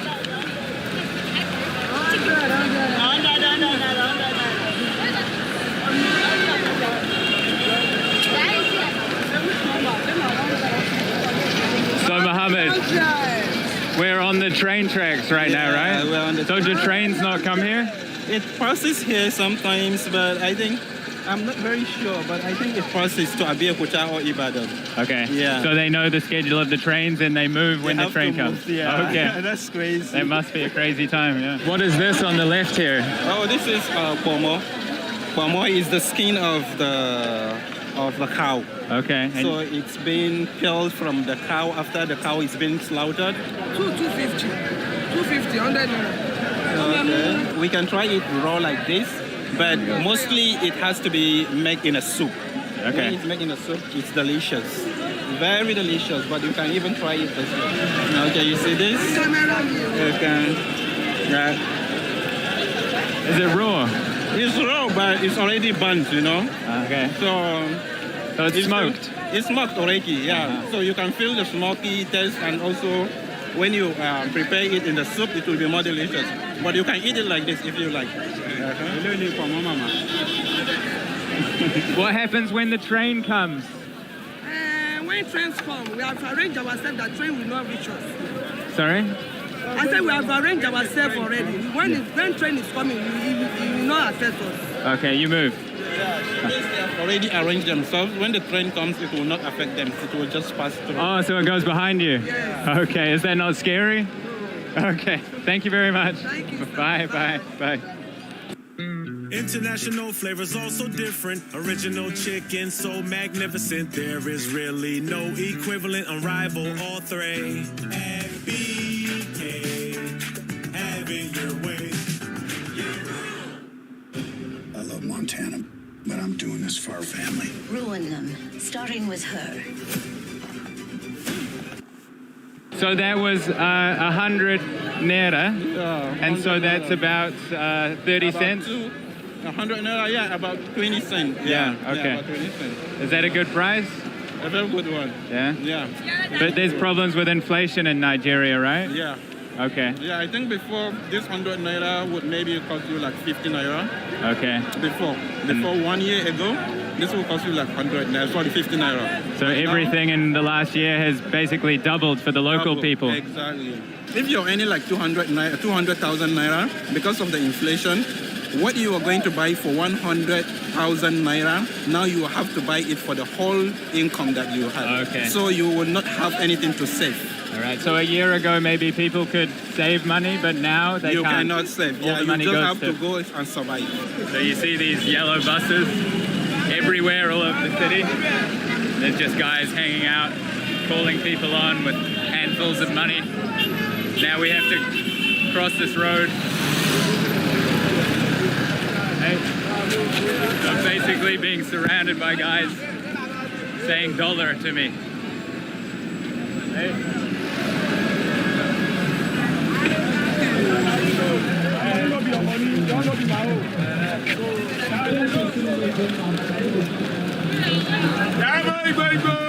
So Mohammed, so there's a system here called POS, right? And we're doing it now. Can you just roughly explain briefly how it works? Oh, yeah, it's an acronym. P is for point, O is for off, and S is for sales. So point of sales. So when you are like not very close to a bank, you don't have accessibility to a bank, but you have an ATM card, or you can make online transaction or mobile transaction. So you can go to the POS center and you send the money to the POS agent, and he give you the cash. So they will charge you some amount, maybe 200 naira, depending on the amount that you withdraw. Like 50 cents or so. Yeah, like 50 cents. Yeah. And so it's just these young guys here that walk around with these machines and they give you money. Yeah, now we are going to, I'm going to transfer 5,000 naira to him, and he will give me the cash, 5,000 naira, but he's going to charge me, how much are you going to charge me? 200. So he's going to charge me 200 for 5. But it's 100, not 200. It is 10,000 that is 200. So it's basically like a mobile bank that you can transfer via mobile app, and then they give you the cash. But they have little like credit card machines as well. What's your name, sir? David. I'm Nick. Nice to meet you. So how's life here? Fine. You like it? Yes. Yeah. And so you're doing the POS. And what do you do for fun? For fun, what do you do? Football? You want to be a professional player? I want to be a Doctor. Doctor? Yeah. Okay, nice. And are you going to university? Yes. Oh, wow. Congratulations. Is it safe in Nigeria? Yes. Yeah? Okay. Well, thank you very much. Have a good day. All right. Bye-bye.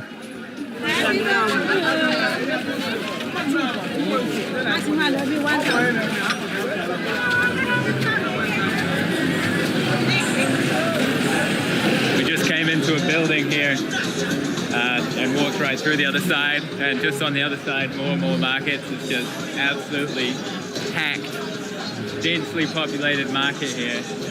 Very nice people though. I mean, lots of people screaming, sometimes asking for dollars, but generally like people great, are very friendly and things. Like David we just met there, the POS guy. And yeah, it's super invigorating. Are you buying a shirt, Mohammed?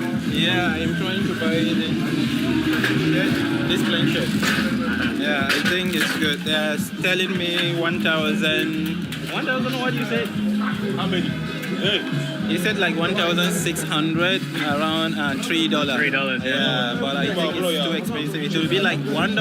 Okay. Maybe $1 or $1.50. And are these made in Nigeria? I believe it's made in Nigeria. Wow. Yeah. Oh, that was India, it says, eh? Yeah. Okay, sorry, made in India. India, yeah. But it's made in Nigeria. Is this made in Nigeria or India? In India. This is India. India. It's not Nigeria. In India. Yeah, maybe this one. So how much this? Just give me 2,000. You said 1,000. I thought you are very many now. I know, I'm sorry. So you managed to bargain them down? Yeah, I bargained to get it 1,300, which is like less than $3. Not really $3, like 2.5. Right. Yeah. And it comes from India? Not really. I doubt. I think they made it here. Okay. Yeah. So it's good to pretend something's from India here? They always pretend that most of our product made in Nigeria, they tend to make it like made in India or made in China or just to make it superior. But it's not superior, it's made in Nigeria. So in Nigeria, if something is made in India or China, it's considered high quality? Yeah, because it's foreign. Anything that comes outside Nigeria, they believe that it's good. Okay. But that's not really true, yeah. So Mohammed, what is it that people are shouting out at me? Yeah, they are calling Oyibo. Oyibo. Oyibo means like a white man. Right. Yeah, any person that is white, they call him Oyibo. We call him Oyibo. So it's like a pidgin English. And is it like endearing or is it like a derogatory kind of thing? No, it's not derogatory actually. It's endearing. It's just okay. Right. Yeah, it's like gringo in South America? Yeah, something like that. Yeah. Okay. And sometimes they make like a hiss, like they're trying to call your attention. Yeah, like, hey man, hey Oyibo. Yeah, so Oyibo. Yeah, so like, hey white man. 2.5. Mohammed was just telling me that the price of, meat and foods, like you were saying before, but he was saying, hello. Very nice. Apparently meat used to cost 800 a kilo and now it's 2,500 according to that guy. So, hey, how are you? Good. Yeah, people are nice, and it's so cool being able to like speak directly to people as English being the language here. So, Mohammed, this is like a drug? It's not really a drug. It has but high nicotine. Okay. High nicotine. I think Nicotine. Nicotine, yeah. According to research, it is the nicotine in kola nut is higher than in cigarette. Okay. Yeah. A lot of people chew this. A lot of people, especially in the northern part of Nigeria, they chew a lot of this. You have to buy. You have to buy. Definitely, we are buying. How much? What's the price? Because it's very important. That's why we are buying. It's an African culture. Yeah, exactly. That's what I'm. Patronize us. How much? 50 naira. 50 naira for one. Oh, my dog was going So on. we are buying it. 50 naira for one. All right. It's okay. It's nice talking to you. You too. Thank you very much. So 50 Where naira. are you televising from? Where are you I'm from New Zealand. New Zealand? Yeah, you know it?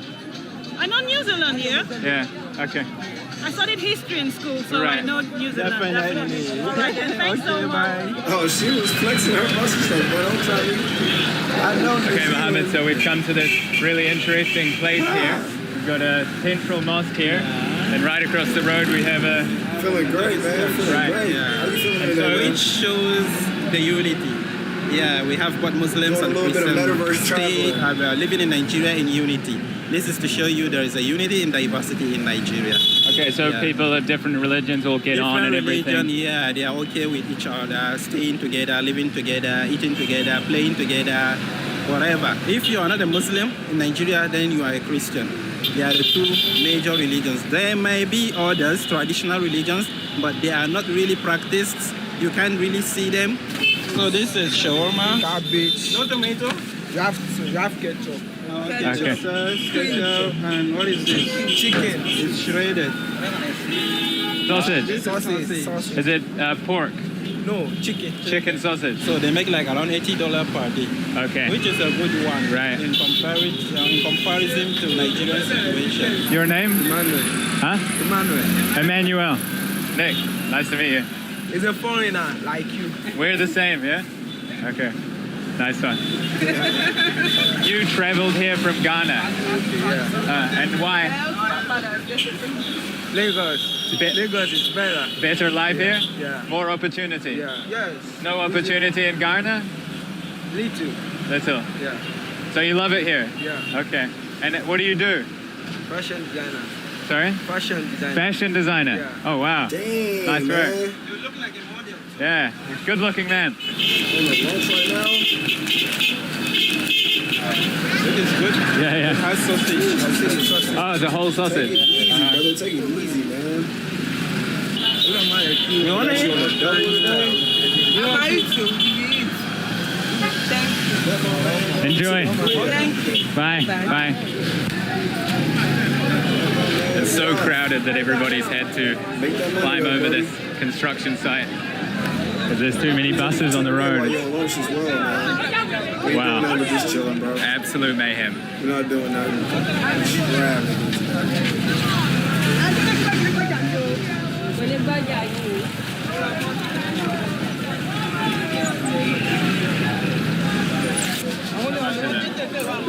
Thank you.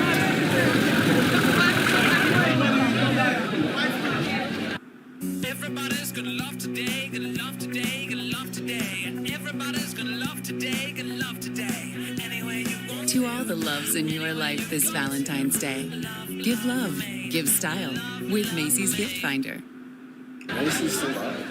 So we met a lovely lady called Ejuma selling SIM cards and devices. Modem, router, MiFi for your model. How is life living in the biggest city in Africa? Yeah, there's Lagos. Yeah. Beautiful. We Is like it- life. Is it crazy here? No, not really crazy. Not no. crazy? No, it's not crazy. Sweet, very sweet. Sweet? Come to Lagos, you have fun, you have money, you have life, you club, you party. Lagos is the best place you can stay in Africa. Okay. We are safe. Am I safe here? Yeah, very safe. Yeah? Nobody can touch you, nobody can kill you. Okay. Yeah, we are safe. No killing in Lagos. No killing. No. Can I tell you what the person told me when I was flying here? I was flying from Europe, and the man giving me my ticket, boarding pass, he said, "Why are you going to Nigeria?" And I said, "Oh, for business." and he told me it's very dangerous, especially for white people. So what would you say to that? No, that's not true. We have a lot of white people working here. We have Americans that works. Some people are in the club, some people work in the club, some people have club, white people have club, have restaurants in Lagos. You obviously love your country, right? Yes, I love my country, yes. And so those are the positives, and what are the negatives about living here? What don't you like? No, we don't like our government. Okay. That's the only thing I don't like. Our government. Why? Because they're not truthful. They take our money, eat it. Other people will not see to eat. No, we work hard. You give us our money. We are citizens of Africa. You have to pay us our money, but they don't do that. That's the only thing we don't like, our government. Basically, you're telling me everything's great, but government corruption is the problem. Yeah, that's the problem. Government corruption, that's the problem. Okay. But everything is okay. No killing, no. And what about other parts of the country? Because maybe Lagos safe and other parts maybe it's the only dangerous? part that is not safe is in the northern part. Northern? And northern part, not all northern parts. And what happens there? The Boko Haram. Okay, terrorism. Terrorism, yeah. Kidnappings. Kidnappings in that area. Thank you very much. Nice to meet you. Nice to meet you. Cool. Thank you.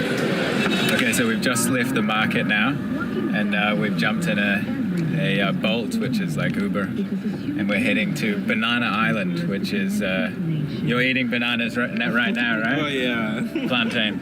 Banana Island is like the more wealthy side.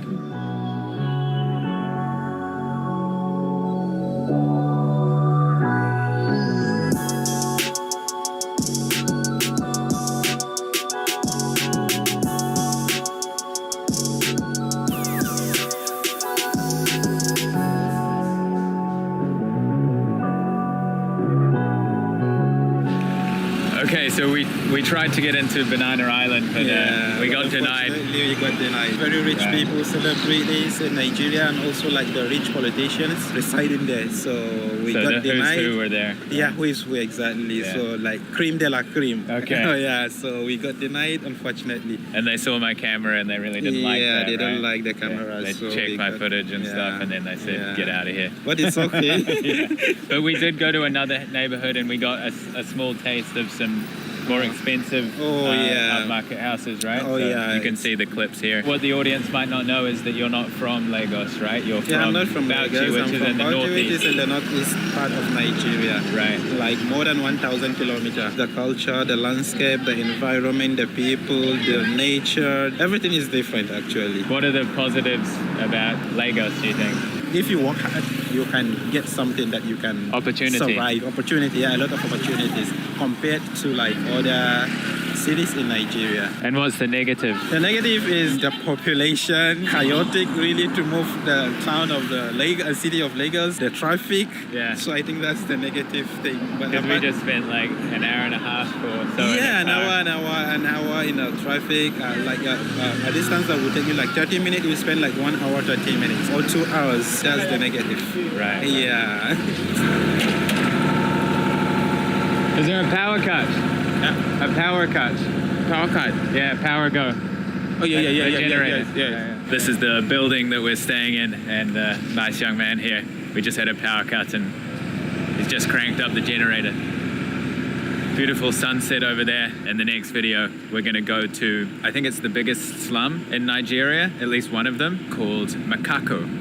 And Makako is the floating slum there, and we're gonna go there. We've got local contacts, we're gonna go and see how the people live there. It looks absolutely fascinating. And then we're gonna try and go to the local beach. Very, very strict security here. I've been questioned a few times about the camera, I think 3 times today, and a lot of people don't like it, but a lot of people love it. So it's half and half. You can see we met some absolute characters today. Really nice people. This place that we're staying in, this is kind of, I would say, more...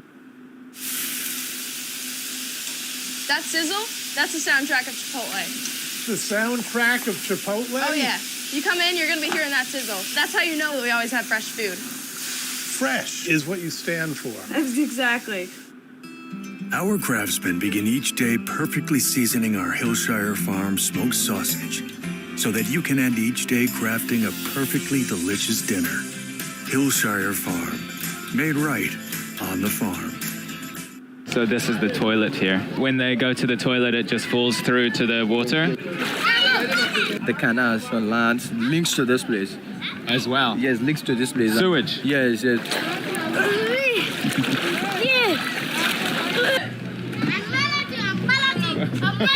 Crazy driver. This fish is caught from the water here. Your bed is here. Yes, that's my bed. Got a nice view, eh? I used to play this when I was younger. There's people partying everywhere. Nightclubs all along the beach here.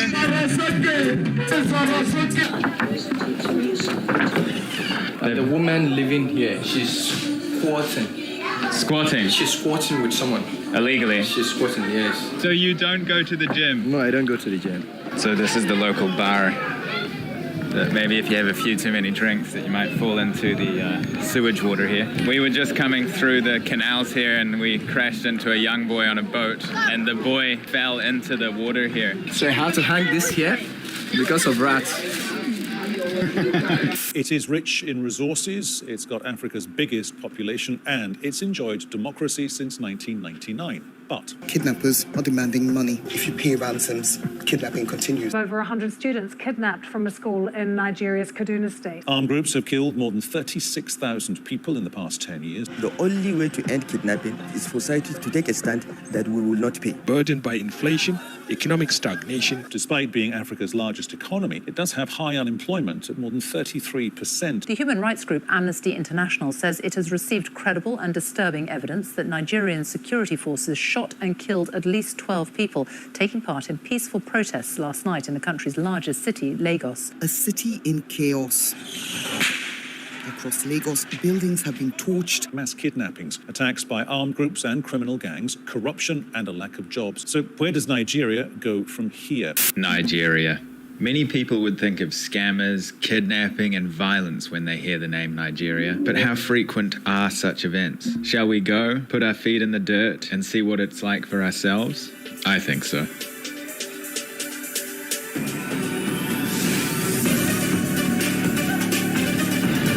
Africa's most populous country. Known for kidnapping for ransom. What's the price? The price of this one is 1,000. Money. Oh,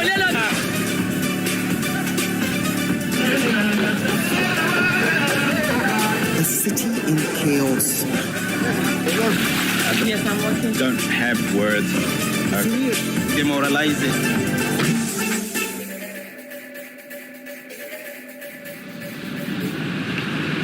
Welcome back to Lagos, Nigeria, biggest city in Africa and one of the biggest English-speaking cities in the world. Today, we're going to a slum, one of the biggest, if not the biggest slum in Nigeria. A third of it is actually floating next to this huge bridge that crosses the mainland of Lagos onto the islands here. So we're gonna cross that bridge and then we're gonna go down into the slum, gonna meet the people, go out on a boat through the canals of this, what they call the Venice of Nigeria, and we're gonna explore. It's gonna be absolutely incredible. Let's get on the road and see what we can discover in this hive of life. So we just met some guys on the side of the road, and it's a black market exchange rate. You get more for your money, and they're just some guys sitting on the side of the road. Gave them $200 and we got back. How much did we get back? 104,000. 104,000. Massive wads of cash.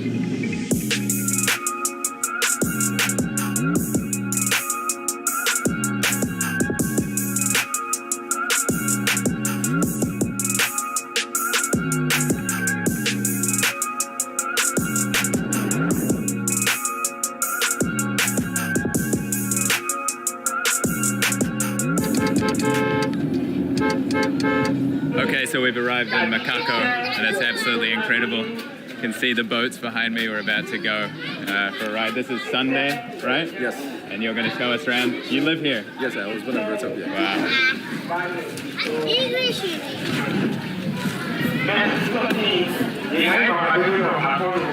Wow. We were just coming through the canals here, and we crashed into a young boy on a boat. You can see it's very tight. And the boy fell into the water here. You said that happens quite a lot? Not all the time, but it happens like sometimes. He must have a strong immune system because the water is quite dirty, right? Yes, the water is dirty. But the thing is, we are used to it. And falling into the water doesn't affect him. Nothing would happen. Nah. All he needs to do is just to go back home. Wash himself and then start moving. So that's it. If I fell in the water here, maybe I get sick because I'm not strong. Maybe because you're not used to this community. Right. Yes. And how does the toilet system work here? The toilet system, everything goes to the water.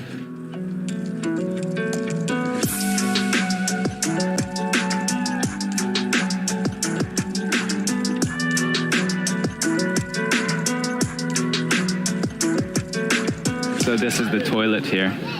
You can see it's a shack.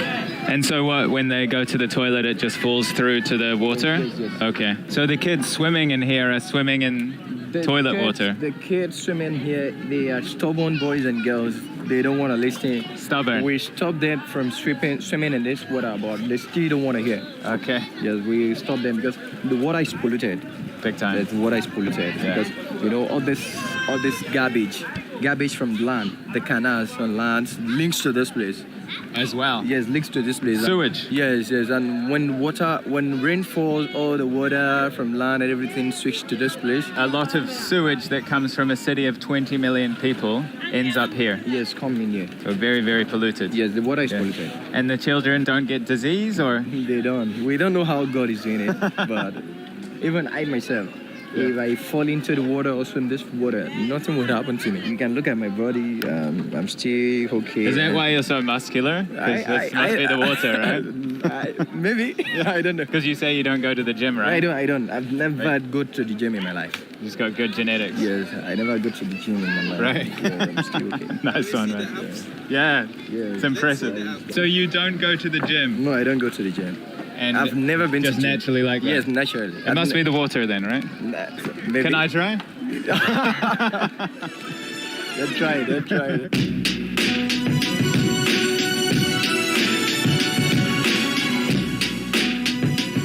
And electricity? A few people can generate electricity from the land. From there, you run the cable down to this place. Right. But few people can afford it. And how deep is the water here? The water, some places are 4 feet, some places are 5 feet. Huh? 4-5 feet. Do people own the buildings here, or how does it work? Yes, people own the buildings. And they rent them or out, or? Not rent. The families own them? Yes. So Sunday was just telling me that recycling bottles here, you can see some big bags of bottles. The locals pull them from the water and then they sell them to companies. So really cool to see them cleaning out the plastic from the sea here. Bye-bye. Hello. Bye. Bottles? Yes. Yeah. How much do you think they get for one big bag? 4,000. Yes. Yeah, like 4,000. So we've come out to the edge of Kako here. This goes so far into the distance, right? Yes. It's huge. How many people do you think live here? We have over 200,000 people. 200,000? Yes. Wow. And that's the third mainland bridge. That's the bridge that we drove over before, right? Third mainland bridge.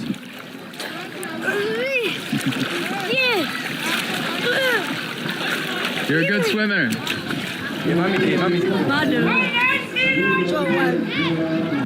Something's happening at IHOP. Something huge. Ant-Man and the Wasp have arrived. Spend $30 on your next visit to IHOP and get a Fandango movie ticket to see Marvel Studios' Ant-Man and the Wasp: Quantumania.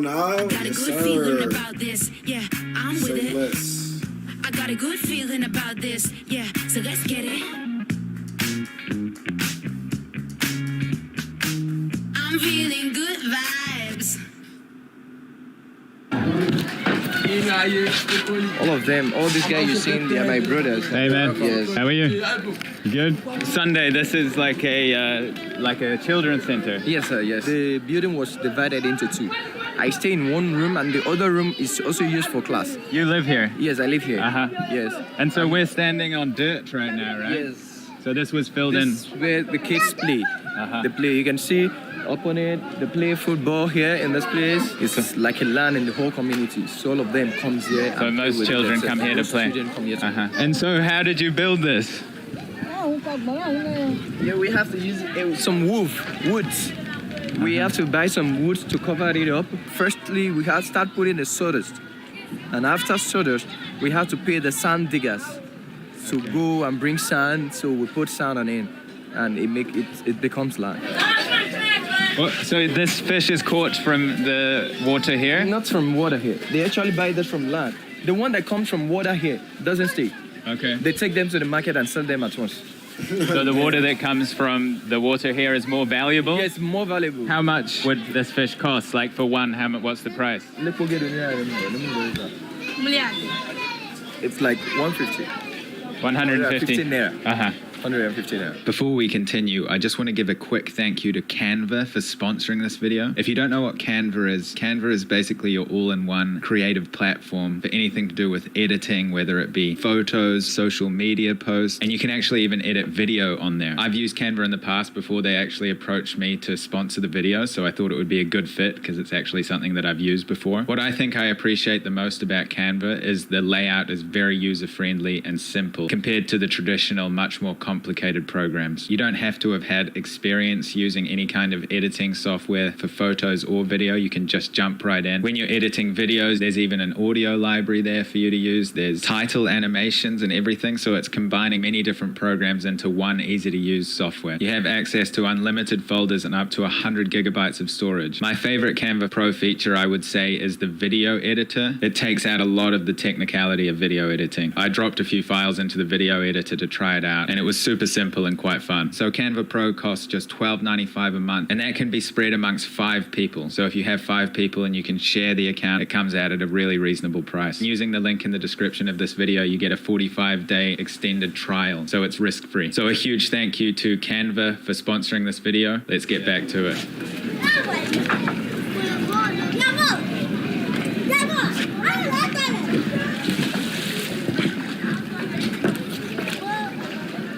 So this is your house, right? Yes, this is room here. In here, This is my. I do play football sometimes too. This is my football boots, and you know. Where do you play football? There's a on land. Okay. On land, there's a field of land. We can't play on water. This is my room. You know, this is where I stay, and you know, there's a light. People, my friends, my relatives, neighbors, they normally comes to my room to watch television. Okay. Yes, you know. So this is your room, or this is my room. All of this? Where I stay, yes. This. Your own room? Yeah. Nobody else? Nobody else. Your personal room? Yes. Okay. And so you let everybody come and watch your television? Yes, because many people don't have television. For me to have, for me to have the advantage to have this, so I have to let them in, watch whatever they want to watch. Beautiful. Yes. And your bed is here? Yes, that's my bed. Okay. Got a nice view, eh?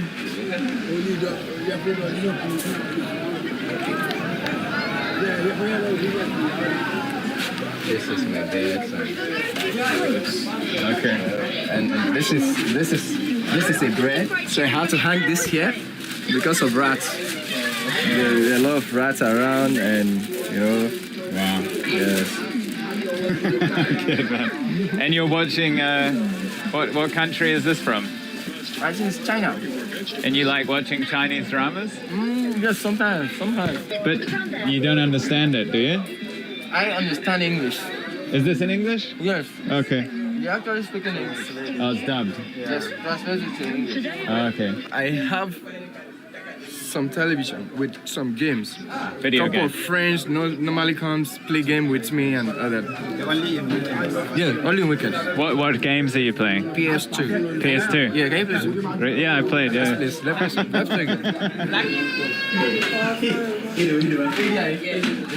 I'm on the left. Yeah. Where do you buy these games from? Download it. Oh, you downloaded it? Oh, wow. Oh, you got a boost. I'm losing. I used to play this when I was younger, this game. Yeah, I'm terrible at it though, right? I give up. Who wants to play? There you go. Thank you. Okay. Where did you get 3 PlayStation 2s from? I bought 2. Sorry? I bought 2, and someone gave me 1. Okay. Yes, I bought 2. This market. Bro, a real gamer, enemy. Come on, so now. I used 1 from like UK, from America, so they bring them to Nigeria. How much does it cost?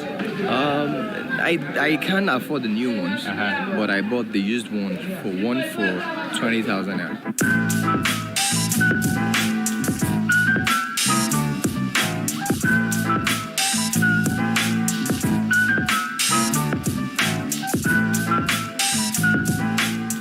You were saying that crime here is very low? Yep. And can you explain to me what happens when you catch a criminal? We get a very big boat. The person that commit the crime, we're going to put him in front of the boat.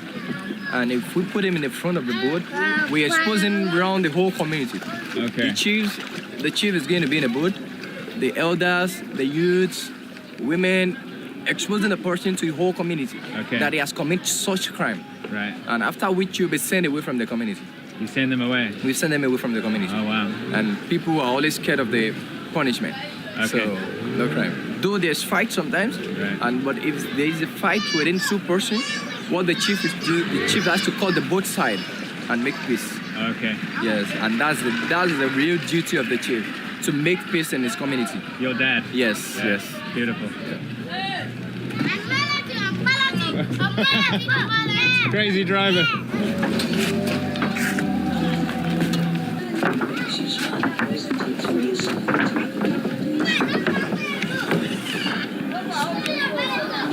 The woman living here, she's not the owner of this place. Not the owner? She's not the owner of this place. She's squatting.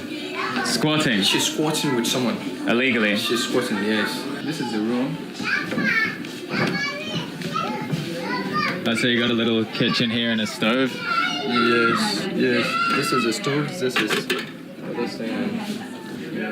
Oh, and they sleep in here. This is where they stay. They have to make use of the mosquitoes. There's a lot of mosquitoes, so they have to make use of that.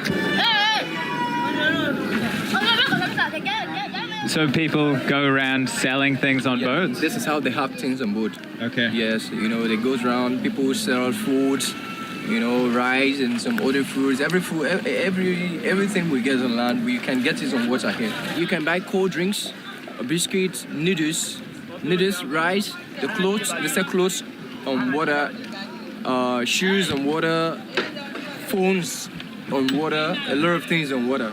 The hot is all you need to do is to just call the person, buy from her, give her the money, and she continue moving. And do people drink alcohol here? Yes, the men drink alcohol. Yeah, it's popular. The men drink alcohol. I forgot, there's a local bar. Okay. We should have. We can visit. Yes, there's a local bar where we fly the drone. There's a local bar around there.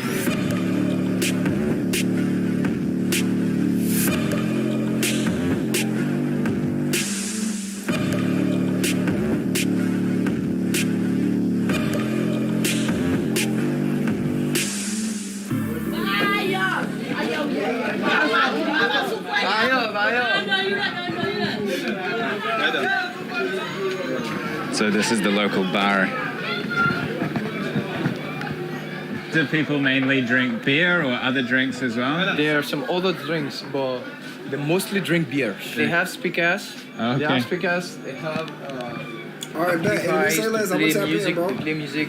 This is their refrigerator. I'm tap in on my phone. The drinks and lots of electricity coming here then with the big speakers and the fridge and everything. You have generator. Oh, you have a generator. And this is? These are jerry cans for freshen water. Okay, not petrol for the generator? That one you see in there is for the petrol, but these ones here are for like freshen water. So you got to put all this in the boat and then go to where the water is, pay for the water, fresh water, and come back. Come to TurboTax and don't do your taxes. Meet with an expert who will do them for you, so you can do not taxes. So here we are at the bar. That maybe if you have a few too many drinks that you might fall into the sewage water here.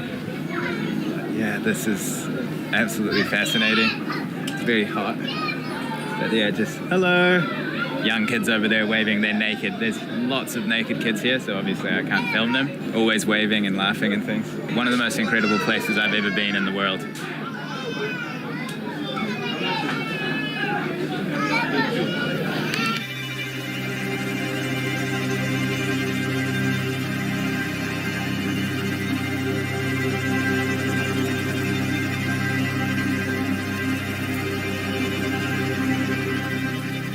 So one of the very sad things about Makako here is there's quite a lot of orphans here. It's a bit of a problem, and there's nowhere for these orphans to live, so they kind of jump between houses and sleep rough and things, and it's very sad. We're going to go and meet a few orphans, and there is a project to hopefully build an orphanage. It hasn't happened yet, but it's in the works, so hopefully we can get that going. But we're going to go and meet some people. We're going to meet the chief of this whole slum of Makako here. We're going to talk to him. He's going to tell us a bit about the issue. Sunday is actually the chief's son, so Sunday is the prince. Okay, Sunday, who is this young man? This young man we have here is one of the orphans in Makoko community. He lives in your house? Yes, there's a house next door. Yes. And so Shegun would get to live in this orphanage if it was built? Yes, if this orphanage is built, Shegun is going to live in the orphanage comfortably. His dad got sick because they don't have the money for the treatment. I think that's what leads to his death. The mother, she also fell sick and died too. So since then, Shegun has been moving around the community, not even going to school, not eating well in the community, just moving around. Just by himself? Yes, by himself. And may I ask how old he is? How old are you? I am 10 years old. 10 years old. It's a word will make his life better. It's education. He want to go to school, be a good person in life. If he have a good place he can be staying, so he will focus more on education. So he believes with education, things will turn to good for him. Thank you very much. Thank you. Lovely boy. Yeah.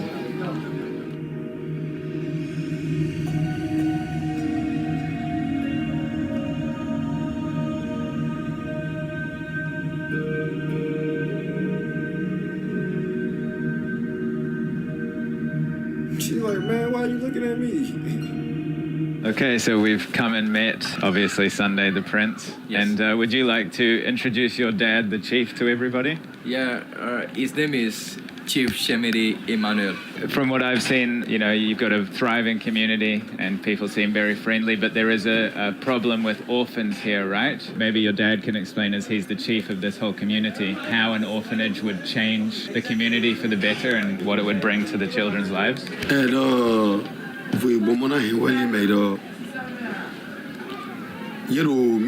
He said it's going to bring a great joy in the community. The whole community is going to be happy about it because there are a lot of these kids around. They're moving around. They're not sleeping in a good place.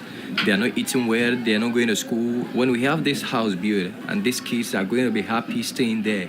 So from there, they can go to school, and from there, if they want to learn works, from there, they can be going to the place they learn works. And once they grow up and have something doing, so it's not going to be a problem for them anymore because they have something doing, they can work themselves. Basically, you want to build an orphanage, and in this orphanage, you'll be feeding the children, educating the children. They'll be coming to school here. Then they'll have a nice, safe place to go back to, because at the moment, many of the children, the orphans, don't have a place to call home, and they jump between houses or even sleep outside sometimes, right? So if you have a nice place for them, they can go and have 2 meals a day.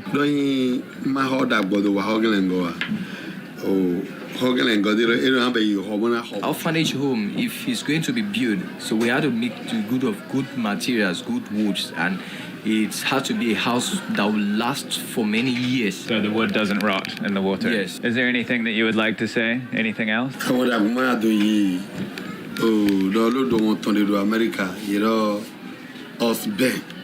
want to send a message to a friend called Ben Stiller, an American actor. So that it has been long that I have seen him, that if this video should goes across him, if you see him, so he's sending his regard to him. And other message. Because Ben Stiller came here, right? Yes. Okay. He said Ben Stiller came here and promised to build him a school in his community, but he has not done it yet. Okay. He hasn't done it till now. Ben Stiller, you're in trouble. And the other message you want to send is that whosoever it is that want to sponsor this building of the orphanage, that he wants to say to them that God is going to be with them, that God is going to strengthen them, God is going to grant them more money to help this community, that will be very happy to have this orphanage home in our community. Thank you, sir. Cheers.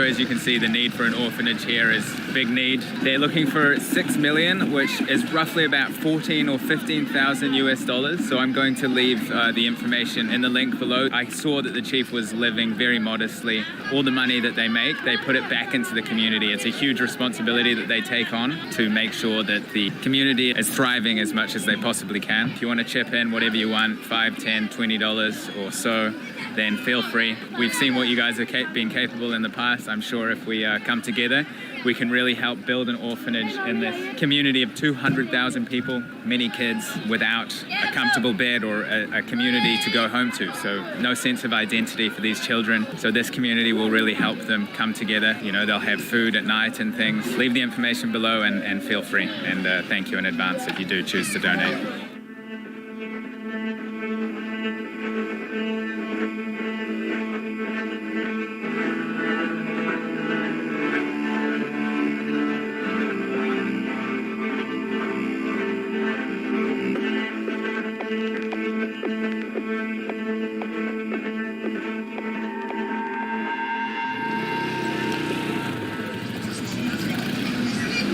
So we've just come into this huge beach resort kind of club. There's people partying everywhere. It's absolutely wild. There's nightclubs all along the beach here. This is obviously the more middle class area, but I'm sure people from all over the city come here and have a day out. Entry fee was $2,000 each. What do you think about this place, Mohammed? Crazy. Yeah? A lot of fun. I think everyone is enjoying themselves. So that's one thing about Nigeria. We love to enjoy ourselves. So we love life.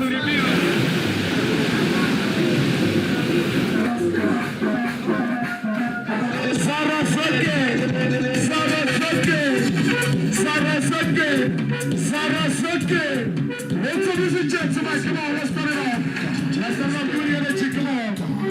Sarasake, Sarasake, Sarasake. Sarasake, baby. What's that, come on.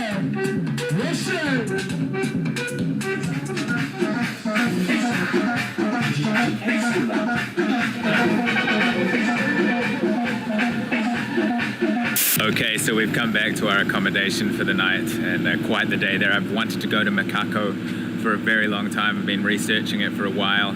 It's always fascinated me with that third mainland bridge running by the huge slum there of Makako. Thinking about going was intimidating, as what happens a lot of the time. The preconceived ideas were shattered and I felt completely safe the whole time. We were looked after.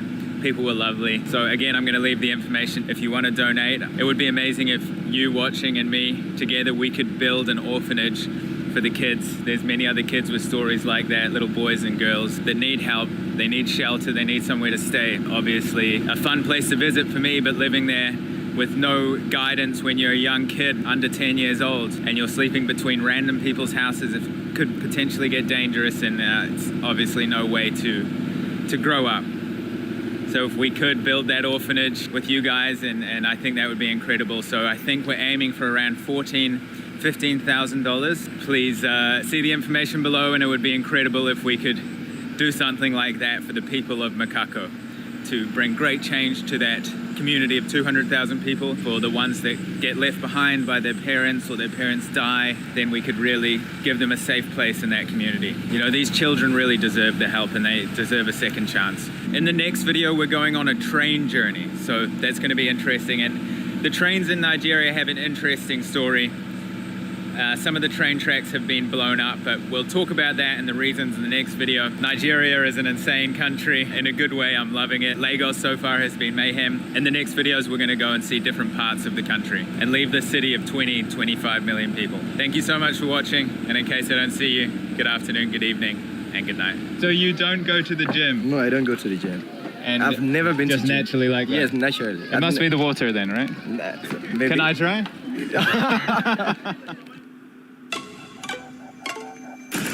They're breaking in.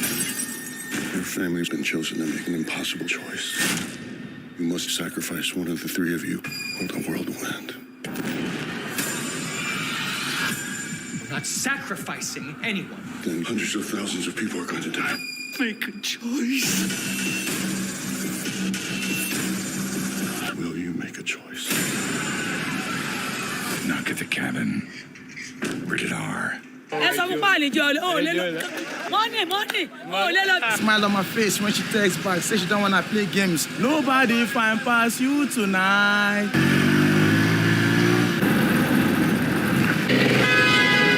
Quite the eventful motorbike ride there. We crashed into a car at one point. Are you coming with me? I go follow you now. Let's go. If you have malaria sickness with you, then you can take this. Does the driver have malaria? Maybe he has it. After doing things like this, you don't just make him smile with an handshake. You make his pocket smile. I'm 75 bags a day. So we're very lucky to come here then. Sure. What country do you want to go to? Anywhere country. Anywhere you carry me go, I will follow you. Anywhere. You see the stress I'm passing? What's the stress? The amenities that are meant for the masses. Are you meaning corruption? It is rich in resources, it's got Africa's biggest population, and it's enjoyed democracy since 1999. But Kidnappers are demanding money. If you pay ransoms, kidnapping continues. Over 100 students kidnapped from a school in Nigeria's Kaduna state. armed groups have killed more than 36,000 people in the past 10 years. The only way to end kidnapping is for society to take a stand that we will not pay. Burdened by inflation, economic stagnation. Despite being Africa's largest economy, it does have high unemployment at more than 33%. Credible and disturbing evidence that Nigerian security forces shot and killed at least 12 people taking part in peaceful protests last night in the country's largest city, Lagos. A city in chaos. Across Lagos, buildings have been torched. Mass kidnappings, attacks by armed groups and criminal gangs, corruption and a lack of jobs. So where does Nigeria go from here? Nigeria. Many people would think of scammers, kidnapping and violence when they hear the name Nigeria. But how frequent are such events? Shall we go?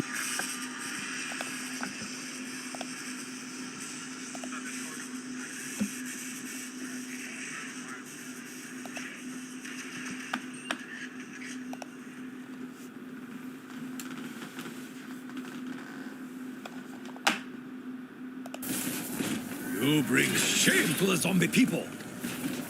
Remember this was with the power.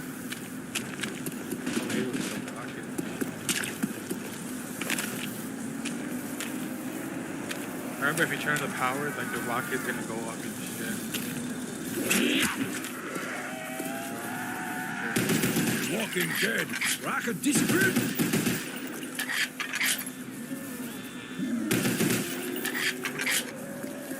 Bro, I played this shit when I was like 11 or something, bro, or 12. Back when like fucking bears could wipe my ass, you feel me? I used to be so bad too. Like I was so addicted to it. Scratch upon me will be met upon you 1,000-fold. Yo, see. Hey, we haven't been on the island in a while. Have they updated it? If there's like a good update, then you know. If it's still the same shit, then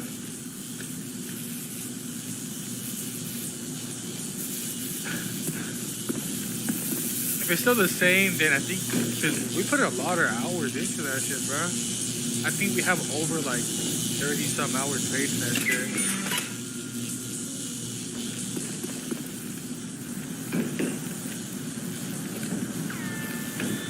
This is the VO1 Seek. This is not VO2. This is the original one. This is the big boys on there. Boom! Wait, what the fuck did it just give me? It just gave me this fucking shit thing ass gun. Easy on you.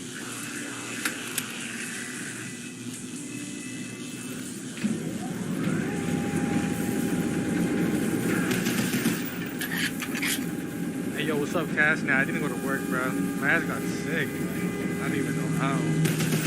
But, hey, nah, I was looking at TikTok in Sims. I seen a video of people fucking in Sims. Like two characters. Security protocol I was like, bro, what the fuck? 13255. Hey, yo, deadass talk fuck word. I seen them deadass fucking in Sims. I was like, bro, what the fuck are they doing in Sims?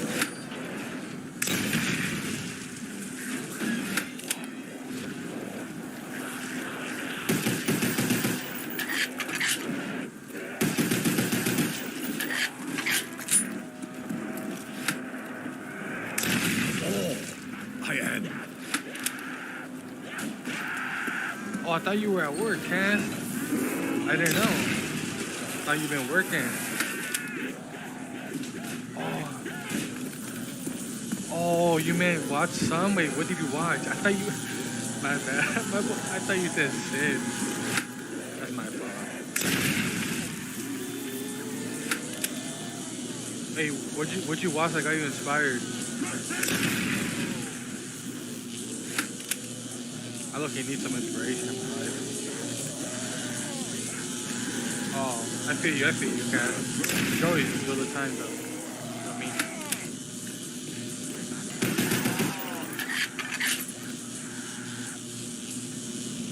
Oh, you watch some IO gameplay. And it's funny because the other day I was just thinking about it. I was like, fuck, we haven't played IO in literally forever. Because we used to play with fucking Dusty, remember? Like, we used to all be fucking huge crocs and shit. Fuck, remember when we fucked those boys up? And we fucking ate their asses? Oh my god, that shit was so funny. I literally forgot about that shit.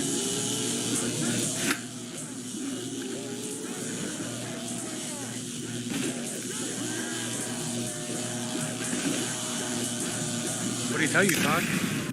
Been trying to what, play some IO or what? Look, I'm gonna get cornered right here.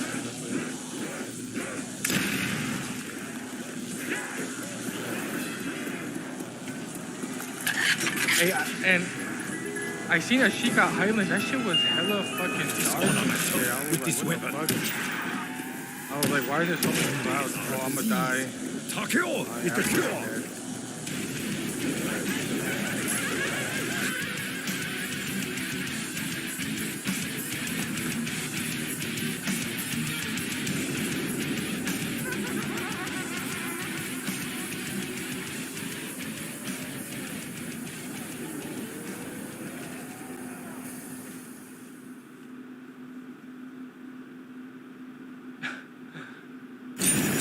Oh yeah, we ate them motherfuckers. Give me a... We'll try it again.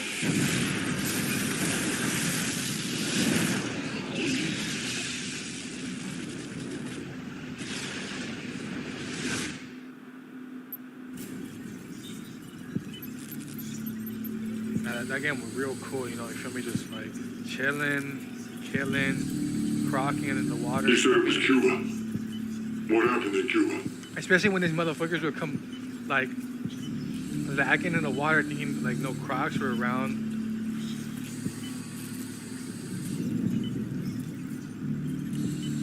Oh, bad.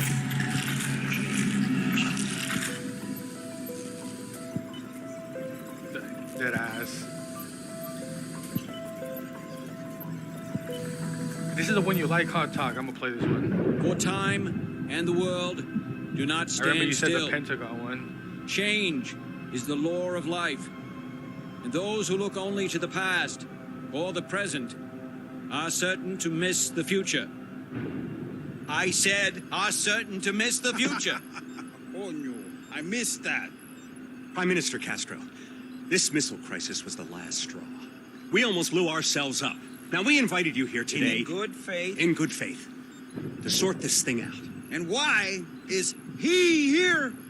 He lost. I remember as a kid, watching this shit would get me scared, like dead ass. Now, gentlemen, as I like to think, in the long history of the world, that there are only a few generations. Sounds like someone breaking in. It's just a storm, Dick. Sit down. God! Yeah, dead ass. It appears the Pentagon has been breached. Made it seem more real. Gentlemen, at times like these, our capacity to retaliate must be and has to be massive to deter all forms of aggression. Gentlemen, lock and load. Viva la revolución. Any last words, Mr. President? Yes, Jack. Any superlative words of inspiration for our humble troops? Do not pray for easy lives, my friends. Pray to be stronger men. Dead ass, though, for reals. Power level critical. Major systems offline. Can we go find the power switch?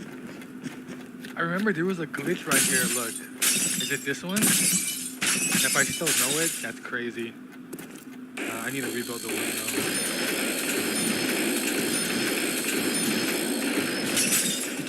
Is it still here?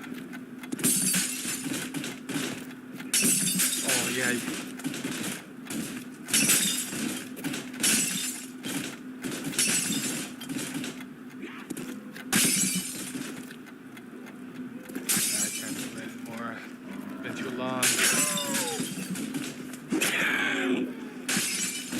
This shit do look beautiful, talk. Because back then you didn't have like high quality gameplay, you feel me? Now that you could have it, it's like you really appreciate that map and what you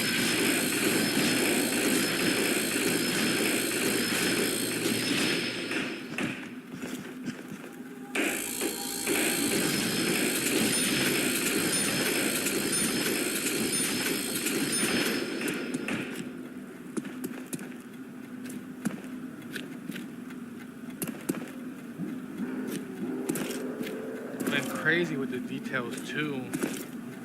Shit, the little shit, you feel me?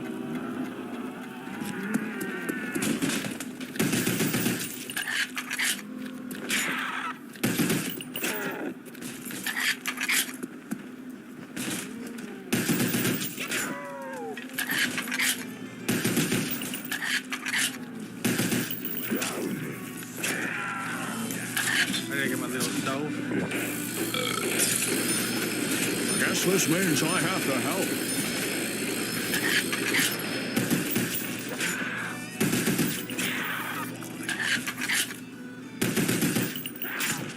Oh, look what you made me do.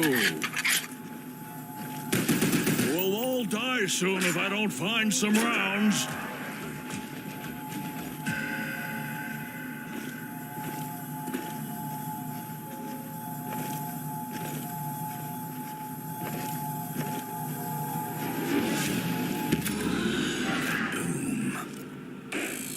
I will gladly pay you Tuesday for some extra rounds today. I remember this game like BO1 in general, the zombies have like hella little Easter eggs. I'm empty, dagnabbit! I forgot, but good shit.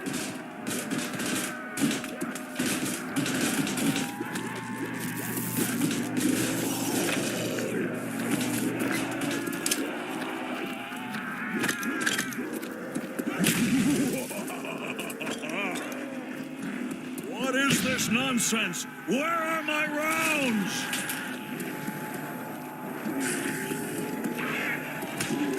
You can't stop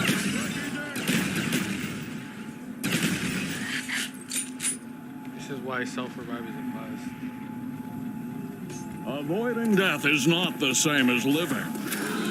Disgusting! Give me what I want! Gotcha!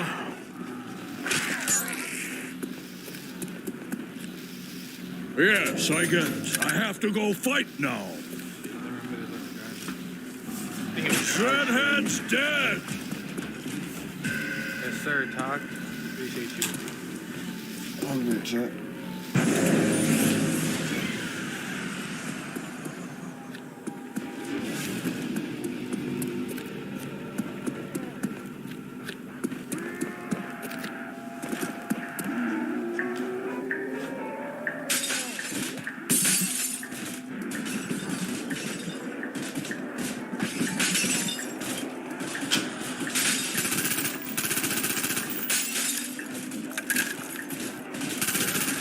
Yeah, I just felt like it, Cass. I was like, fuck. I should probably stream some classic zombies. No touchy. I am that good. Hey, maybe we have a few seconds.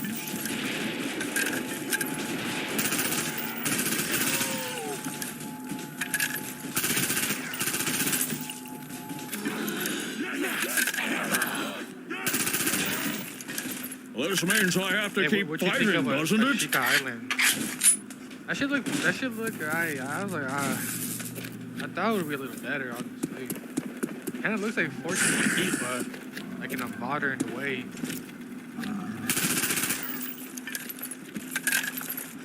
I was hoping for it to look more like Rebirth. I wouldn't have literally minded if they just put Rebirth inside Monolith. America! Hell yes! That's what they should have done.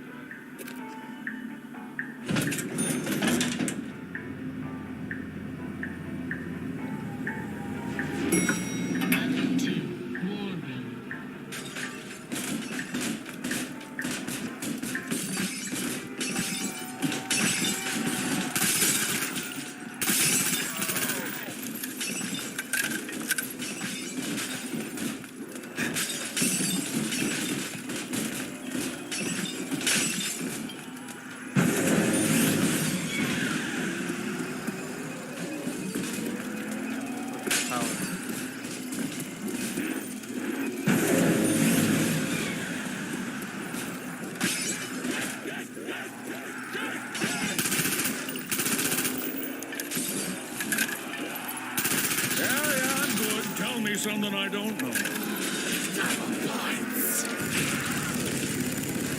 I don't need your stinking points. I need your votes.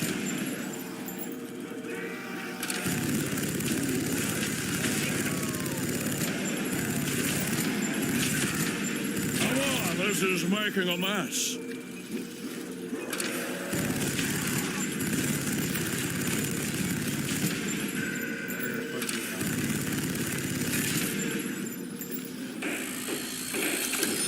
TDC, I'm down like another time or something.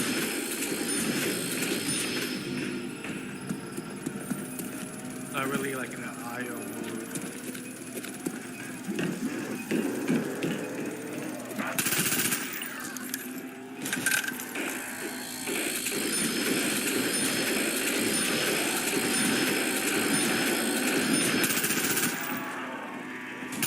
Gotta get real intimate if I don't find ammo.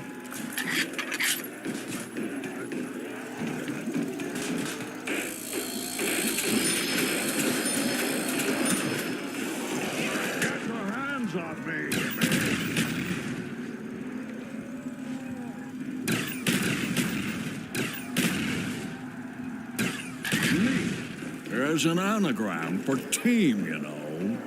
Damn you hippies, I'm out of ammo! Yeah, that's right.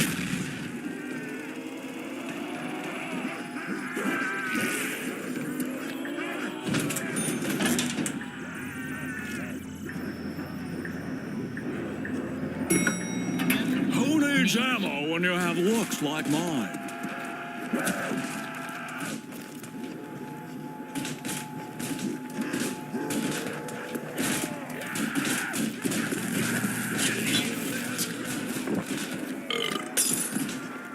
I guess this means I have to help.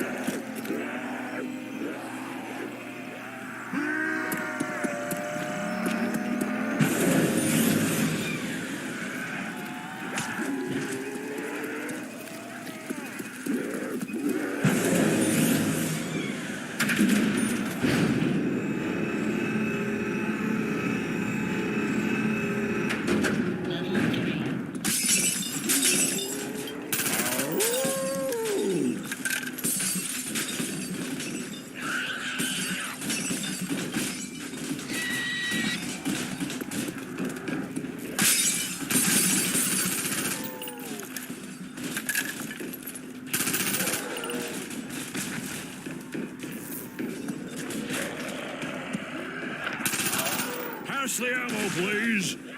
I said, please. What is this nonsense? Where are my rounds? The bloodiest wars in history involve buttercups and hippies.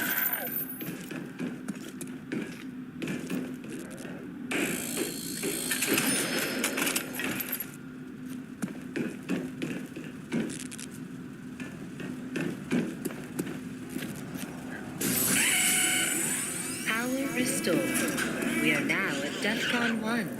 Security lockdown active. Welcome to the gun show.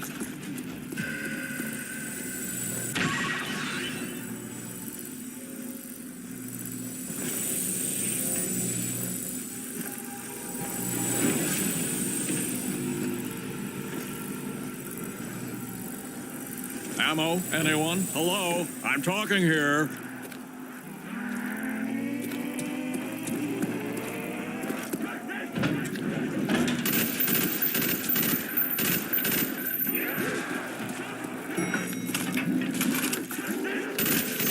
I want your blood and I want your vote. Got your double-double right here, freaks.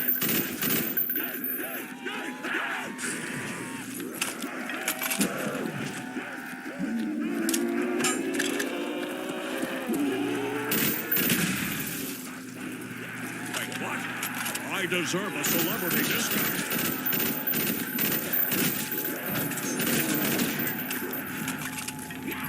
Gotta get real intimate if I don't find ammo.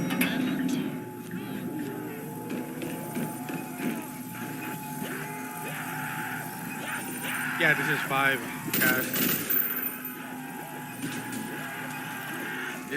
Was this good to adjust it or not? Did you see that, did you? Anyone? Damn it! Damn you hippies, I'm out of ammo!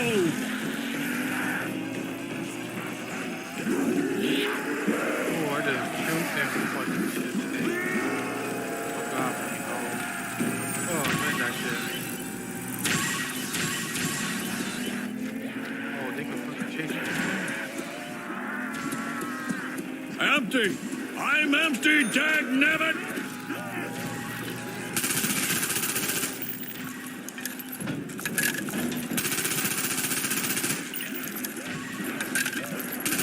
You dare touch a Quaker?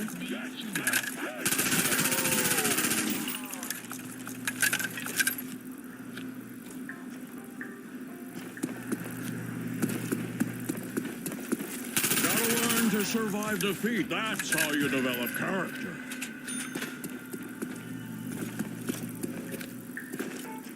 And I'm out.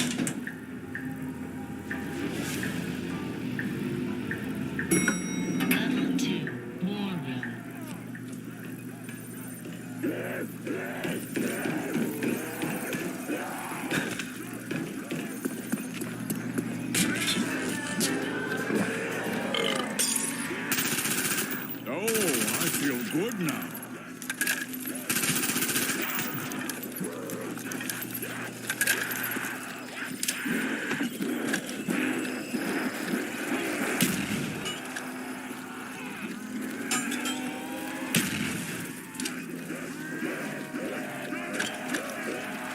My decisions are not subject to questioning by another branch of government.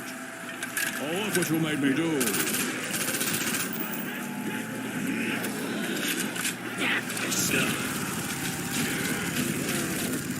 Got your gobble-gobble right here, freaks. I have never been a quitter.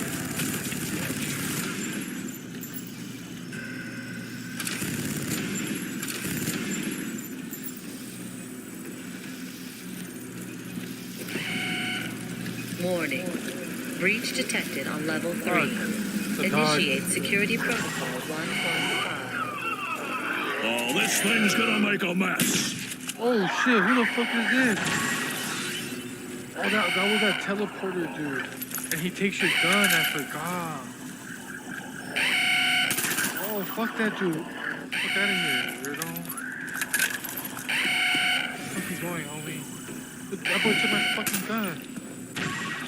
Oh shit. Where you going? Damn, he took my fucking gun.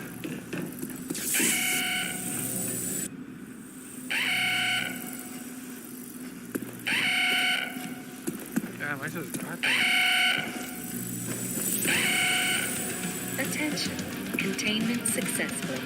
System monitoring will remain on alert status.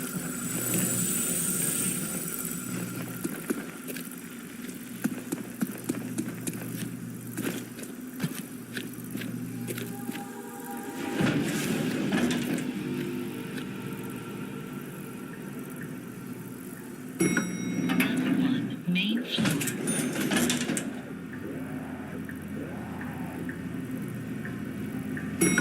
Level 2, war room.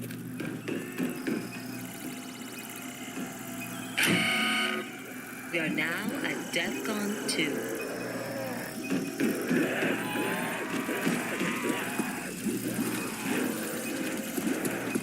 Who wants a buckshot ride? I am that good.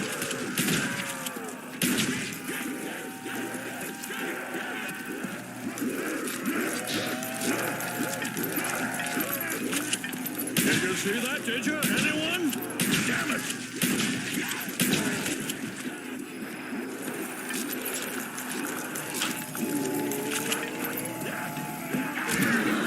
Double points. Who said that? Oh, I apologize. What goes up must come down. I justify my actions to no one. Alright, so out of here, man. No touchy. Go get a job, Yippee! There's a catch, isn't there?